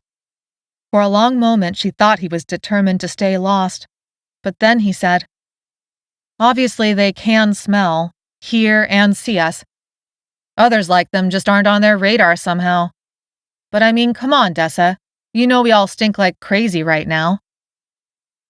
The river has still been better than the road, though, right? Dessa said. We're still alive, Amos said. So that's a yes. Not that we had a choice at the time. Finally, not too long after the bridge, Pierce steered the boat to the southern shore, where the water channel Pierce called a slough intersected with the Sacramento River. The marsh grasses grew tall on either side as they left the river and entered this slough. The waterway narrowed to be only maybe double the width of their boat, not nearly wide enough for Dessa's liking. The current became almost non-existent, but V's still followed. Pierce called for people to take out paddles and get them moving again. Now there were no cars in sight, because there were no roads in sight. Sloughs, creeks, rivers, Dessa didn't know what to call them, cut through the marshland, creating a maze of options. Pierce and Harrison pored over the map, arguing with each other and calling out directions to Riley. Their route began to veer gently south. Sunset sent a burst of orange and pink across the sky. The water became like glass and reflected the sunset's colors. Bats and birds swooped in long arcs overhead, scooping up their insect dinners. At that moment, Ms. Winters barreled out of the boat cabin like she was being chased. Chapter 20. For a horrifying second, Dessa thought Ms. Winters was being chased by the kids, that in spite of all these months and meds and hardship, it hadn't been enough, and Claire and Ivan had turned into V's. Ms. Winters' glasses were askew across her nose at an angle that only half covered her eyes. She looked around the boat wildly.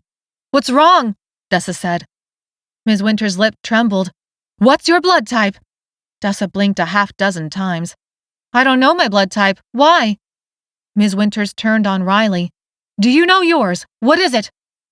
Riley looked at her father, and then back at Ms. Winters. "O negative?" "The children need a blood transfusion," Ms. Winters pointed at Riley. "Their vitals are crashing.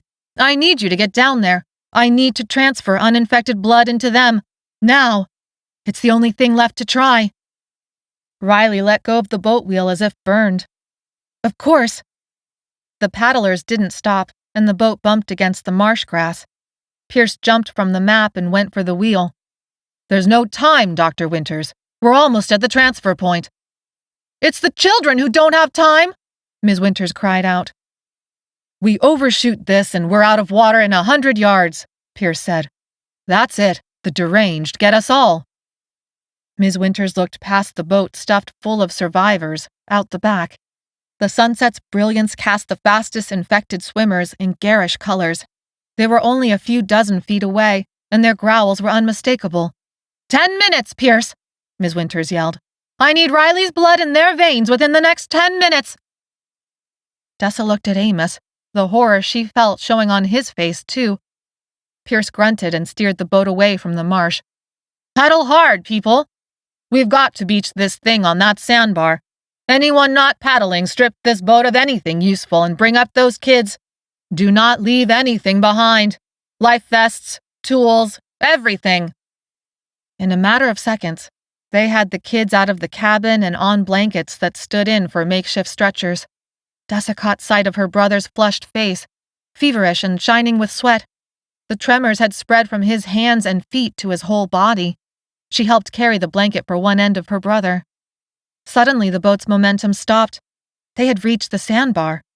With so many helping hands, it was quick work to get the kids out, and everyone racing across a gravel path that soon turned into a cement ramp. Behind them, the roar of the V's grew frenzied, likely excited by all this new movement. They had 10 minutes to get uninfected blood into her brother? It sounded impossible. It wasn't long until Dessa's legs began to burn. When they reached the top of the ramp, they hit a chain-link gate and fence. Pierce called for the bolt cutter and attacked the metal. In the graying light, Dessa could see large sections of asphalt surrounding man-made pools of water. Enormous cement cylinders stood in several rows off to one side. At the far end of where Pierce worked on the fence was a 3-story cement building. an industrial-looking bunker sort of place, except for all the windows that rimmed the top level. At one of the pools, a strange, flexible tubing hung in the air from a bunch of metal bracing. One end of the tube seemed attached to a generator, and the other end of the tube led somewhere Dessa couldn't see. Looking back down the ramp, Dessa saw that the V's had swarmed the boat and were halfway up the gravel path, crawling on hands and knees. Broken fingers worked at grotesque angles to pull themselves out of the water. Gaping mouths showed blackened and broken teeth. Waterlogged skin had split in dozens of places and oozed muscle and blood. "Come on! Come on!" Dessa yelled. A clattering sound and a yell signaled Pierce had cut through. In a rush, they slipped through the fence with the kids and raced around the pools, heading for the only place with walls in sight, the 3-story building. Of course, its glass-paneled doors were locked. Flyers pasted in the window mentioned school tours. It looked like a cement fortress, but was actually some sort of visitor center. If they could just get inside, then they could take a minute somewhere safe to lie low and let the silence drive the V's to some other distraction while they transferred Riley's blood into the kids and earned themselves just a little more time. In the last of the light, the California aqueduct spilled out below them, heading south, a straight blue line running parallel to a freeway that eventually turned into Interstate 5. Amos went for an outdoor trash can and threw off the top. He pulled out the metal canister. Pierce grabbed the other end. 1, 2, 3, now! Pierce and Amos hit the doors. There was a crack, but the glass held. Again. This time, spiderweb cracks spread out from the middle. 1 more, Pierce said. The moans of the V's echoed against the cement walls until Dessa wanted to clap her hands over her ears. Instead, she gritted her teeth and made sure her hold on the blanket that carried Ivan was secure. Riley and another survivor had Claire. Tucked in with Claire was Tig's bag. He must surely be howling, but Dessa could hear nothing except the rage of the V's.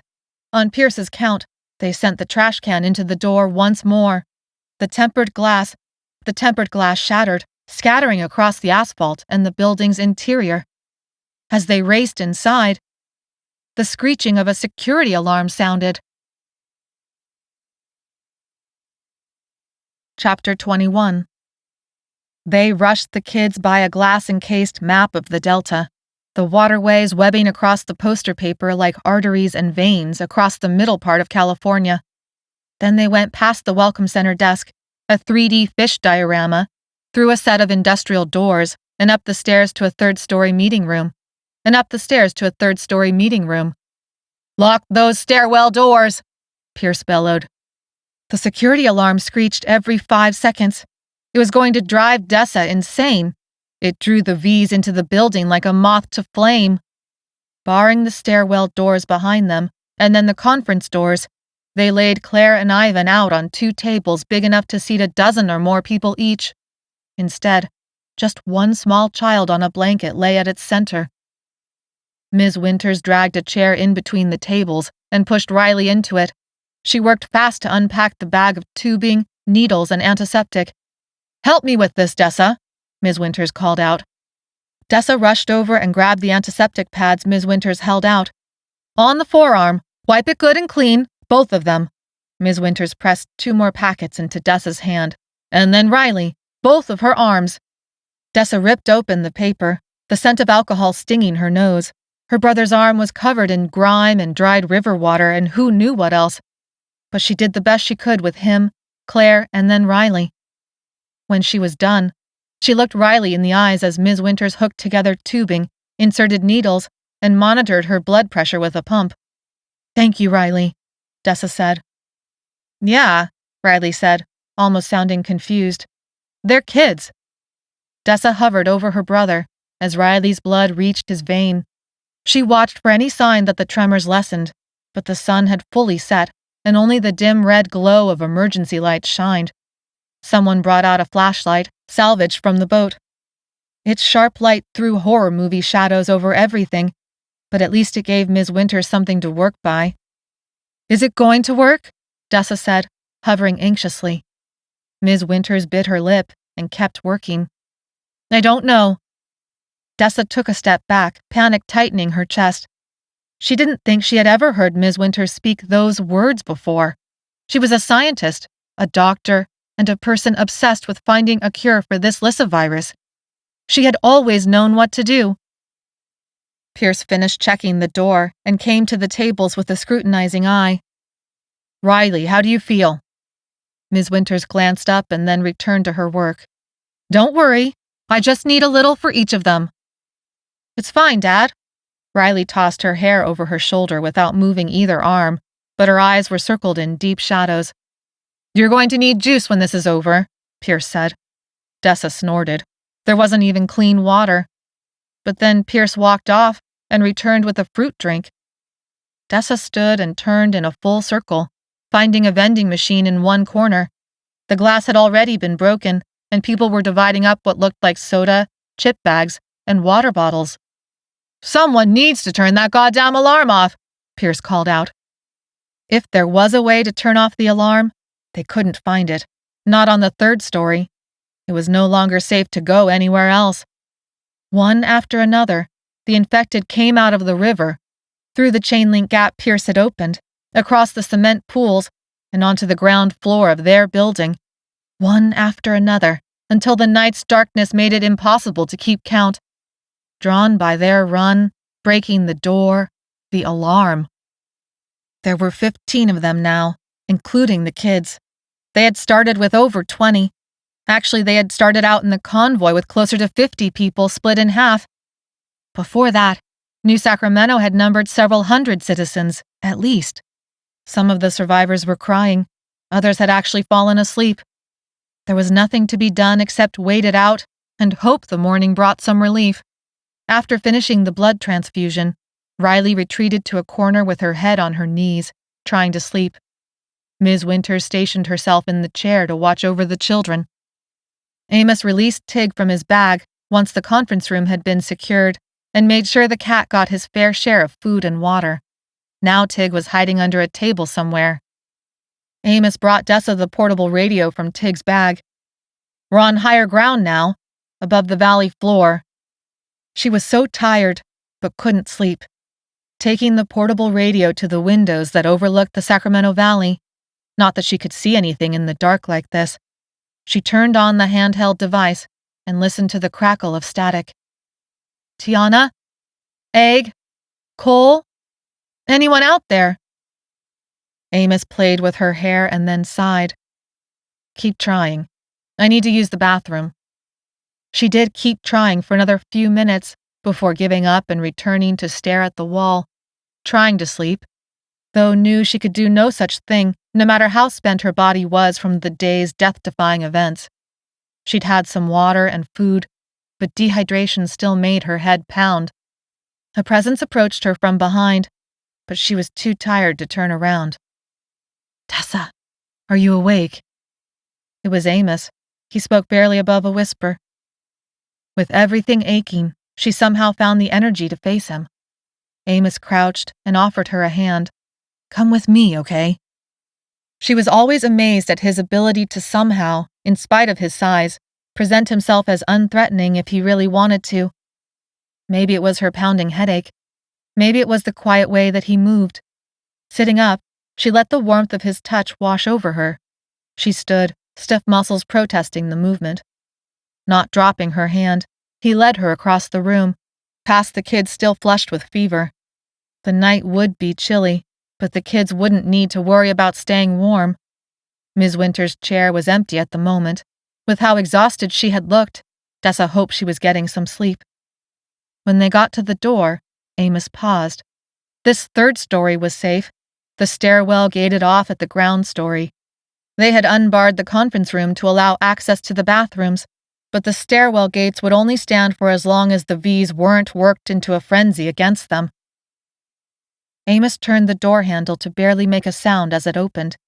The third-story landing was basically a rectangular walkway.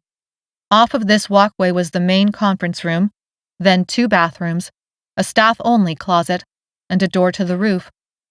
Whatever emergency power allowed that stupid alarm to go off every 5 seconds did not power any water, but it also meant the emergency lights still worked. On the third story, that meant just 3 red lights attached at even intervals, where the wall met the high ceiling, the red glow painting everything in a dim, creepy light. Dessa knew if she looked over the railing down to the first story, she might make out the shapes of the V's milling around. Their groans had settled back to a low volume, instead of the frenzied rage from earlier. Their stink was a different story. The rot of flesh and swamp hung in the air, though at least it was more bearable being several stories above it. Amos led her around the railing. Her shoes were dry, but the rubber still squeaked. Amos stopped. Try to step carefully. She leaned against him and whispered, Amos, what's going on? Instead of answering, he tugged her past the 2 bathroom doors, a whiff of sewer coming through. The emergency lights might still work, but the water did not. Still, they had gone ahead and used these as bathrooms anyway, to keep the conference room sanitary. Moving by the staff-only room, the sewer smells turned into something more mechanical. Grease and cleaning fluids, metal and dust. Amos didn't let go of her hand until they reached the locked roof access. They were as far as they could get from the other survivors, while still being safe. Even though the moans of the V's below added a decidingly unromantic backdrop, Dessa felt her pulse pick up. This had been their only moment alone since before leaving with the convoy. He stopped and leaned against the door, brushing his hands along her arms. Amos was there for her brother. He never gave up. Now he looked at her, and his brown eyes shined in the low light. She was inches away from his lips. He was like a magnet of strength and heat and boy. A tingling sensation flooded her, and she lost feeling in her fingers and toes, even while the rest of her lit up. All the running and fear and adrenaline faded. She was safe, and in Amos's arms, at least for the night. And that was all they had, the present moment. She vowed to live in this moment for as long as the universe allowed it to last. Dessa, Amos said, his voice gentle. She felt a half-smile grow on her face and raised an eyebrow because it would only take the smallest lean to make their lips touch, and it was pretty much the only thing she could think about. Yeah? We're still alive. I'm so glad. I'm going to kiss you now. She shivered. Okay. It wasn't the first time they had kissed, but when he leaned over and closed the space between them, their lips touched in a way that made her body sear with heat, rising on her tiptoes, her eyes closed, and feelings of safety and desire washed over her. This was why she was still alive, to feel things like this. After long seconds, Amos broke the kiss to take a breath, and she leaned, as if pulled by a magnet, to allow it to last just a little longer. Amos was so beautiful. His kiss was like tasting summer, like forgetting they were on the run from a bunch of zombies, like the best nap on a warm afternoon summer day, like rain at sunset, with rays of light bursting through and turning the sky bright colors. She felt his thumb brush against her cheekbone, leaving a line of fire behind. Slowly opening her eyes, looking back into his, she saw deep feelings reflected back at her. It was on the tip of her tongue. Her heart burst with it. The words that would speak how she really felt. Amos, Amos tore his gaze away and looked over her shoulder. Did you hear that? She was still drowning in all the feelings and wanted to tell him no. No, of course she hadn't heard that, because there wasn't anything else that existed in this universe except for the two of them. But then, as the rest of the world's noises and smells began to intrude, even as she was still holding on to Amos, always holding on to Amos, she did hear it. He pointed with his chin at the staff-only room. She turned while still in his embrace and noticed that the door was open, just a gap of a few inches. Amos moved, and she followed, stepping carefully to ensure her shoes did not squeak this time. There was a garbled voice. Amos put his face to the crack in the door and then turned around. Placing a finger to his lips, he then raised two more, forming a W. There was the sound of a flip switch, and then the unmistakable voice of Ms. Winters. "The Project Polus children need extraction ASAP." When will the helicopter be ready? Chapter 22. Dessa looked at Amos, mouthing, "Helicopter?" Amos shrugged. She strained to hear the response, but it was too garbled to understand. Slowly crouch-walking for a better view, she peeked through the door's gap, underneath where Amos had turned to watch. Ms. Winters sat in a wooden chair with her back to them, bent over a table and a box-like shape that reminded Dessa of old radios out of the movies. "Yes, I understand," Ms. Winters said, speaking into a handheld receiver. Dessa had expected a small closet with barely room enough for a mop, cleaning supplies, and maybe a few electrical panels. The room did have those things, but it was also far larger than expected. Metal shelves contained various kinds of mechanical parts. Wiring and other electrical supplies spilled out of cardboard boxes. Hand tools and more robust power tools were displayed across a different set of shelves. A small desk and comms unit were stuffed into one corner, almost unnoticeable. More cardboard boxes that had likely been stacked on the desk were now scattered across the floor. Down on her hands and knees, she smelled old grease, the cement, cleaning fluids, and the rot rising from the V's below. The cold chilled her through her clothes. "I must speak with the coordinators," Ms. Winters said. "A case must be made in order to—" A reply cut Ms. Winters off. "I understand," Ms. Winters said, interrupting as well. "But surely, in this case, an exception can be made." A nasally masculine voice on the other side abruptly came through, loud and clear. "Then you do not understand." Ms. Winters froze in her chair, then took a deep breath as if to calm herself. "Let us move the discussion to what we can agree on. The helicopter extraction. When will it be ready?" Ms. Winters received an answer Dessa couldn't make out. They signed off and she began to pack up the communications device. Dessa's hands and feet grew numb. She moved them to get the blood recirculating, but the rubber of her sneakers squeaked too loud. Ms. Winters grabbed a screwdriver off the desk, brandishing it like a weapon. The old wood in her chair squealed as she turned around. "Who's there?" Biting her lip, Dessa thought about what to do. Softly she called out, "Ms. Winters, is that you?" Dessa stood up and opened the door wide. Acting like she had just come upon the place, Amos entered the room with her. Catching sight of them, Ms. Winters relaxed and lowered the screwdriver. "Oh, my dears, you startled me." "We were just going to the bathroom," Dessa said, pitching her voice barely above a whisper to avoid disturbing the V's 3 levels below. "And the children?" Ms. Winters stepped closer, the screwdriver at her side. "Did something happen? You called out my name." Dessa shook her head. "No, they're fine, or at least, they're the same as before." There was a pause, an opportunity for Ms. Winters to come clean about whoever she had been talking to. It had to be someone from Sanctuary, so why keep it secret? Finally, when Ms. Winters didn't offer anything, Dessa said, "We heard you talking. What were you doing in here?" Ms. Winters raised the hand without the screwdriver and brushed a piece of hair off her forehead. She blinked numerous times, her tell for evaluating and discarding multiple answers to what should be a very simple question. Dessa knew better than to trust adults, any adults, yet she had needed, to believe in Ms. Winters. She was an incredible scientist who had sacrificed everything to keep Dessa's own brother alive and well. She worked to find an answer to the plague that had destroyed the world.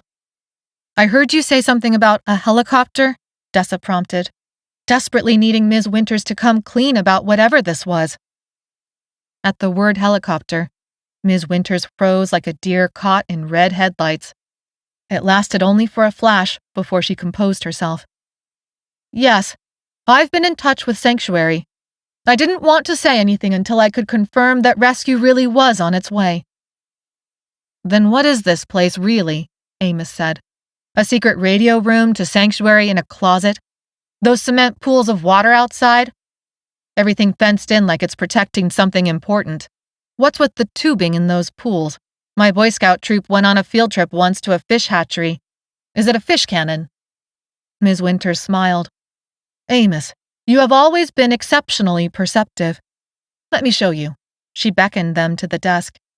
They followed her, the air just a little warmer than the hallway. Somehow inside the room, the screeching alarm lowered in volume. Ms. Winters motioned to the shelves. "You are correct. This place is a fully operational fish hatchery for endangered smelt, a species of fish important to the overall health of the Delta's ecosystem. That is to say, the health of the entire state of California. This location has been used for several decades as a genetic refuge, a repository for the possibility of the extinction of smelt in the wild. If that extinction were to occur, scientists could use the fish grown here as a new founding population. They have worked for years to minimize genetic inbreeding and maximize genetic diversity. That fish cannon of tubing you saw outside allows the hatchery to easily and safely move fish from tank to tank, and even into the surrounding waterways." Ms. Winters continued for several minutes, pointing out various pieces of equipment and explaining their application at the fish hatchery. Growing impatient, Dessa gave Amos a look. "What about the radio?" Amos said, interrupting. Sighing, Ms. Winters turned away from the shelves of equipment and back to the desk. "Yes, well, this place is state-funded and has multiple uses. Its main function is as a hatchery, but in an emergency like this one, it can act as a communications station to other state-funded research sites, like Sanctuary." Dessa had never paid much attention to politics, but it suddenly felt like something had clicked into place. Is that why Sanctuary is going to be safe for Project Polus? Because it's state and not federally controlled? Ms. Winters tilted her head. "That is a reasonable way to describe it. The CalExpo Refugee Center is located on state property, but technically under federal management, and therefore pursues federal goals.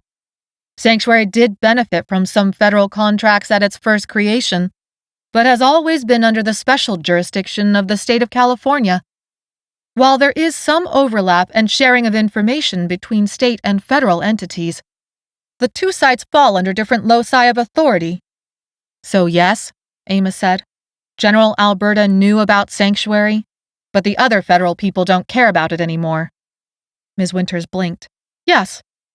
And the helicopter," Dessa said, determined not to get sidetracked. "If Sanctuary had a helicopter this whole time, why didn't they just fly out and get us weeks ago?" Ms. Winters leaned back against the chair, and the wood rubbed together again with a squeak. "Of course they would have come, but I could not reach them. I had to wait until we reached this place and use my special clearance code. Though this is ostensibly a university-sponsored laboratory, it is also one of the few direct communication links to Sanctuary. Another station is along the mountain route we would have taken." "But," Amos began. Ms. Winters raised a hand. "I did have additional methods to communicate with Sanctuary while at Camp Tatum, but the equipment was destroyed along with the bus. There was nothing I could do.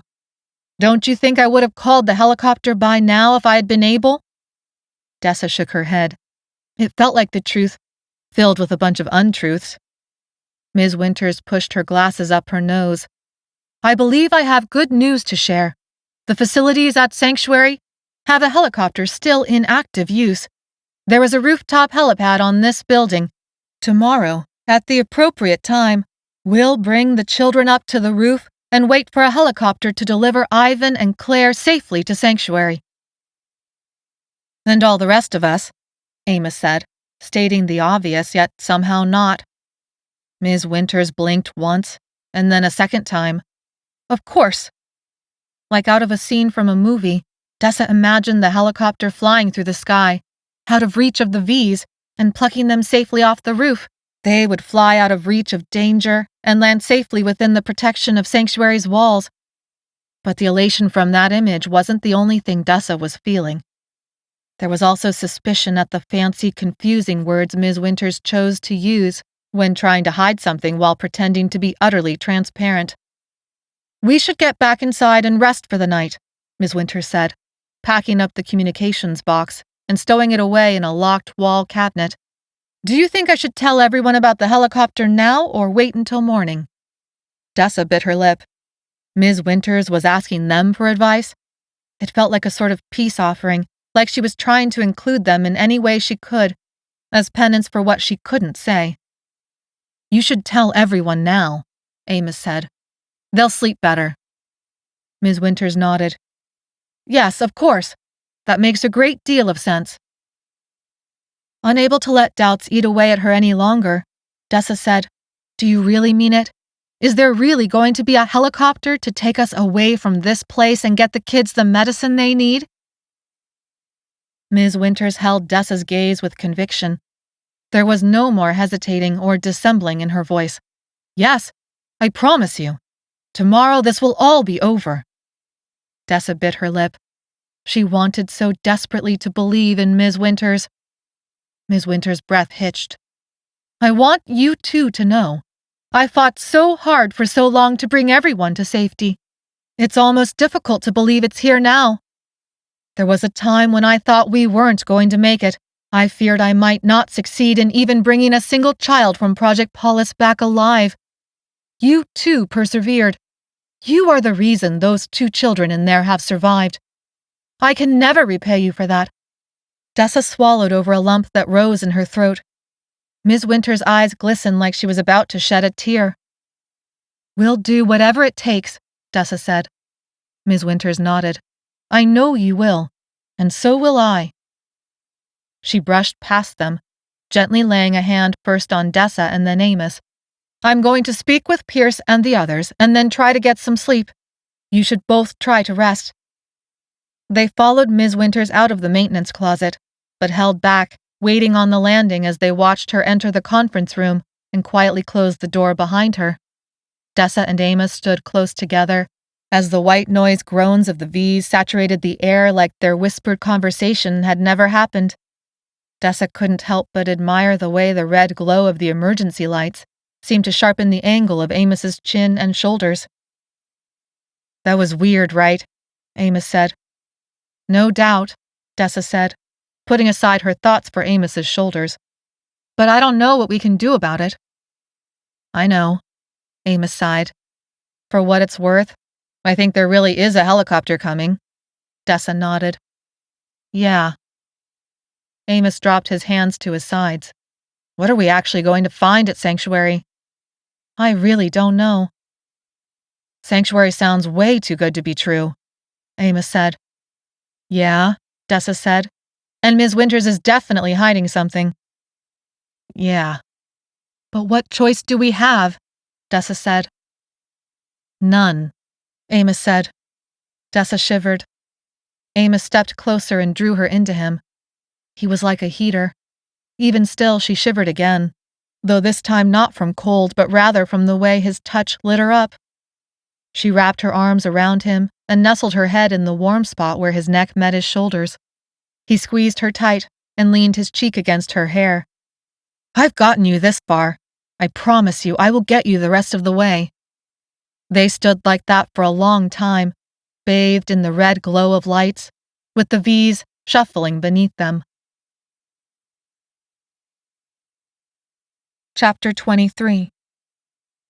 After returning to the conference room and finding the mood among the survivors far more jubilant than before, they attempted to sleep. Using the back cushions of 2 chairs as makeshift pillows, Dessa and Amos dozed under the incessant screech of the alarm, while looking out over the dark valley and brilliant night sky. Sometime during the night, Dessa woke to a tickle on her nose. Half asleep on her side, she reached a hand up to scratch her face. Amos's arm was a heavy comfort around her waist, and he snored softly in her hair. She was definitely going to tease him about the snoring. A whisper breath touched her cheek. She blinked open, staring into large hazel eyes. At first her mind was too fuzzy to make sense of the colors and swirls, but then as her senses came to, she identified Tig. He stepped away, arched his back on the carpeted floor, and came forward again, this time bumping Dessa's nose with his head. He turned on his purr box full blast. Hey, Tig. You forgive me now, huh? Hoping for some breakfast? He rubbed his body against her face until she sneezed. Amos jerked awake, sitting up and rubbing his eyes. It's okay. It's just Tig, Dessa said, sad about the loss of warmth. Tig wouldn't stop curling in circles around Dessa's nose. She gave in and sat up.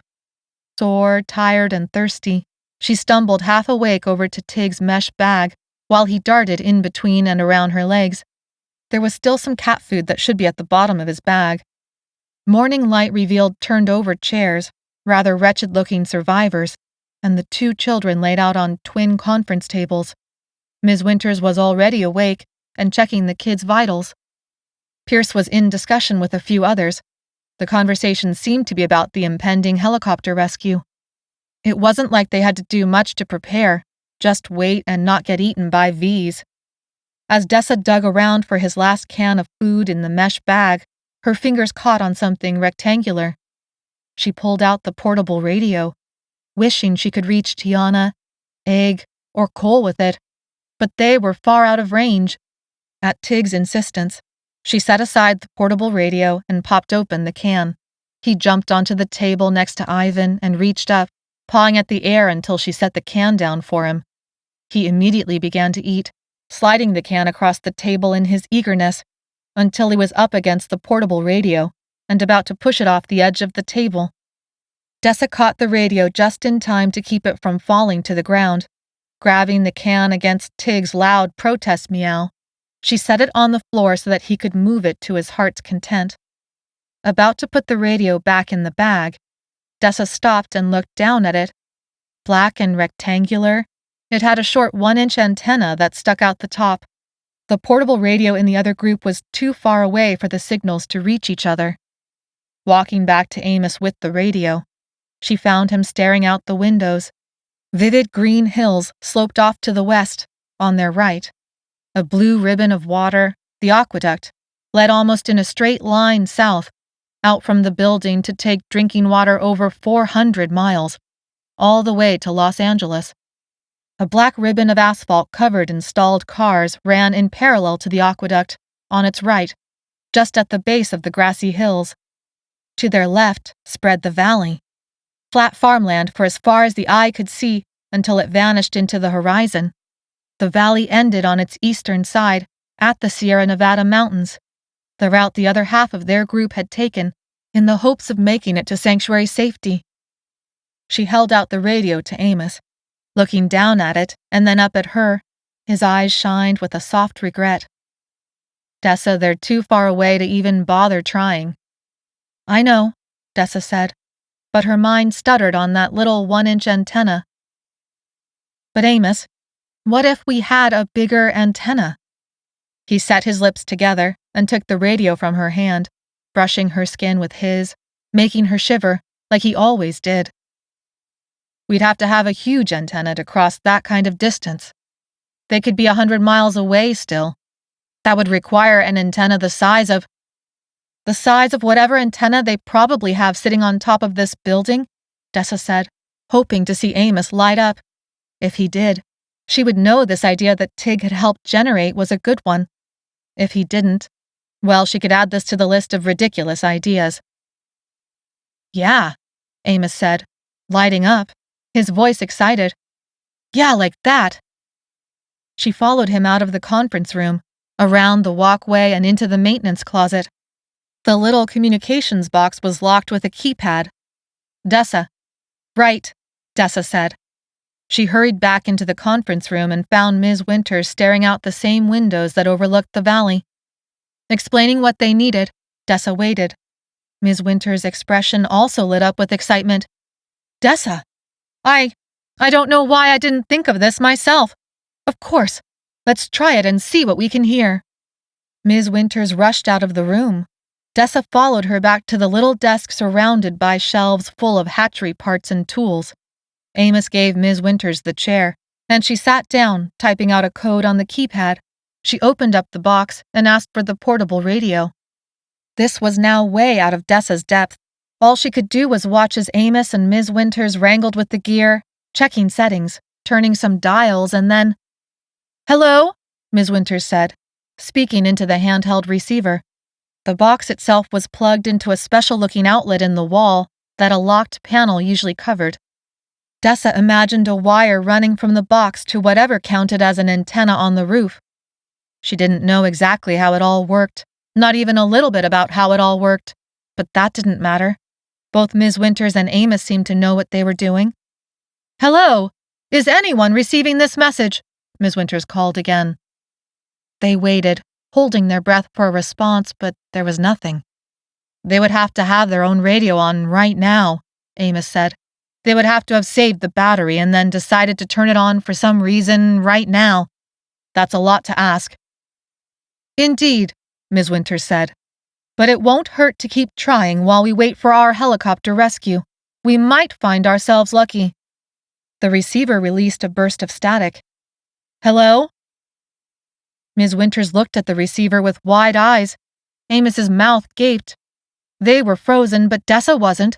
She pressed the button on the receiver and said, "Who is this?" For a long moment, no words came through, only static.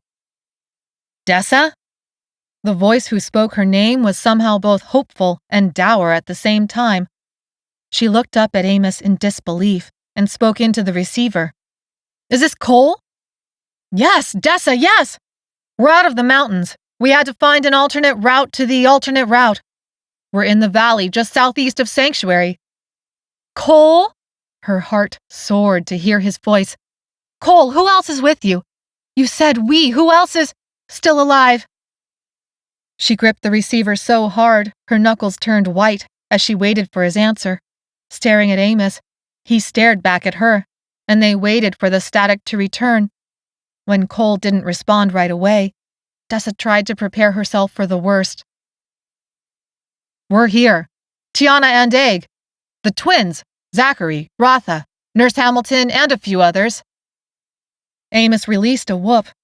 He raised his hand, and Dessa high-fived him. It felt like her heart would burst. All of them? It was practically a miracle. "Us too," Dessa quickly replied. "Claire and Ivan, Amos and Ms. Winters, Pierce, others. We even have Tig. He's eating breakfast right now." Ms. Winters held her hand out for the receiver. Dessa gave it to her. "Cole," Ms. Winters said, all business in her voice. "Please describe the state of the children. How are they holding up?" "Hold on," Cole said. "We don't have much battery left. I'll get Nurse Hamilton." There was a long period of static. Then the nurse's voice came on, sounding strong and competent, as she rattled off vital signs, symptoms, and other medical information that went way over Dessa's head. Ms. Winters told Nurse Hamilton that if their vitals dropped any further, to attempt an uninfected blood transfusion. It had stabilized Claire and Ivan for a little longer, and might work for the other children. They went back and forth over the details, almost talking over each other, but the radio didn't really allow for that. Finally, when Ms. Winters was satisfied, Cole took back the receiver and they discussed locations and landmarks. It turned out the group had come out of the mountains and were closer to Sanctuary than even Dessa's group. "Stay where you are," Ms. Winters said. "We have a rescue helicopter coming. I'll arrange to have them pick you up." "Better make it fast," Cole said. There was a strange beep that sounded on his end. "Battery's about to die on this. We have to move in the next few hours if we want to stay ahead of the infected." Ms. Winters gripped the receiver in both hands. "It is your job to protect those 4 children with whatever it takes. I will arrange transport. You keep them safe. Give the helicopter 2 hours. Static, and then a faint. "We'll try." Ms. Winters tried to get him back on, but there was nothing but static. She quickly switched channels to make a call into Sanctuary. She shooed Dessa and Amos out of the room and told them to inform Pierce. The insistent low screech of the security alarm assaulted Dessa's ears as soon as she stepped out of the maintenance closet. Taking a peek over the railing, she saw infected packed shoulder to shoulder on the ground floor. Their smells of rot and sewer drenched the air. Anxious hope fluttered in her stomach as she and Amos hurried to update the other survivors. Ms. Winters thought they should be able to see the helicopter leave from the hills and travel east to pick up their friends. It was finally happening, and Dessa planned to set up in front of the window and watch the whole thing. Chapter 24. Riley spotted the helicopter first and pointed it out. Her arms were still taped from the blood transfusion, but otherwise she looked no worse for wear. She was snacking on a granola bar and taking sips from another fruit drink. All the survivors came to press their faces against that glass and scan the green hills, blue canal, and wide valley for rescue. Dessa and Amos ate from a bag of chips and then traded a bottle of water back and forth while they watched. No sense in saving the food and water with rescue so close. Plus, they needed to do something to pass the time. The anticipation was killer. "You know, I could really use some tuna," Amos said, a teasing note in his voice. Dessa showed him a half smile for his effort. A little too early in the morning for that joke to land. They couldn't hear the helicopter's blades from this distance, but it was easy to spot the dark speck, larger than a bird, coming out from behind one of the hills to cross the freeway and canal, heading east across the valley, to the pickup point where they would grab Tiana, Egg, Cole, even Delmar, the kids, and any other survivors. It shouldn't take long to load up the other group, drop them off at Sanctuary, and then go back out to pick up Dessa's group. She imagined the reunion not just with the kids, but with her friends. Tiana and Egg had been awake, but still weak, after receiving the combo cure. How had Cole managed to keep them all alive through the mountains? It had been bad enough on the river. "The helicopter is returning. It must have already picked them up," Amos said. He wrapped his arms around her waist from behind. His body held a tense excitement that zipped her with electricity. She felt it, too. Rescue. Their rescue was in sight. The helicopter crossed the valley, flying from left to right across their view, over the canal and freeway to vanish into the hills and drop off their precious cargo. Even out of sight now, Dessa pictured the landing pad, and Tiana, Cole, and Egg stepping onto it. Maybe a bunch of people waited for them, ready to cheer their arrival and shower her friends with clean water, food, and a soft bed. "All right, everyone," Ms. Winters said, clapping her hands once for attention. "It's time to move everyone to the roof. As soon as the helicopter has dropped off the other group at Sanctuary, it's going to lift off again and come for us. Let's go quietly now, and avoid riling up any of the infected down below." It was quick work to pack up the remainder of their meager supplies and tools, but Dessa was dry and warm, and Amos was with her. They took the orange life vests scavenged from the boat and put them on the kids as cushioning. It was a heartbreaking sight to see her little brother and Claire locked in comas like this. But it would all be over soon. Sanctuary had what they needed to get better. She picked up one end of Ivan's blanket, while Amos took the other. Pierce and Riley took Claire's blanket. Something inside compelled Dessa to speak up. "I just want you to know I appreciate you looking after my brother and the other kids like this." Pierce looked over at her, frowning. Is this some new kind of sarcasm teenagers use these days? Dessa gritted her teeth, immediately regretting saying anything, but forced herself to keep going. "No, I mean it. I understand that we were on opposite sides for good reason, but we're on the same side now, obviously. I want you to know that I know that." Pierce's face bloomed with a smile. It transformed him. Even though Dessa knew it was probably a political smile, something he likely had practiced in the mirror to get just right, it kind of worked. "This is progress," Pierce said. "Obviously you are as committed to your own ideals as I am to mine. I admit that as well. I admire those who will not submit for anything less than their ideals. It is a hard road that people like us must travel." Like us? Dessa didn't like the sound of that at all, but knew better than to disagree. Instead, she nodded, acting like he had said the most natural thing in the world.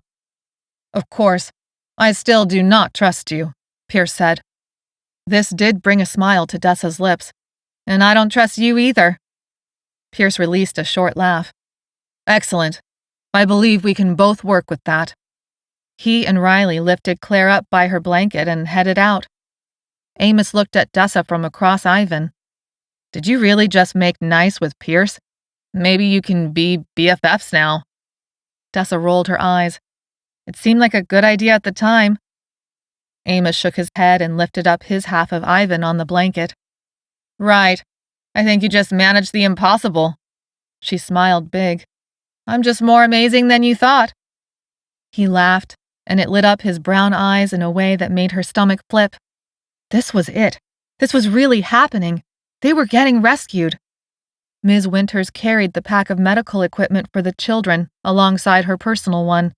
Dessa tucked the portable radio into Tig's bag and then added a very grumpy Tig before slinging it around her shoulders. Everyone else would act as their escorts, ready to fight any danger they might encounter, though it should be trouble-free. All they had to do was get up to the roof. They left the conference room, and the security alarm blared every 5 seconds, just as loud as ever. Dessa breathed deep, smelling a hint of antiseptic that probably came from Ivan. Licking her lips, she tasted a bit of salt left over from the chips and wished for more water, but was glad for what she got. Her headache was gone, and she had warmed up her muscles with some jumping jacks and push-ups, keeping the image of that helicopter firmly in mind, setting down and letting off all the people she loved, all while surrounded with wonderfully tall fences and lots of guards and weapons to protect everyone inside from all the dangers outside. Ms. Winters led the way around the rectangular walkway, past the bathrooms, past the maintenance closet. They stopped before the door marked with a metal roof access sign screwed into its surface about 1/3 from the top. It had a padlock that Pierce cut through with the bolt cutters, but even when the lock fell away in pieces, bouncing on the floor and rolling off the edge to tumble into the reaching hands of the infected below, the door would not budge. I see, Ms. Winters said, examining where the metal door met the metal frame. Would you like to enlighten us? Pierce said. It seems an additional locking mechanism was engaged when the security alarm was tripped. The emergency power should... She flipped open a little metal panel to the right of the door that revealed a keypad. Tapping out an 8-digit code, Ms. Winters tried the door again. Ms. Winters said. I presume you expected that to work, Pierce said. Yes, that should have worked, Ms. Winters said, staring at the keypad like it was a naughty child. Dessa shifted from one foot to the other, carefully handling the blanket carrying her brother. Ivan was light enough, small and frail, that he really didn't weigh much at all, but standing like this made him feel heavier. Is there a backup way to get to the roof? Pierce said, his voice infuriatingly calm. There wasn't a rush, so to speak, but it sure would be nice to load up on that helicopter and get out of here as soon as it arrived. Yes, of course, Ms. Winters said. She looked at Pierce, and then looked back over the rest of the group, her eyes enlarged by her glasses, as her gaze skated over the railing to the space in the middle that, if you were to look down, you could see all the way to the first floor, where infected numbered so deep you couldn't see the ground at all anymore. Yes, the other access point is on the first floor. Chapter 25. There was no getting to the first floor. That took seconds for all the survivors to agree on, so they decided to break down the door. The sounds would enrage the V's below. Only a simple grated gate cordoned off the stairwell at the 2nd and 3rd levels, but it wouldn't last. They all agreed on that, too. They planned to wait until the helicopter was in sight, and just about to touch down on the roof before breaking down the door. Once they were through, they could cross the roof in seconds and load up, but the infected would likely have given chase by then. They set Claire and Ivan down and got to work. Riley went to stand watch for the helicopter while Pierce picked up the bolt cutters. Amos tore a fire extinguisher off the wall, and Harrison made ready with the axe. What was supposed to be an easy rescue had turned into something more difficult. Each strike on that door would enrage the V's below. Eventually the door would break open, but eventually the V's would break through the gate and stream up the stairs to the 3rd level. Which one would happen first?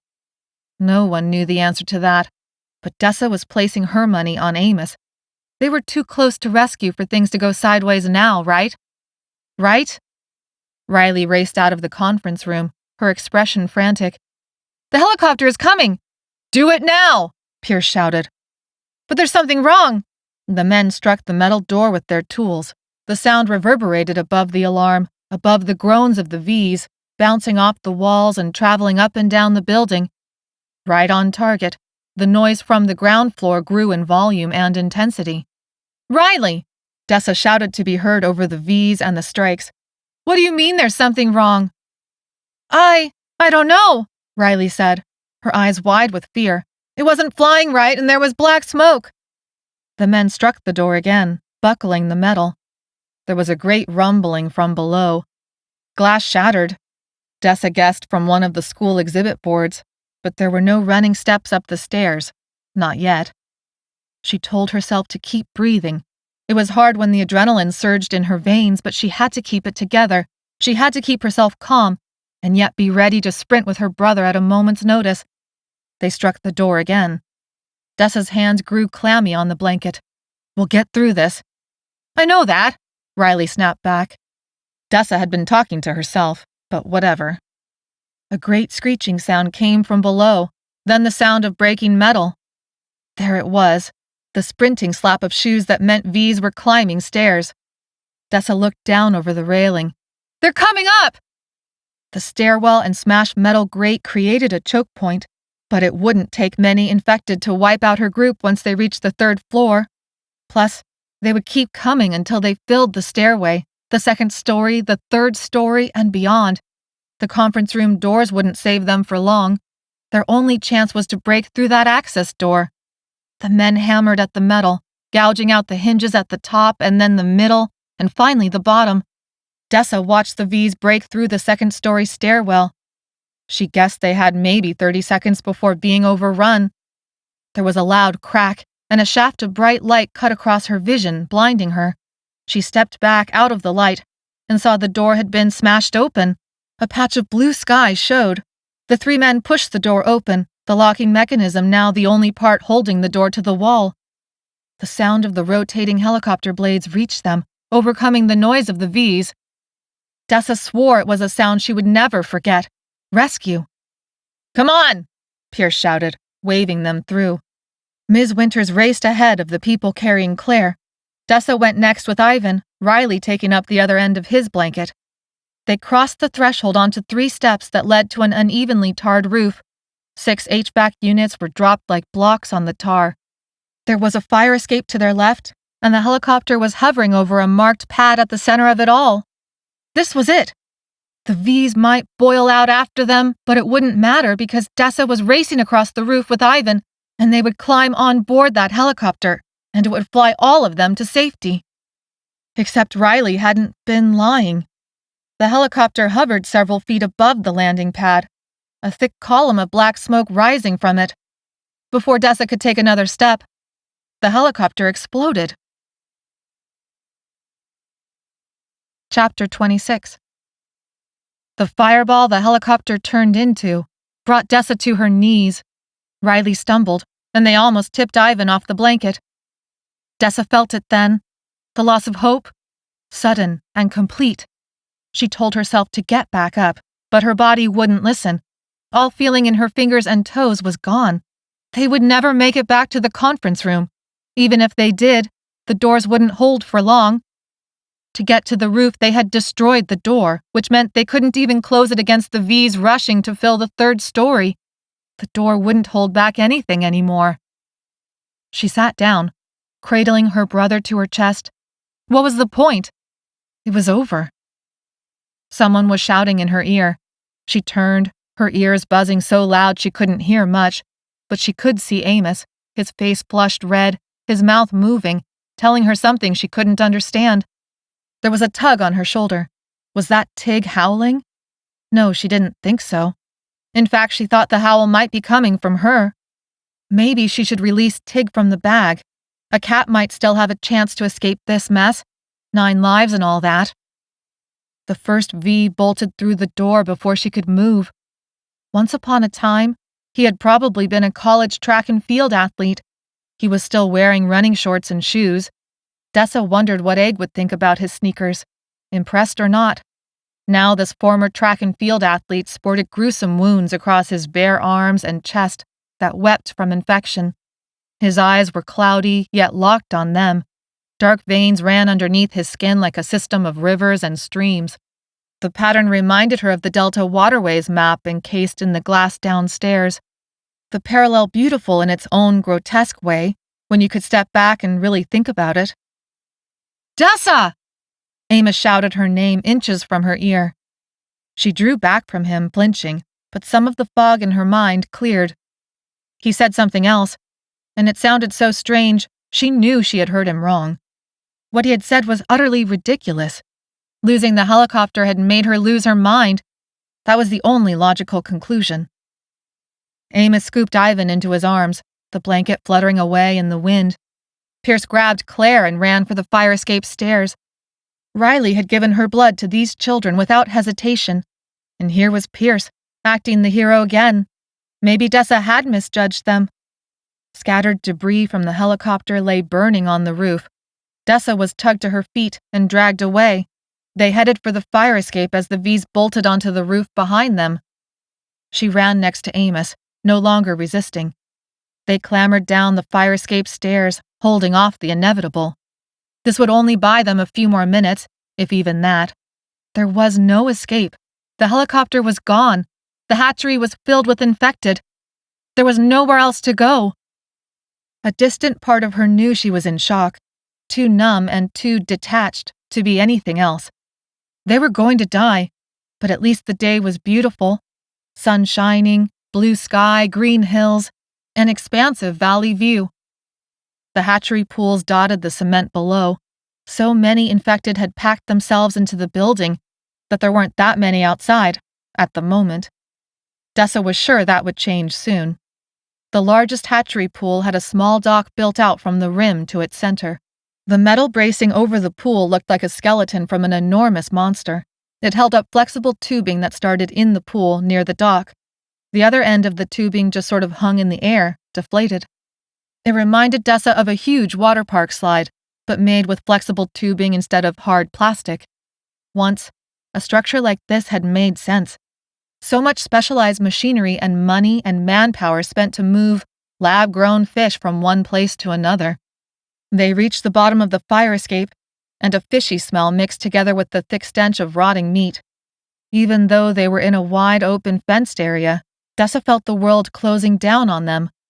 V's at the building's entrance, held back from going in because there were still so many other V's in the way, spotted the group and turned around. Astonished, she watched Amos, with Ivan in his arms, run, not for the gap in the fence, and not for the opposite end of the hatchery, away from the V's. Instead, he headed for the hatchery pool. Dessa sprinted after him, knowing this was a mistake, but there was no going back now. The pool wouldn't save them. V's could swim. The river had proven that. Just beyond the pool and the fence that enclosed the hatchery was the California aqueduct, a drop of at least 30 feet. If they had time, maybe they could have climbed the fence, but the drop wasn't one the kids could survive. Amos acted like he knew exactly what to do. He headed out to the center of the pool, the wooden dock undulating as he ran. Everyone followed him, and she realized exactly what Amos had yelled, and why. The ringing in her ears eased. Reality snapped back into focus. Running up to Amos, the dock shifting oddly under her feet so that the world began to spin out, she took Ivan from him. Holding her brother close and feeling his fever and the way her heart wanted to break out of her chest, she watched Amos crouch and work on a small generator on the dock. The generator roared to life, and the tubing began to billow, forming a hollow cylinder that inflated like a growing worm over their heads. Amos stood up and adjusted the metal bracing to correct the tubing's position. The no longer deflated tube now emptied directly over the water flowing in the California aqueduct. The generator pulled water from the hatchery pool and ran it through the tubing. All of it looked not that much different from a slip-and-slide. "Oh my God, you really meant it!" Dessa shouted, blinking her eyes to make sure she really was seeing this. "You actually want us to use the fish cannon!" Chapter 27. Amos tossed a backpack in first as a test. It whipped through the tubing, the moving bulge tracking its progress, until the backpack was spit out at the other end. It flew through the air, and then slid at an angle into the water. "Direct hit!" Amos yelled, pumping his fist in the air like it was a video game win. In seconds, he had tossed in more supplies to have them spit out the other end with a cushioned splash. Wide-eyed, and still not quite believing this was happening, Dessa checked the life vests on Claire and Ivan. Then she brought Tig's bag around to her front and checked the mesh zippers. Tig was going to hate getting wet. She promised him she'd track down a mountain of tuna if he could forgive her for what she was about to do to him. The V's had made it halfway across the hatchery to them as Pierce stepped up, volunteering to be the first human test through the fish cannon. "No, Dad! What if it doesn't work?" Riley said. Pierce kissed Riley on the forehead. "I'll be fine. Someone has to be there to catch you all on the other side." Then he pivoted and slid into the tubing and was gone. The tube bulged overhead as the water pressure and generator worked hard to move this many pounds. Dessa held her breath, hoping it would work. If he made it through, then the kids would have no trouble. Pierce flew out the other end, his arms crossed over his chest, just like the lifeguards at the water park required, as his feet sliced through the surface of the water, and he slid to a cushioned stop. Going underwater, he popped back up and waved, giving a thumbs up. Amos rushed to load up the next person and then the next. The aqueduct's current was strong, and Pierce struggled, slipping on the sloped sides as he tried to find something to hold on to. Finally, it seemed he had found and grabbed hold of a safety ladder of some kind and used it to stabilize half in and half out of the canal. As Ms. Winters came flying through the cannon, arms wrapped around her supplies, she ejected out the other end to splash in the water. Pierce reached out and grabbed hold of her by her clothes to drag her to the safety ladder. Harrison was next, and then Riley. Dessa helped Amos load Claire and then Ivan into the tubing. Their orange vests vanished in the blink of an eye, but Pierce and Harrison were on the other side to catch them. Soon the other survivors were through, and it was only Amos and Dessa left. He held out his hand, and she took it, stepping gingerly into the tubing so that the power of the water pressure tugged at her ankles and waterlogged shoes, threatening to sweep her feet out from under her. The generator buzzed and chugged, and then coughed. "Dessa, you really need to go now. We're running out of gas." She took a deep breath and didn't waste another second. Letting Amos guide her in, she crossed her hands over Tig, closed her eyes, and felt Amos let go. The strength of that artificial riptide pulled her through faster than she had anticipated. Everything was rushing water in a beige world that turned her in circles. It felt like she was flying through an umbilical cord in the sky and lost sense of which way was up or down. Not daring to open her eyes, she held her breath as water splashed against her face, and then suddenly the pull of water was gone, and she flew, weightless, through the air, hot sun warming her skin. With a splash, she slid into the water feet first, almost like she was sliding into a big pile of pillows. Telling herself to be careful of Tig, Dessa struggled to the surface, the cold shock of water bringing a rush of relief. She broke through, coughing, holding Tig's bag above her head. The water drained from the mesh, and he howled as ferociously as she had yet heard. But they were both alive, and that's what counted. Feeling a tug, she looked over and saw a soaked Pierce, his face flushed with intense concentration, as he guided her to the safety ladder. She squeezed in next to Ms. Winters, one hand on the rung, the other keeping Tig above water. The kids were against the aqueduct's edge, held back from floating away by Harrison, Riley, and the other survivors, their orange vests so bright in the sun the color made her eyes hurt. She turned back to look for Amos. The generator was loud, but then it coughed, going silent for the briefest moment before returning to life. Amos inserted himself into the tubing in one smooth motion, like the move of a gymnast. V's sprinted across the dock, reaching the tube seconds afterward and diving after him. But Amos was already gone. The bulge that marked his progress across the sky was a welcome sight. The generator coughed again and died for good, but Amos was already past the point of no return. On the downslope now, gravity finished the job and dropped him in the aqueduct with a big splash. The V's weren't so lucky.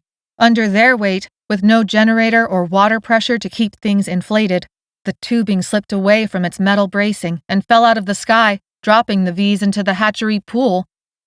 Amos came up for air, water streaming off his head and shoulders, plastering his clothes to his chest, and taking Dessa's breath away. They might be surrounded by zombies, but that didn't prevent Dessa from appreciating the current picture. In several strong strokes that cut through the water with ease, Amos met them at the safety ladder. They were through. Chapter 28. 3 teenagers, 2 comatose kids, and 10 adults. The survivors floated on the current, cold, shivering, but alive. The canal itself was maybe 40 feet across. The bottom was far too deep to be able to stand. Steeply sloped concrete on either side led to tall fencing. V's followed them along both sides of that fencing. The bright sun displayed their gaping wounds in high contrast. Maybe they had found a gap in the fence, or came out from the cars stalled on the freeway, or from hiding places in the valley farmland. Regardless, the infected kept pace, reaching clawed hands through the fencing at them. But it didn't matter. The fences were strong. The canal was wide.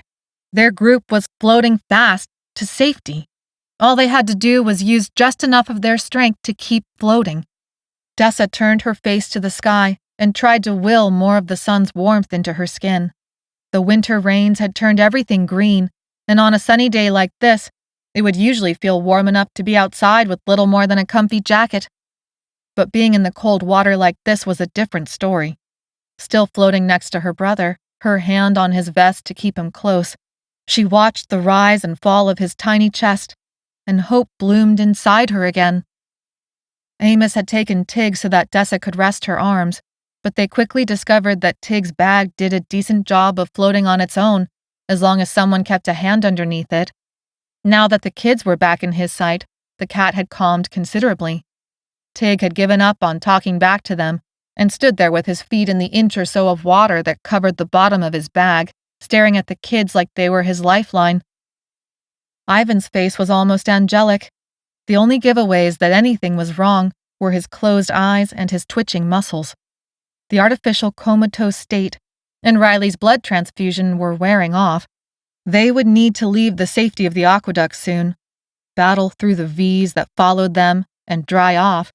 But those crises weren't urgent yet. To their right, in the direction of the early afternoon sun, the rolling hills spread out, so bright green in the winter sun they hurt her eyes, empty of trees, houses, danger. They had turned off the Sacramento River long before reaching the densely populated Bay Area, and were now traveling south through the state, along the Sacramento Valley. To their left, the field stretched out, impossibly flat, a patchwork of rectangular lots with the suggestion of orchards and grains. A dark dot here or there represented a farm building. Eventually, the blue ribbon of water they traveled met up with and began to parallel Interstate 5. The fields and hills still remained empty of people, but the interstate was full of stalled cars. Though Dessa's group made little noise traveling the aqueduct, the V's who excitedly followed them along the fences must have alerted the V's on the road. The freeway of stalled cars brought V's down to the fence, one after the other. People who had once been able to think and love and laugh and cry. Now all they could do was rage. They passed a small cement ledge that jutted out several feet into the water, cutting into the slope side of the aqueduct. Next to it, bolted to the cement slope, was another safety ladder, its last rung dipping into the water. Ms. Winters lifted her head and a limp arm. She was too old for this kind of physical activity, especially in cold water. She was a scientist, not an athlete, yet there was a will of iron inside her that would not give up. "Not this one, but one just like it," Ms. Winters said, her voice hoarse. She coughed out water. "The next one! We must take the next one! Sanctuary has a maintenance tunnel that connects to the aqueduct." Dessa hoped it wasn't like the roof access door, but they would find out soon enough. Compared to the river, the aqueduct's current was strong, but its surface was calm. The water moved in a straight line, no curves, no sandbars, no rocks. A dark shadow flitted overhead. Dessa squinted against the sun. The lazy flight of a hawk formed a circle above their group. Dessa's mind flew her up there to picture the scene from the sky. 15 people, 2 in orange life vests, floating in a group, fencing on either side holding back the monsters. The hawk flew relaxed, far removed from the life and death struggle taking place on the ground. "All right," Pierce said. "I see the next ledge." Dessa plunged back into her body, but the water lifted her up, carrying her weight, easing the struggle. The breeze carried away the rot of the infected, and instead all she could smell was the not-so-bad smell of fish and moving water. The V's couldn't live forever. Ms. Winters had said so, but also had admitted she didn't know exactly how long it would take. Months, maybe years. The V's were ferocious in great numbers like this, but even to her own overwhelmingly exhausted eyes, they looked more gaunt, more run down. The Lissa virus might have extended the body's ability to live, but they weren't the undead. Eventually they would die all on their own. All Dessa had to do was make sure she and all the people she cared about found a safe place to wait them out. Sanctuary would be that safe place. It had to be. Pierce caught the safety ladder first. Next came Amos. They fished everyone out of the water, setting them on the little ledge. Ms. Winters took rickety steps over to a little power box bolted to the cement slope of the valley side of the aqueduct. V's massed there, just feet away, clawing for her through the chain links, but she stayed out of reach. Just beyond the V's, the farmland showed the beginnings of a citrus orchard. Branches hung heavy with green leaves decorated with orange globes. Behind them on the hills rose a humongous chain-link fence that looked at least 4 stories tall. The breeze moved the fence just enough to make the long expanse of chain-link glitter in the sunlight. This was the beginning of the property that marked Sanctuary's domain. Dessa checked on Ivan, Claire, and Tig. Everyone was soaked but breathing normally. There was a hint of blue on the kids' lips, but their bodies were still capable of shivering, which was a good sign. The cold water had blanketed Dessa's mind with a layer of numbness, but the reality of how close they were to safety helped her push on. "Normally this powers flood control gates, for irrigation and the like, but obviously this one serves a different purpose," Ms. Winters said, teeth chattering, as she tapped the last bit of code into a keypad. There was a whine, and then from deep in the earth a sense of a great grinding of gears. A square section of cement, inset on the aqueduct slope, moved. It slid away to reveal an opening big enough for a person. A set of stairs led into darkness. Chapter 29. They entered the cool humidity of the tunnel. The steps were slippery, but built with military efficiency. Each one the same width and depth as the others. Soon the smells and noises of the outside world vanished.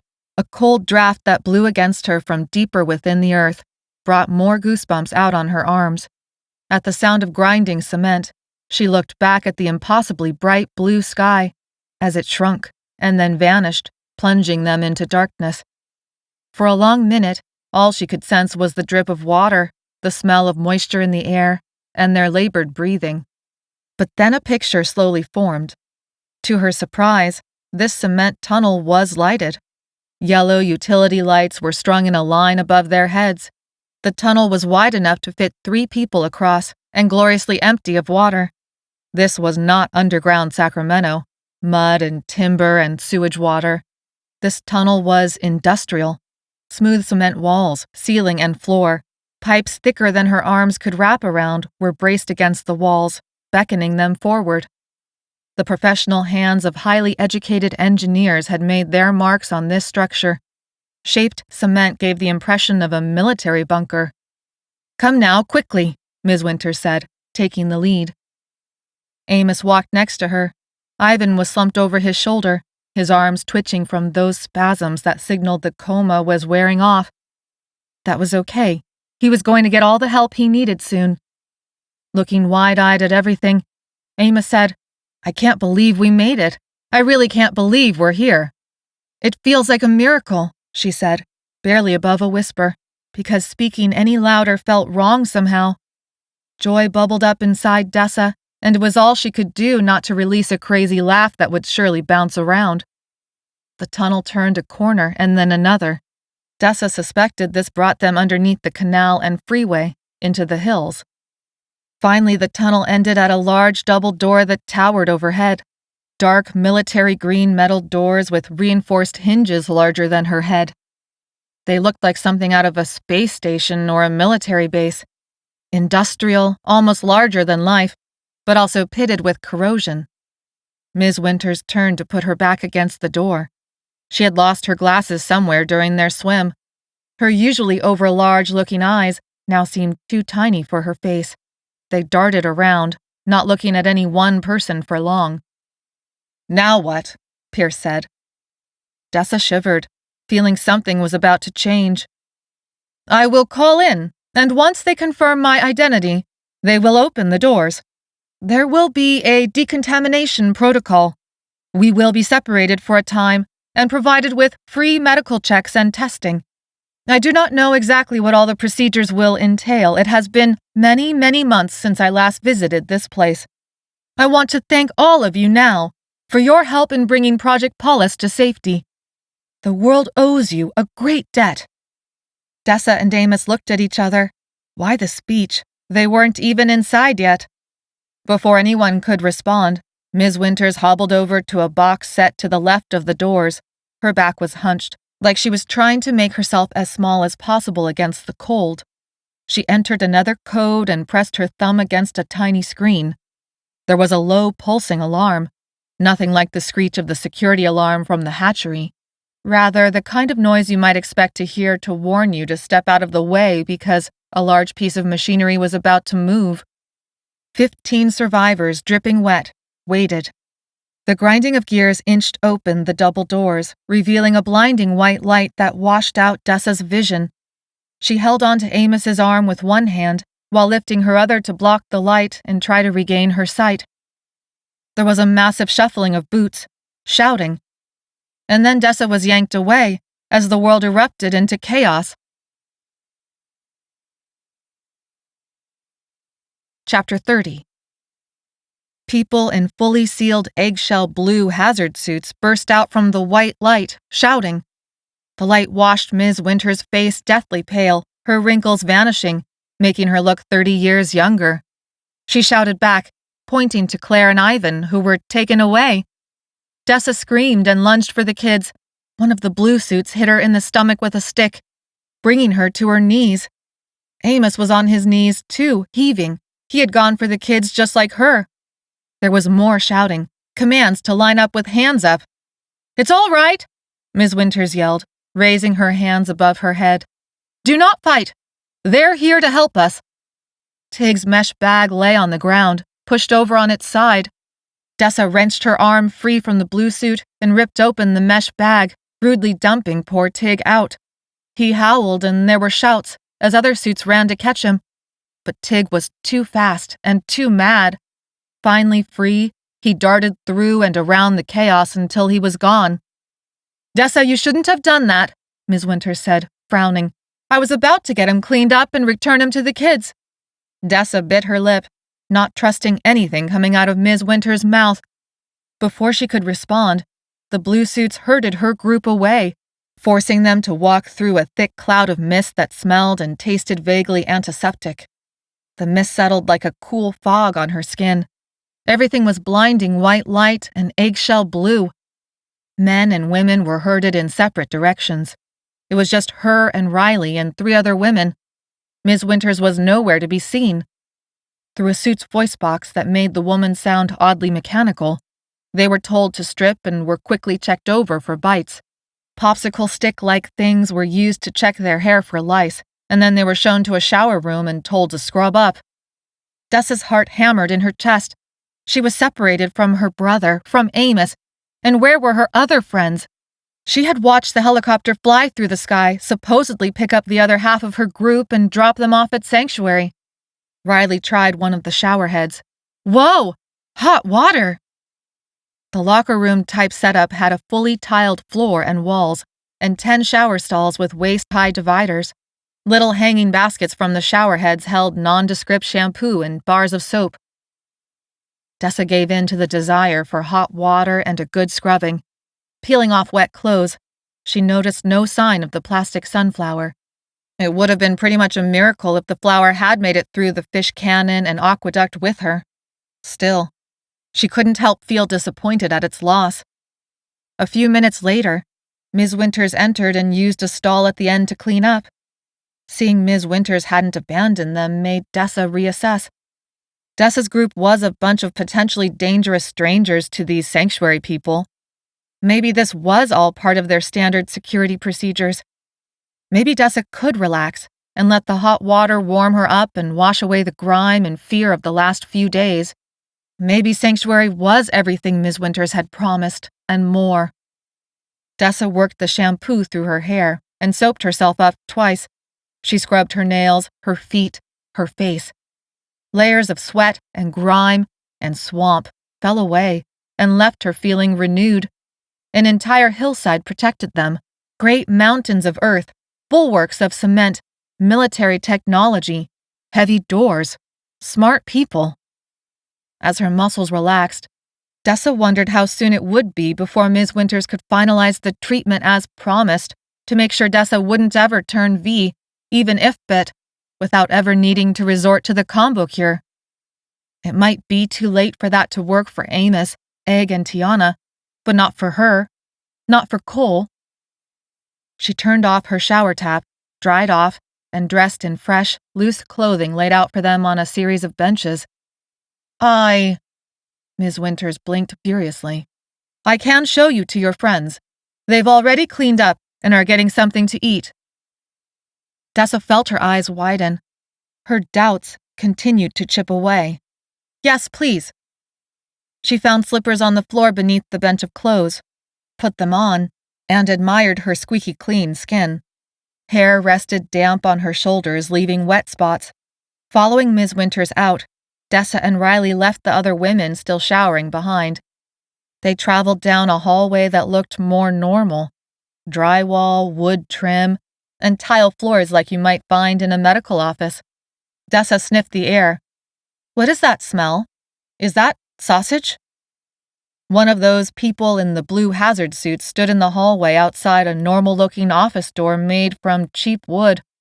The face shield obscured her features, but even still, Dessa could see she sort of turned starstruck once she recognized Ms. Winters. Dr. Winters! The word came out of the hazard suit's voice box, tinny and thin. I never thought I would have the privilege of meeting you in person. The woman actually tried to bow inside the suit. Dessa barely repressed a giggle. They are waiting inside, just as you requested. The hazard suit motioned to the door. There are others who agree, but they are too... Ms. Winters held up a hand. Enough. There will be time for that after I speak with the coordinators again. She nodded at Dessa. Go ahead. Your friends are waiting inside.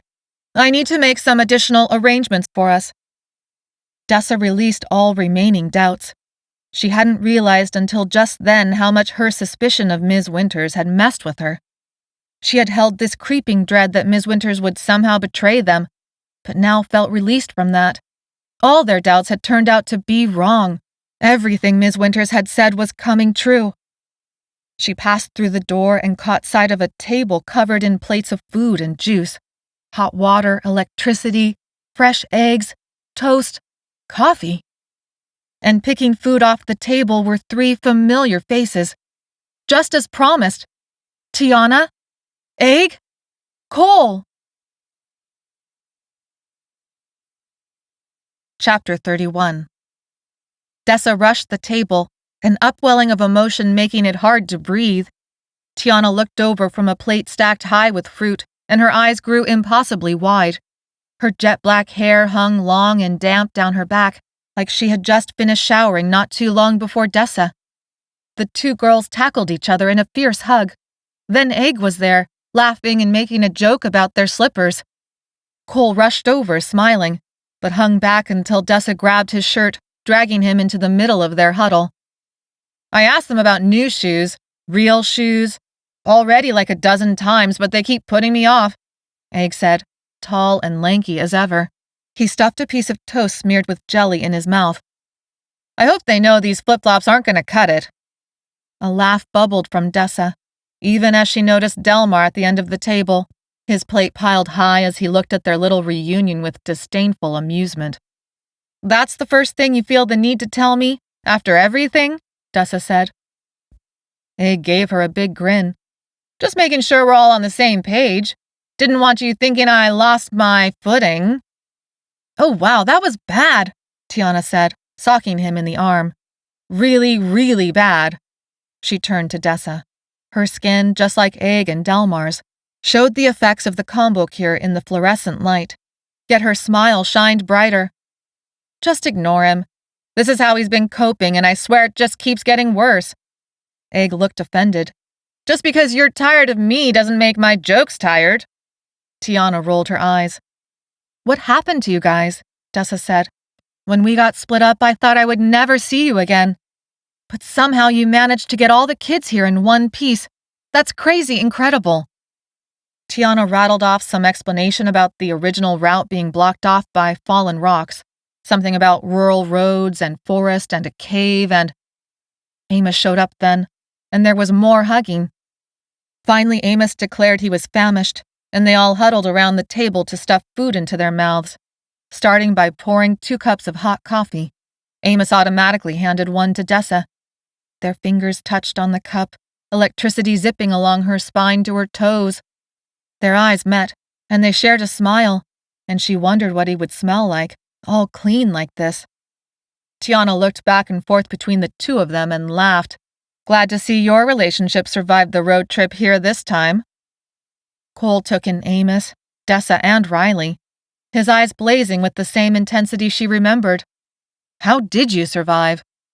Amos filled his plate and said, "We took the river, just like she told you on the radio." He ran a hand along the wet ends of her hair and then hugged her quick around the waist before letting go and attacking his food. She caught a whiff of his damp hair and soap, and he smelled just as heavenly as she imagined. "Well, there were a few obstacles," Dessa said. Riley snorted. "Yeah, you could say that." Dessa took a sip of the coffee and would have sworn its heat and caffeine spread through her body in an instant. She made a chopping motion with her arm. Literally, like Amos had to jump out of the boat and chop some wood. "I don't know why, but that sounds kind of dirty," Tiana said, laughing. Dessa rolled her eyes. "If by dirty you mean swimming in sludge and trash and who knows what else while a bunch of V's chased you?" Yeah." Egg slapped Cole on the back.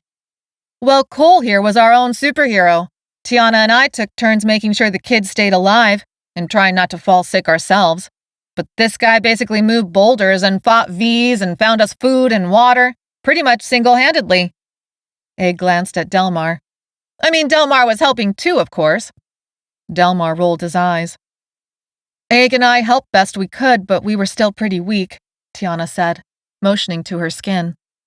"And we all made it," Cole said, pride in his voice. But Tiana's expression darkened. "Barely. We got lucky when we heard from Ms. Winters when we did. The kids were about gone when Nurse Hamilton was told about the blood transfusion stuff. Cole was a little weak after that, but it worked." Cole gave them a pale smile. "Definitely dizzy." Delmar huffed and speared another sausage with his fork. Except for how the combo cure made his skin look ashy, he seemed perfectly healthy. Somehow he seemed to get away with the fewest side effects, rarely going into hallucinations, unlike Amos. "No cookies?" Delmar said, frowning at the table. "You think with an installation this big and being all military and government stuff that they would have brought us some cookies." Egg moved to stand next to Delmar and refill his plate. Dessa walked up to them to add another piece of toast to her own plate. Riley stood at the far end of the table next to Cole. Tiana and Amos had food plates in hand and were deep in conversation across the room. "You got the hots for her, don't you?" Delmar said, looking from Egg to Riley. He pitched his voice low, so that Dessa had to lean in to catch it all. As if caught with his hand in the cookie jar, Egg ducked his head, covering the puppy dog stare he had been giving Riley, even while Riley was making eyes at a very uncomfortable-looking Cole. No, I don't." "I know you too well for you to pretend you don't," Delmar said. Dessa tensed.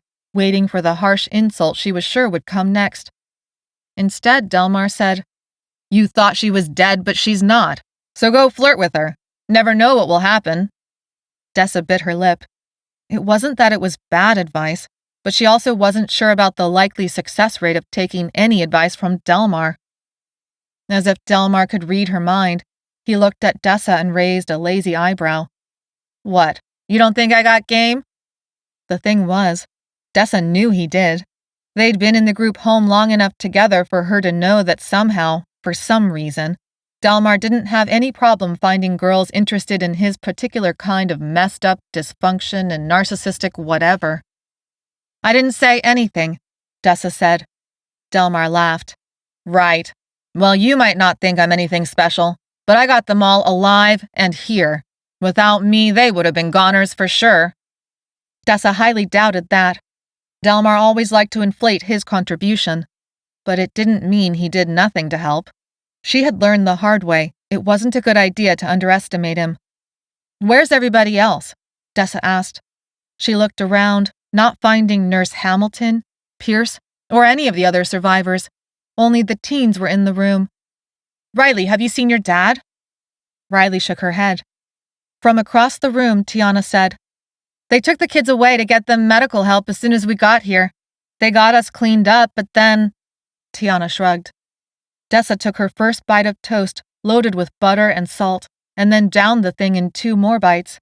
The food was basically processed microwave whatever, but it tasted like heaven. Next, a scrambled egg, now cold, went down. Some more coffee, a sausage link. If she kept going like this, she would make herself sick. So she forced down a few slow sips of coffee to let her stomach settle. "What's the next step?" Amos said, as he returned to the table with Tiana. With his mouth stuffed full of food, Egg said something unintelligible. "We don't know," Cole said from across the table, still not looking at Riley. "They won't tell us." "They probably want to make sure there's room for us or whatever." Tiana practically bounced over to a pile of jam packets like from a restaurant.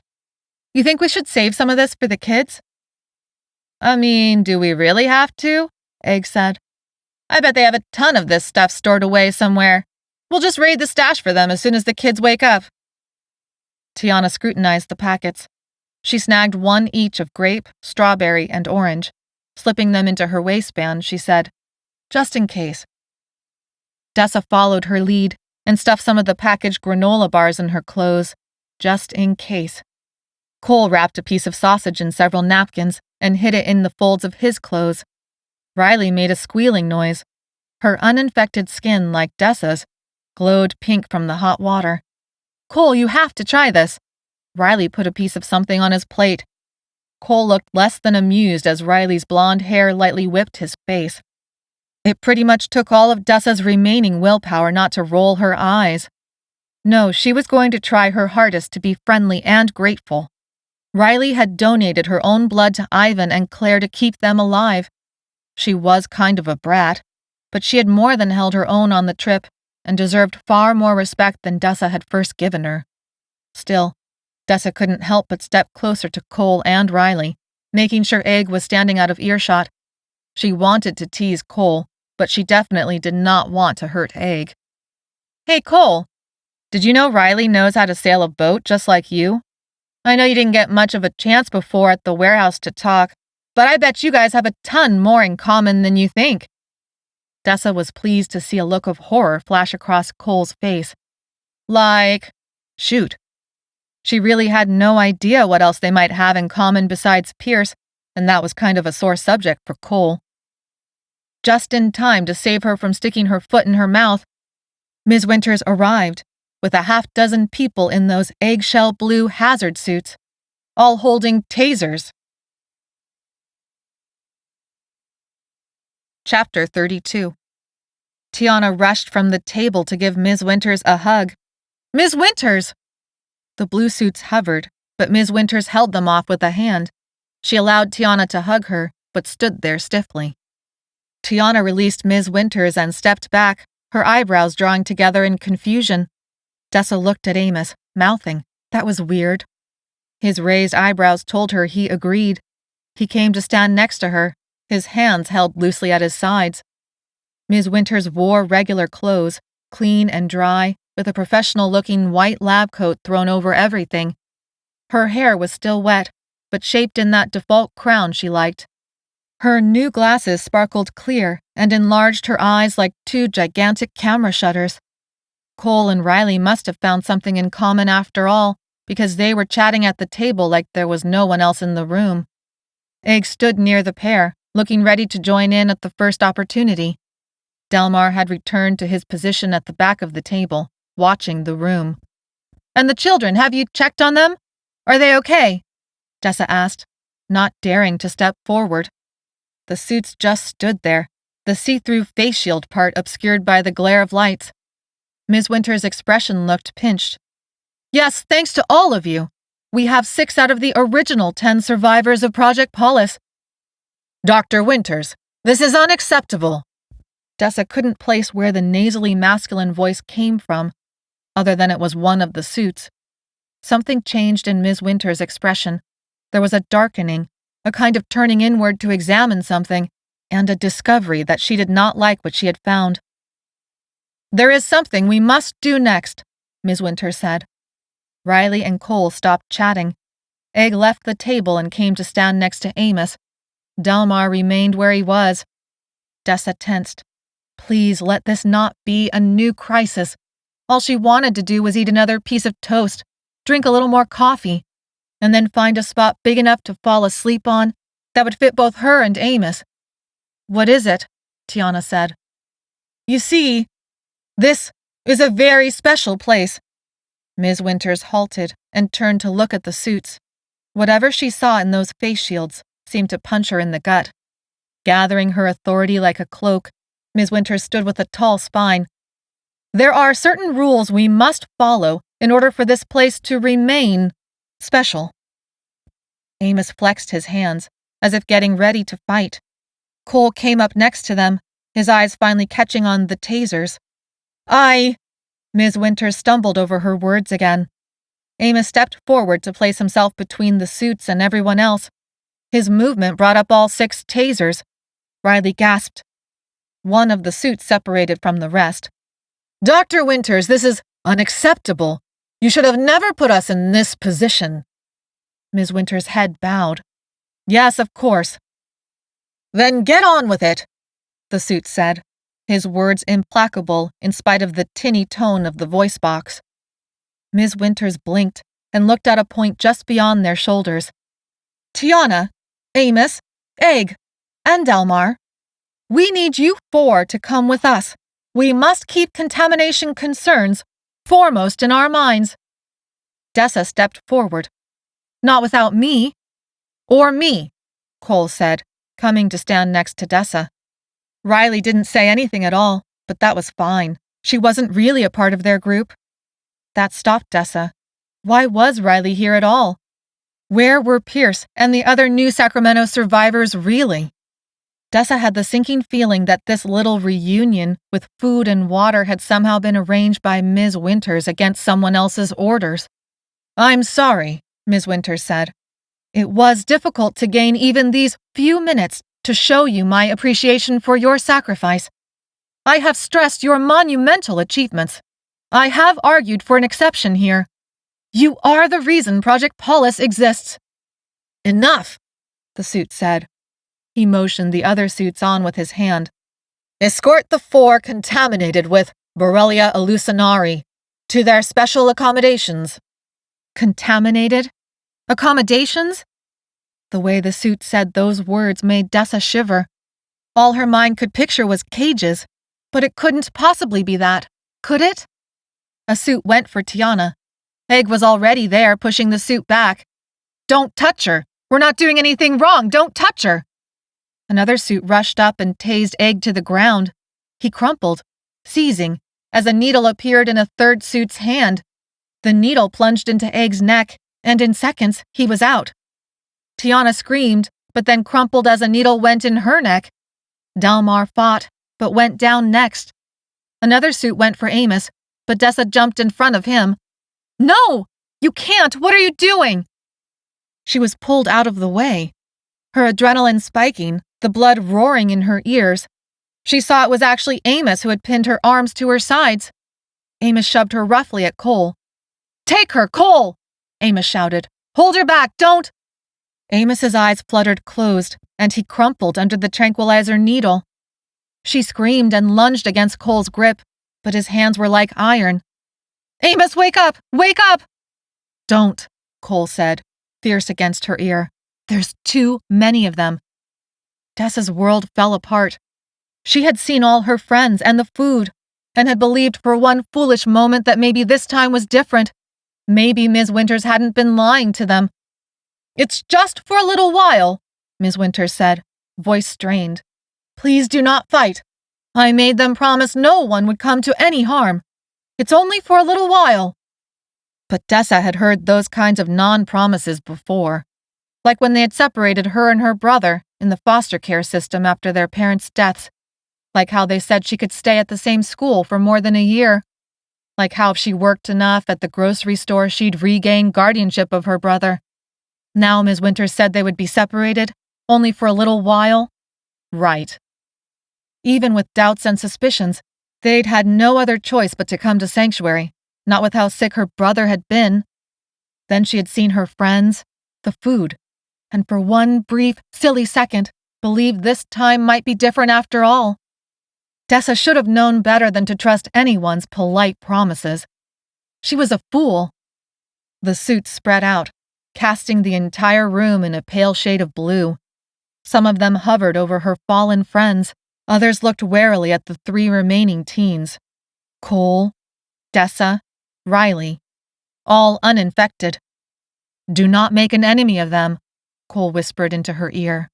"If we have any chance of helping them, we need to not turn ourselves into enemies. Act like you understand." They were carrying Amos, Egg, Tiana, and Delmar away. Everything inside her wanted to fight off Cole and run after her friends, but a quieter, smarter part of Dessa knew that Cole was already playing some long game she couldn't yet see. "My father! Where's my father?" Riley demanded. Ms. Winters had tucked herself into a corner. She looked at the ground for a long second, and then, as if deciding something important, looked up and said with conviction, "The coordinators are making an exception for the 3 of you. Even with all my powers of influence, it is the only concession I managed." Her voice sounded bitter. "You 3 are allowed to stay, but no one contaminated." She tripped over that last word. Gathering her composure, she continued. "No one contaminated is allowed within Sanctuary's boundaries." "Boundaries?" Dessa said, unable to stop herself. "What does that mean?" Ms. Winters would not look any of them in the eyes. There was a long pause. Finally, she said, "I'm sorry. I have lost so much precious laboratory time already. I must return to my work now." Ms. Winters left the room. As the blue suits closed in, Dessa looked at Cole in horror. What was really waiting for them at Sanctuary? Thanks for reading After the World Ends. Save Book 4. Find out what happens next to Dessa and her friends in After the World Ends, Book 5. Available in audiobook, ebook, and paperback.